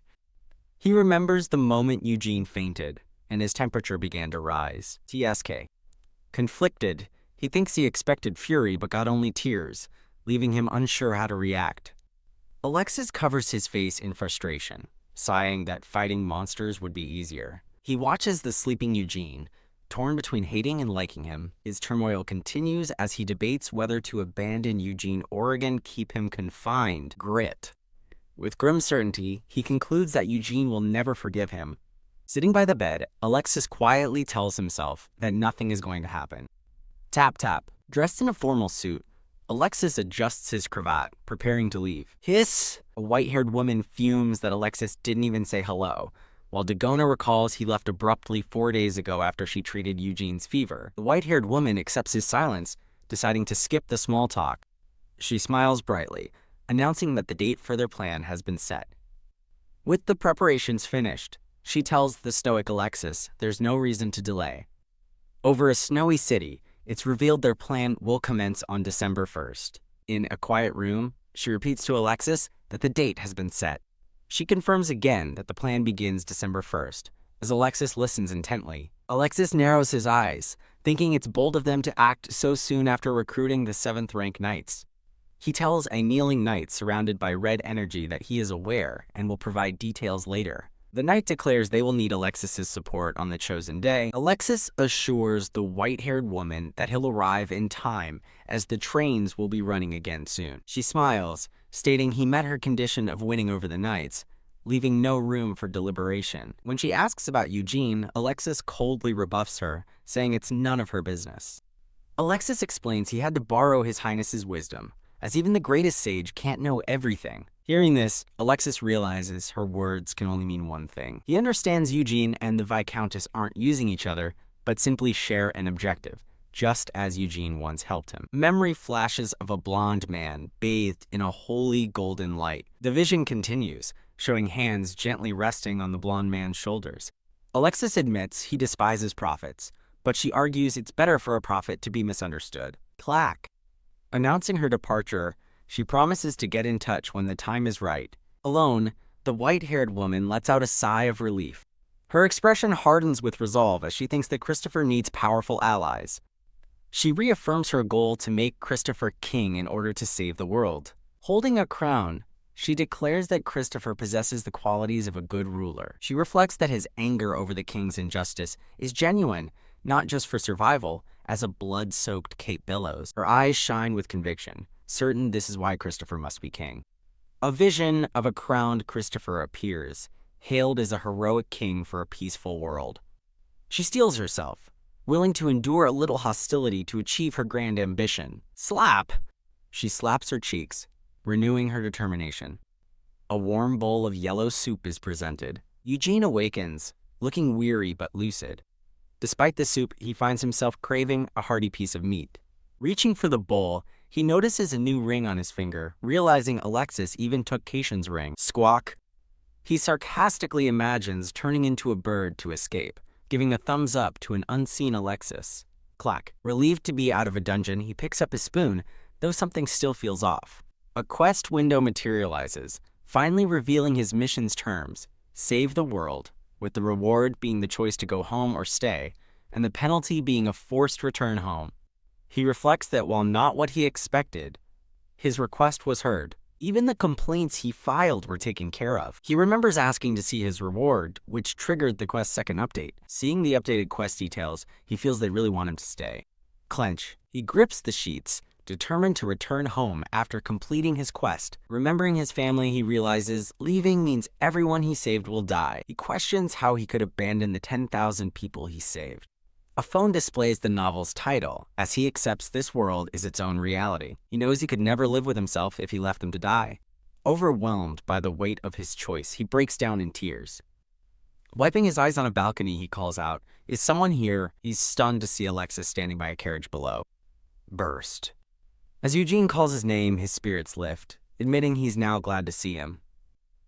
With a sudden, bright smile, he asks if Alexis would catch him if he jumped. Alexis looks up, stunned and concerned by the unexpected question. Leaning over the balcony, Eugene repeats his daring question to Alexis. He thinks that seeing Alexis makes him feel a little rebellious. Alexis panics, shouting for him not to jump and questioning his sudden impulse. Playfully, Eugene whispers that it's because he has been kidnapped. Back inside, he sighs, wanting to avoid another argument with Alexis. Alexis now stands before him, his expression serious and unreadable. Alexis asks his plans now that he's well. Eugene declares he'll return to Heinskin. Tap tap. Alexis reveals he's staying, and that Duke Naslard has also decided to stay. Eugene's eyes widen in shock at the news. Alexis asks if the D-Day is why he's staying, but Eugene denies knowing what he means, realizing the timeline has changed again. Calmly seated, Alexis waits for a real answer. Clench. Eugene denies any connection, staring intently at the silent Alexis. Eugene insists the Duke's fate and Alexis's feelings are separate, then asks if he'll die if Alexis likes him. Flustered, he quickly insists that he's not going to die.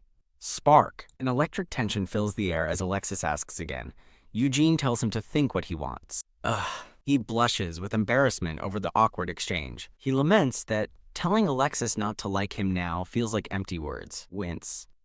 His pride hurts, but he knows he can't yet reveal his true identity as Jiang Eugene. HMPH. Standing defiantly, he claims he has no feelings because he hates Alexis now.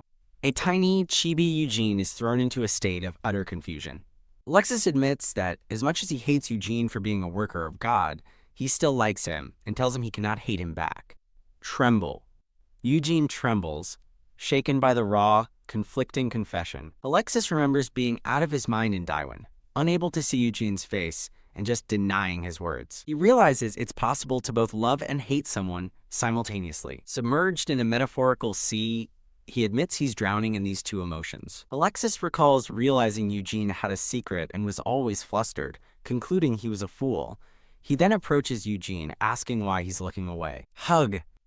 Alexis suddenly pulls the startled Eugene into a tight embrace. The two stand together, wrapped in a silent, unexpected hug. Eugene struggles, demanding that Alexis let him go. Alexis whispers that he once considered killing Duke Naslard, leaving Eugene horrified. He explains it's because the Duke's death would prevent Eugene from fulfilling God's will. Eugene internally reels, thinking Alexis must be a psycho. He flinches, imagining a gruesome, bloody scene. Trembling, Eugene demands to know if Alexis is out of his mind. Grin. Alexis coolly dismisses it as a mere thought, adding that he despises prophets. Flinch.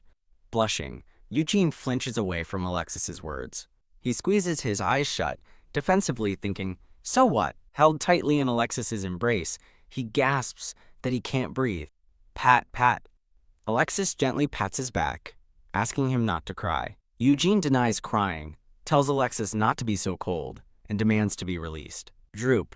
His shoulders slump as he declares he won't like Alexis anymore. Alexis remains silent, his expression unreadable as Eugene looks away. He knows that regaining Eugene's trust is now his highest priority.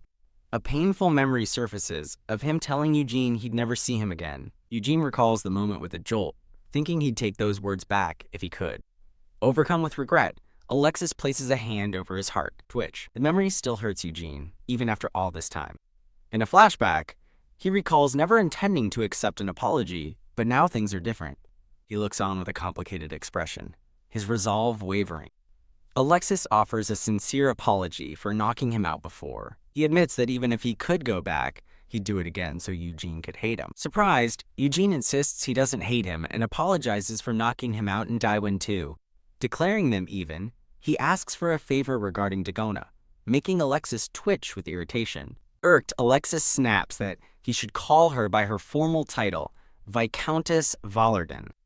A piece of armor glows with magical energy. With a serious expression, Eugene tells Alexis that he should leave now. Internally, he celebrates, proud of how convincing he sounded. He resolves to tell Alexis his true identity after saving the world, wondering about Alexis's true motives. Alexis decides to let Eugene push him away, trusting the secret will be revealed in time. The two men share a look of intense, unspoken understanding. Hiss. Eugene fumes, vowing to squeeze Alexis for everything he's worth. Tap. Alexis suggests they skip the goodbye kiss, and Eugene coldly agrees. Clack. As the door shuts behind Alexis, Eugene is left alone in the room. Sigh. The emotional toll hits him, and he slumps to the floor in exhaustion. He tells himself to stay strong in the face of Alexis's feelings, but he admits it's impossible to control his heart, calling himself an idiot. Sitting alone in the vast room, he feels like a total fool. He daydreams of being a typical Isekai hero after getting hit by a truck. But as he imagines a romantic moment with Alexis, he questions the idea of love. Whoosh. Cringing at the thought, he tries to focus on his mission, but his feelings for Alexis only grow stronger. An image of a dashing Alexis lingers in his mind. He remembers a happier time, walking with Alexis through a sunlit garden. He wonders if Alexis would still like him if he knew he was Jeong Eugene, and his thoughts drift to his mother. Trickle. A tear escapes as he longs for his mother's comfort and praise. Spring. He shakes off the sadness, reminding himself he has a quest to complete. With renewed focus, he decides to concentrate on saving the world. Swish. Looking out the window, he wonders how long he'll be confined to the manor. He remembers flatly refusing Alexis's request for him to return to Heinscan. He recalls explaining to Alexis that he still had things left to do. Alexis reluctantly agreed, but only if he promised not to leave the manor. Now he sarcastically enjoys his luxurious voluntary confinement. He admits, however, that it's disappointing he rarely gets to see Alexis. He sadly watches Alexis retreat down the hall, noting he only gets a brief nod each day. Seeing more nights, he realizes Dagona's plans for the Civil War are diverging from the novel. He considers that with their current advantages, their side has a much higher chance of victory. Eugene lists their allies: 3 7th-ranked knights, a 6th-ranked knight, and a 9th circle mage, confident they can dethrone the king. He declares that the crown will ultimately belong to Christopher. Annoyed, Eugene wonders if Alexis is avoiding him, wishing he'd been updated in person. HMPH. He resolves to confront Alexis the next time he sees him. Dash. His thoughts are interrupted as an attendant rushes in, addressing him as Your Highness. He asks if something is wrong, and the attendant nervously reports that a man named Felton has been injured. The attendant explains Felton was badly burned by hot charcoal while trying to melt a frozen gate and begs for help. Eugene enters a room where several men stand grimly over the injured Felton, who lies shirtless on a sofa.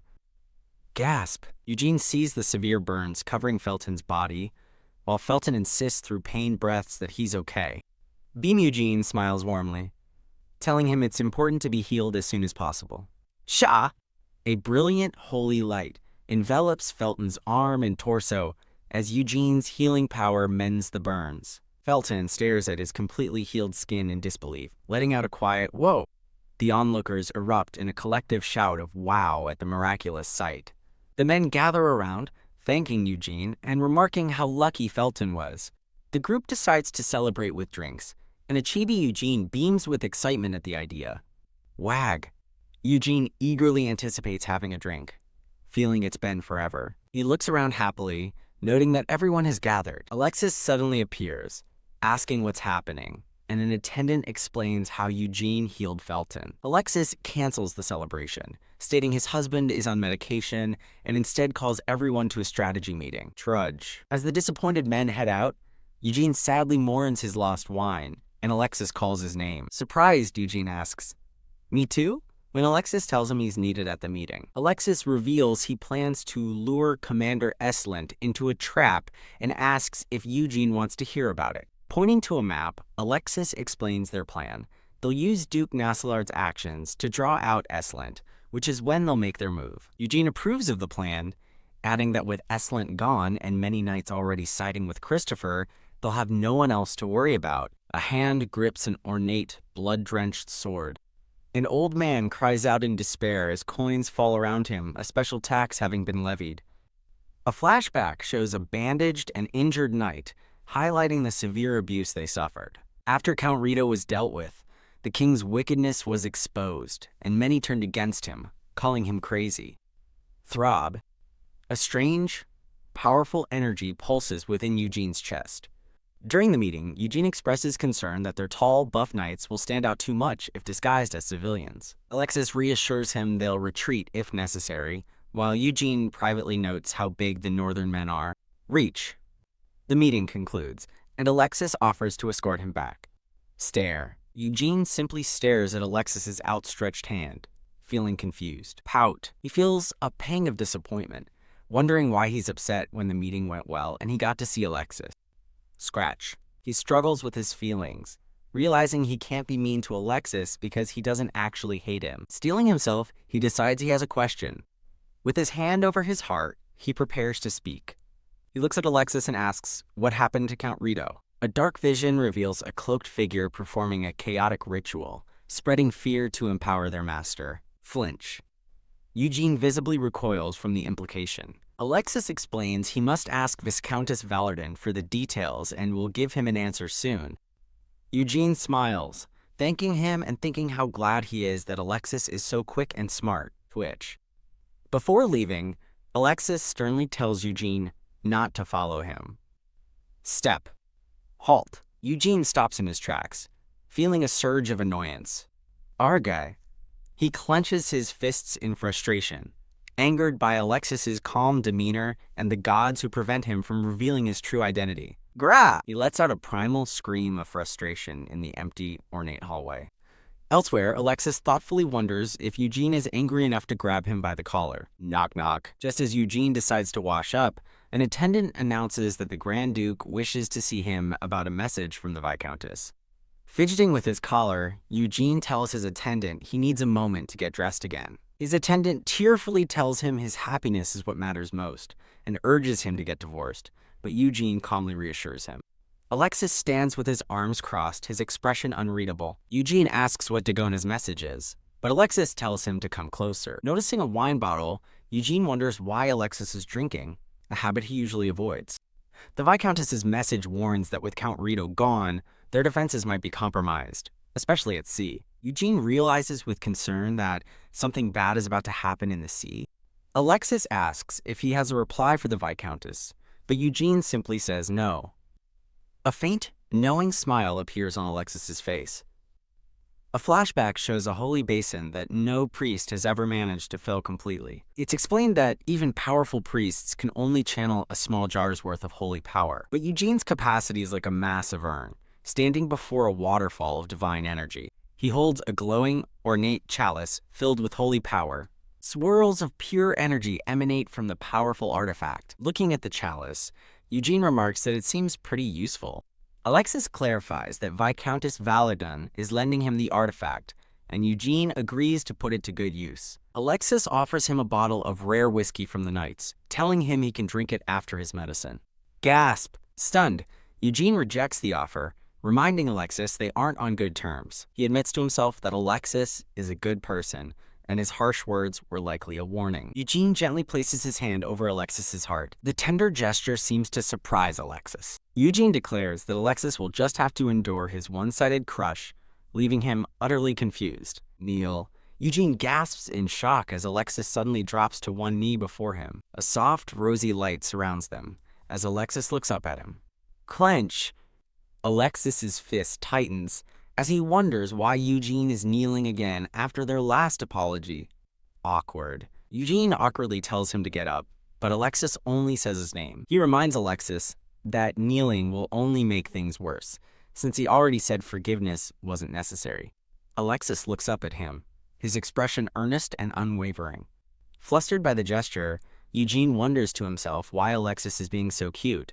He admits he already forgave him, but knows things can't return to how they were. Deciding to be honest, Eugene says he has a secret he must reveal. He tells Alexis that he believes they should keep their distance from one another.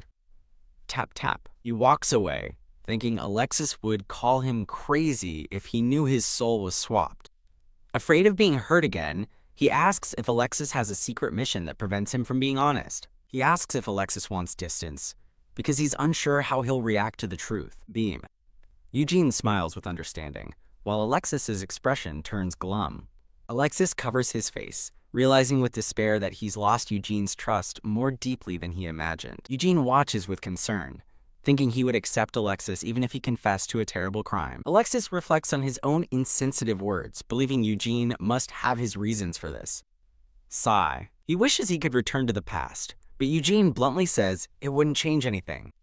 Resigned, Alexis decides he should just be thankful Eugene isn't avoiding him anymore. The sudden shift leaves Eugene looking slightly dumbfounded. Alexis asks how Eugene would even know when his supposed secret mission is complete. Leaning close, Eugene asks if he must simply wait until the time is right. Alexis asks him to be patient, seeing himself as a loyal dog waiting faithfully. Eugene smiles, amusingly feeling like he's become Alexis's loyal dog. Alexis feels a surge of hope, believing this means he still has a chance. Seeing Eugene's haste, he feels confident the end of their mission is near. Eugene agrees to wait, and Alexis announces he's finally leaving. As he turns, Alexis silently wishes they could go back to the sweet days of the past. Steeling his resolve, he knows this is his last chance, and he cannot afford any mistakes. A document with a portrait of Christopher declares that the kingdom's sacred crown is not for a lunatic. Tap. A hand places a file on the table, beginning a report on yesterday's ad hoc committee meeting. A blonde nobleman explains to an elder that the meeting's sole purpose was to force the tyrannical king to step down. Nodding in agreement, Eugene recalls enjoying the part that ridiculed the king as a coward with no honor. He thinks that despite everything, the king refused to acknowledge his wrongdoing. He recalls an article about Christopher ignoring the king's summons and staying home. Clench. As an image of the falling crown appears, he grips his pants, certain the king will lose everything and be dethroned in the worst way. Standing defiantly, he stares forward, a dark, shattered silhouette looming behind him. Tap, tap, he taps his arm, thinking that their plans are pointless if they can't catch Count Rito.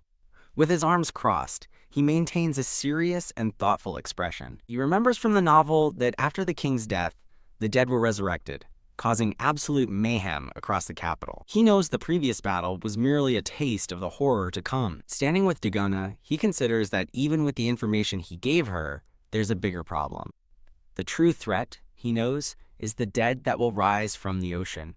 Knowing that holy power is the only weapon against them, he concludes he must stay in West. Seated at a desk, he thinks about how he even filled Todoruf's goblet with his holy power. Seeing a photograph of Alexis on the papers, he feels confident that his plan will work. Looking out the window, he feels assured that everything is proceeding smoothly. A dark-haired man suddenly appears, flatly telling him, "No, Eugene." Droop. Realizing he's been caught, Eugene slumps in defeat and reluctantly agrees. The man slips a ring onto his finger, warning him not to run away, and Eugene obediently agrees. Hee. With a sly look, Eugene wiggles his fingers, showing off the new ring. Thwack! His smile vanishes as he's violently struck in the head from behind. Splash! Shocked by a demand to do it again, he's hit with a splash of water to the face. Throb! His head pounding. He feels a sharp pain and vaguely remembers being struck from behind. Clunk! He looks down in horror to find himself shackled to a chair. A man with a mustache looks down, announcing that he's finally awake. The mustached man stares at him with a menacing, shadowed expression. The man asks if Eugene remembers him, leaving a flustered Eugene speechless. Slap! The man strikes him across the face, shouting that it's not even half of what he deserves. Throb, crying out in pain, Eugene clutches his throbbing, reddened cheek. Slap! Slap! The man hits him again, taunting him about the person who adores him and how furious they'd be. Bwahaha! As his captor laughs maniacally, a bruised Eugene glares, thinking the man is insane. Clench. Panicking and unable to think clearly, Eugene grips his fist in desperation. His gaze hardens with resolve as he focuses, thinking, "One moment, my lord." Step. A brown-haired man steps forward, placing a hand on the captor's shoulder as Eugene recognizes him as Count Rito. Count Rito assures the mustached man he will keep his promise, thanking him for his help in capturing Eugene. The mustached man offers Eugene to the Count for a beating, while Eugene wonders about their alliance. The Count then politely introduces himself. Gulp. Terrified, Eugene asks who he is, deciding it's best to feign ignorance. Count Rito leans in, listing all the questions Eugene must have about his identity and motives. The Count forcefully grabs Eugene's chin. Gulp. Eugene swallows hard as the Count gets closer, demanding to know what mission the gods gave him. Whack! Count Rito slams his head back, and as blood drips down his face, Eugene senses demonic energy and asks if the man is a lost follower. The Count recalls feeling sickened by the holy power radiating from a distant cathedral, annoyed that Eugene doesn't even scream. He remembers his fury that Eugene ruined his plans, followed by his elation when Marquis Taylot found him. He recalls his original plan to kill Eugene immediately, but reveals he's since changed his mind. As blood streams down Eugene's face, the Count vows to make him suffer a slow, painful death. FWIP. The Count pulls out a blade, telling a shocked Eugene that they serve different gods. Bound and helpless, Eugene defiantly shouts that Grand Duke Ivaleron will punish him. The Count scoffs at the mention of the Grand Duke, then cryptically asks why he thinks his ring wasn't taken. He reveals that a large crystal in the room creates a barrier that blocks all use of magic items.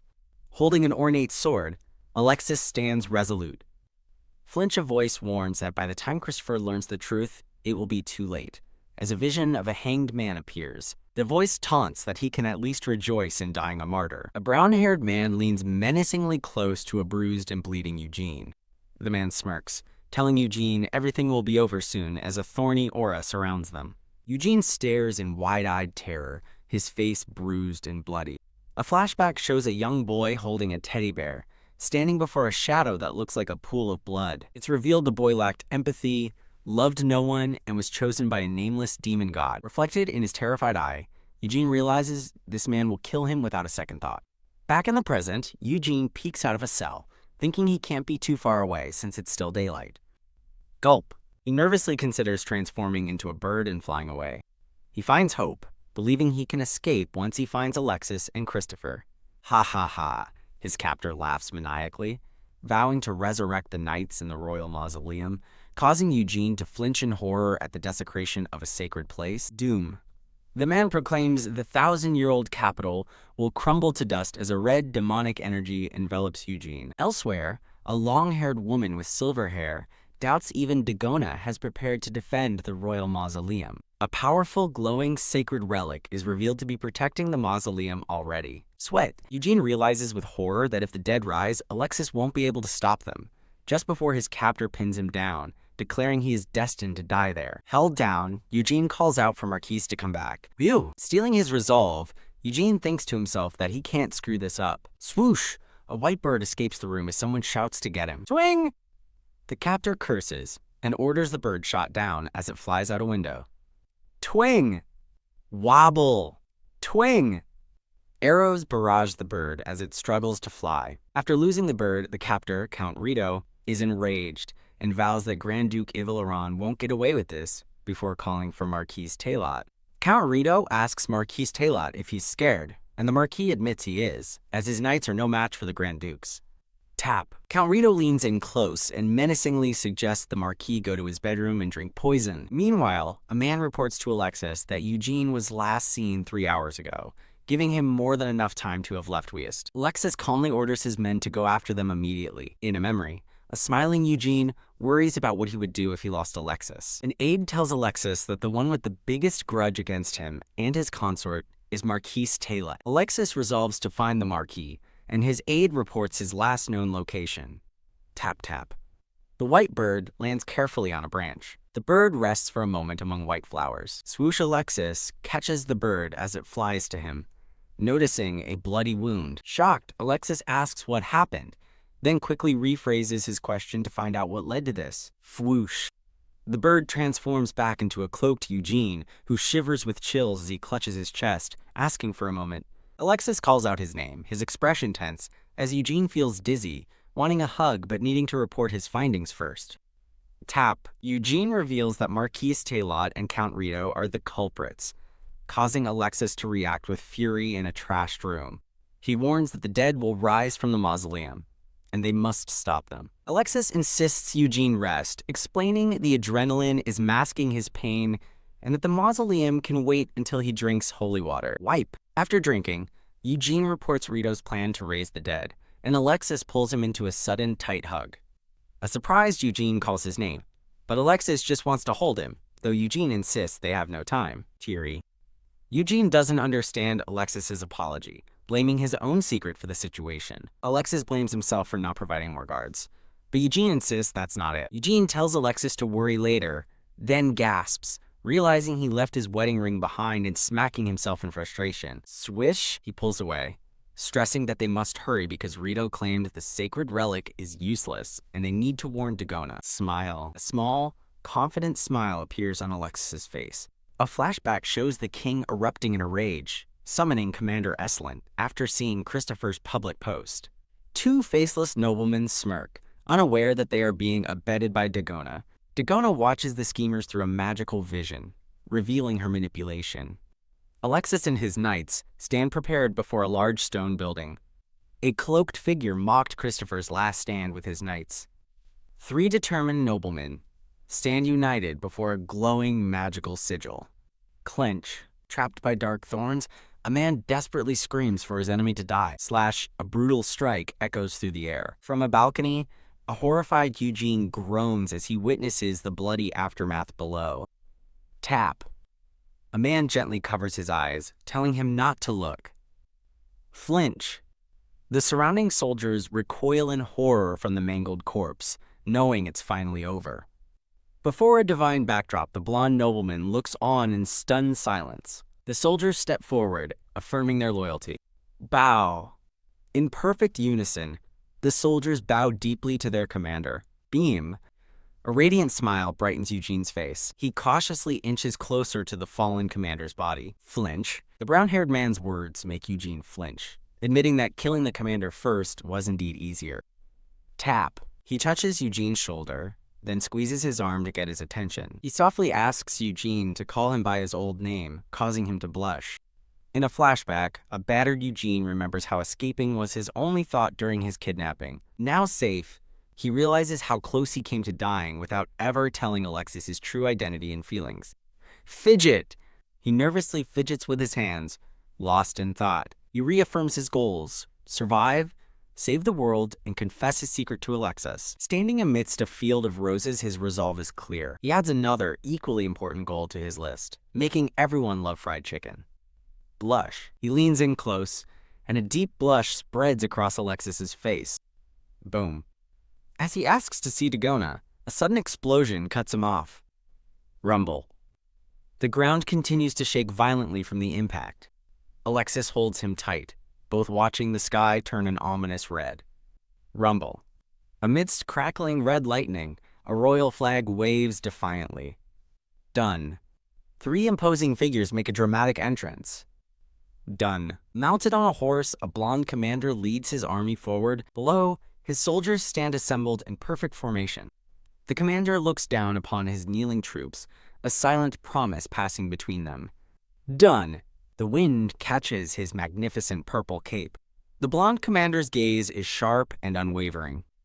Amidst a cloud of white dust, a figure stumbles and falls. The commander stands before his army in the great hall, ready to lead them. Alexis delivers the shocking news. The king has abandoned the palace. The commander orders his knights to pursue the king while the others follow him to the mausoleum. Crackle. The sky is torn apart by violent red lightning. Crackle! As lightning illuminates the chaotic battlefield, a lone hand reaches out from the carnage. Screak! An undead knight attacks a soldier as the sacred relic's power fades, leaving the living vulnerable. Riding through the chaos, they feel the air growing heavy with demonic energy. Eugene turns in shock at the sight of a man with long, pink hair. He turns back with determination, knowing he must intervene. Shah. He closes his eyes and channels his power into a small golden goblet. Whir. A glowing magic circle expands from their feet as Alexis stands guard behind him. The divine light spreads outward, washing over the beleaguered soldiers. Foosh. The wave of holy energy purges the entire battlefield. The commander raises his sword high, rallying his men by declaring the Saint of Miracles is with them. Dash. Filled with renewed hope, the soldiers let out a mighty roar and charged. Phew. Eugene sighs in relief as Alexis looks on, amazed that this wasn't even his full power. Nod. Alexis acknowledges Eugene with a nod as he looks on. A group of knights stands at attention, ready for what's next. Slash, crack, clang. In the midst of battle, a knight cuts through hordes of skeletons. Squeeze. He knows using such strong power comes at a great price. But Eugene doesn't care about his own safety. It's revealed that Eugene was unconscious for months after expelling the dark gods with his holy power at Mautika Park. The narration explains he must have filled himself with more power than he could handle. Grip. Holding a goblet, Eugene glances back with a determined look. Alexis looks down at Eugene with a concerned expression. Shah! As a wave of holy light cleanses the area, the surviving men cheer their victory. Eugene's eyes slowly open, glowing with divine energy. FWIP. Alexis quickly pulls the hooded Eugene into an embrace. A white-haired woman with an ornate staff declares she will treat the severely wounded first. Under his hood, Eugene thinks it would be faster if he helped with the healing. Gasp, grab! Alexis stops him, suggesting they leave it to the Viscountess to avoid confusion. Pause. As Alexis holds his hand, Eugene wonders if the battle is finally over. He realizes with certainty that it isn't. Tense, Eugene looks up and asks if the fight is truly not over. Alexis tells him he'll find out if he waits, and the blushing Eugene agrees. Alexis, looking tired, tells someone to rest, since there aren't many serious injuries. Eugene claims he isn't tired at all, but both Alexis and another man insist he's just running on adrenaline. Twinkle. Blushing, Eugene asks for the uncomfortable cape to be taken off. Alexis tells him to wait a little longer as Eugene clutches the goblet. Sigh. Resigned to waiting, Eugene decides to refill his goblet with holy power. At the palace, a narration explains a plan was created to replace the monarch with minimal sacrifices. A glowing scroll details the plan, called the abdication document process. This was the only way to take the throne without having to kill the king. The narrative shifts, explaining the king's escape plan failed due to internal conflict. His aides began to quarrel after the king suddenly demanded they return to the palace. Some aides tried to change his mind, but ultimately failed. In a desperate act of self-preservation, one aide threatened the king with a sword. During the infighting, the king lost several of his loyal followers. As the conflict died down, Christopher's men finally found the defeated king. The king, the novel's final boss, stares ahead, realizing his end is near. Gulp. Realizing how badly the king messed up, Eugene resolves to stay vigilant. Nod, nod. Eugene and Alexis silently agree with the Viscountess. Alexis leans in, causing Eugene to blush. A flustered Eugene insists there's no reason for his reaction, as Alexis recalls his earlier comment. Eugene thinks to himself that Alexis's sharp wit is handy at times like this. He worries that the Orichalcon armor still hasn't been repaired. Tap. Eugene rests a hand on Alexis's chest, determined to stay and protect him. Swish. Alexis turns around as Eugene looks up at him with a question in his eyes. The king rages, shouting about a bastard child wanting to take his position. Chills. A tense atmosphere descends upon the throne room as the king glares at his opponents. The king declares their actions treason and orders the usurper's arrest, but Christopher remains calm. Christopher quietly urges his majesty to calm down. The king explodes with fury, questioning if Christopher understands what he's saying. Gra! He screams for his sword to be brought to him at once. Christopher closes his eyes, remembering all those who died because of the king. He resolves that the king must be removed from the throne. "Shut up!" The king silences an advisor, shouting for his men to kill the traitor. The king screams furiously at their defiance. Christopher resolves to calm the raging king. Crash! The king furiously rejects their touch, vowing to kill them all as the scene freezes. Snap. Dark power suddenly erupts from the king. "Watch out," Eugene cries as Alexis steps forward to shield him. Doom! The king's transformation begins with a low growl. The white-haired woman shouts a warning as Christopher watches in horror. A horrifying, fanged monster fully emerges. Grah! A blood-curdling roar echoes through the room. Doom! The king's face contorts, his eyes glowing red as he growls. The grotesque, fanged monster stands menacingly. Grah! The men scream in terror, realizing the king has become a monster. FWIP. Eugene stands ready, his expression determined. A flashback reveals the king became a monster and murdered Christopher. In both timelines, the king became a monster and took his own life with the cursed sword Gullenberg. A voice notes that this time, Christopher has the fateful sword. Foosh! A massive magic circle erupts with holy power. Dash Alexis and Christopher rush into battle. Slash Alexis's blade cuts through the dark power. Swoosh! The monster strikes, but a powerful slash intercepts its attack. Crash! The monster's attack misses, slamming into a wall. Thud! The monstrous king collapses, the ground rumbling. Eugene urges Alexis to go after him quickly. Alexis remains silent and still. Swoosh! A lone figure leaps down to face the monster. Grah! A final, decisive slash silences the monster. The defeated monster writhes one last time. Alexis acknowledges Christopher with a silent nod. Stab! To seal the monster, Christopher impales himself with the sword. The palace stands silent after the battle.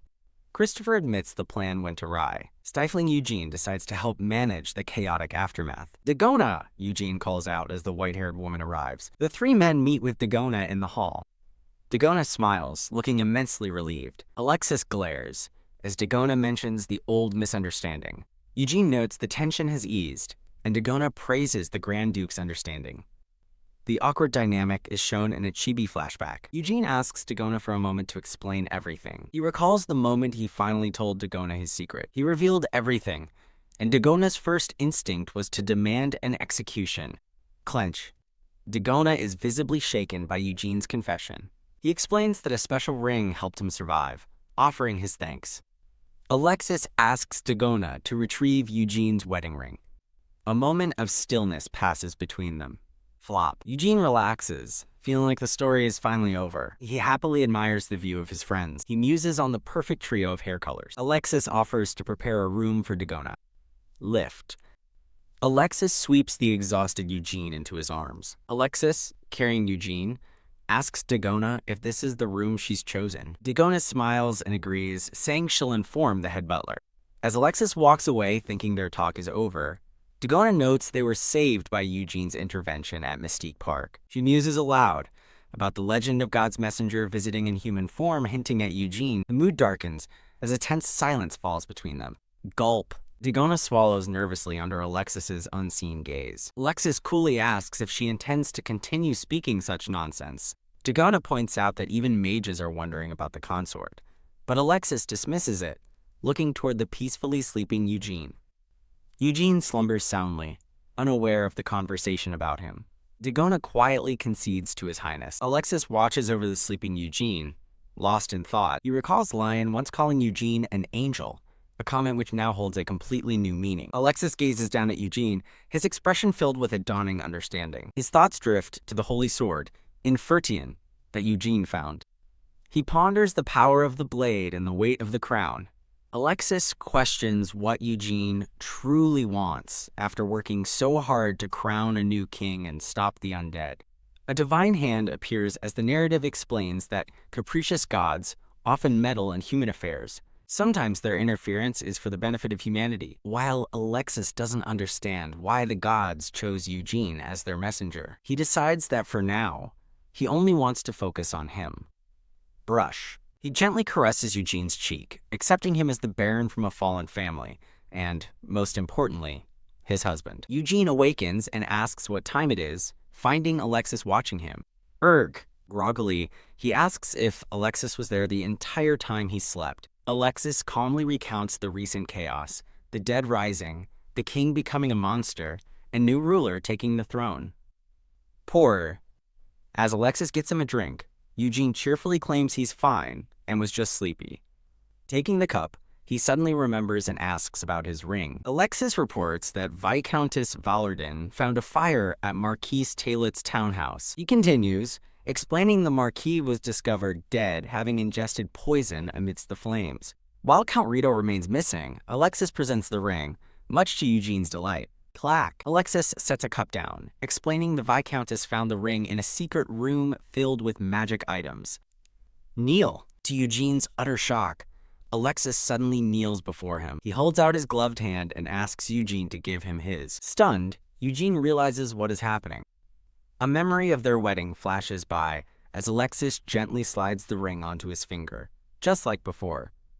Flustered, Eugene insists he can tell him while standing up. Ignoring him, Alexis gently kisses his ringed hand, leaving Eugene speechless. Thump. Eugene's heart pounds in his chest from the unexpected gesture. Alexis begins his deduction, ruling out Eugene being a killer or a member of a secret religious order. Gulp. Eugene listens with growing anxiety as Alexis accurately connects his memory loss and personality change to his fall. Flinch. However, Alexis points out the sudden acquisition of holy power remains unexplained. He looks Eugene in the eye, stating he knows about the future and is following a calling from God. Thump, thump. Eugene's heart races in panic as he fears his secret is completely exposed. Alexis voices his final terrifying question. Did the real Eugene die that day?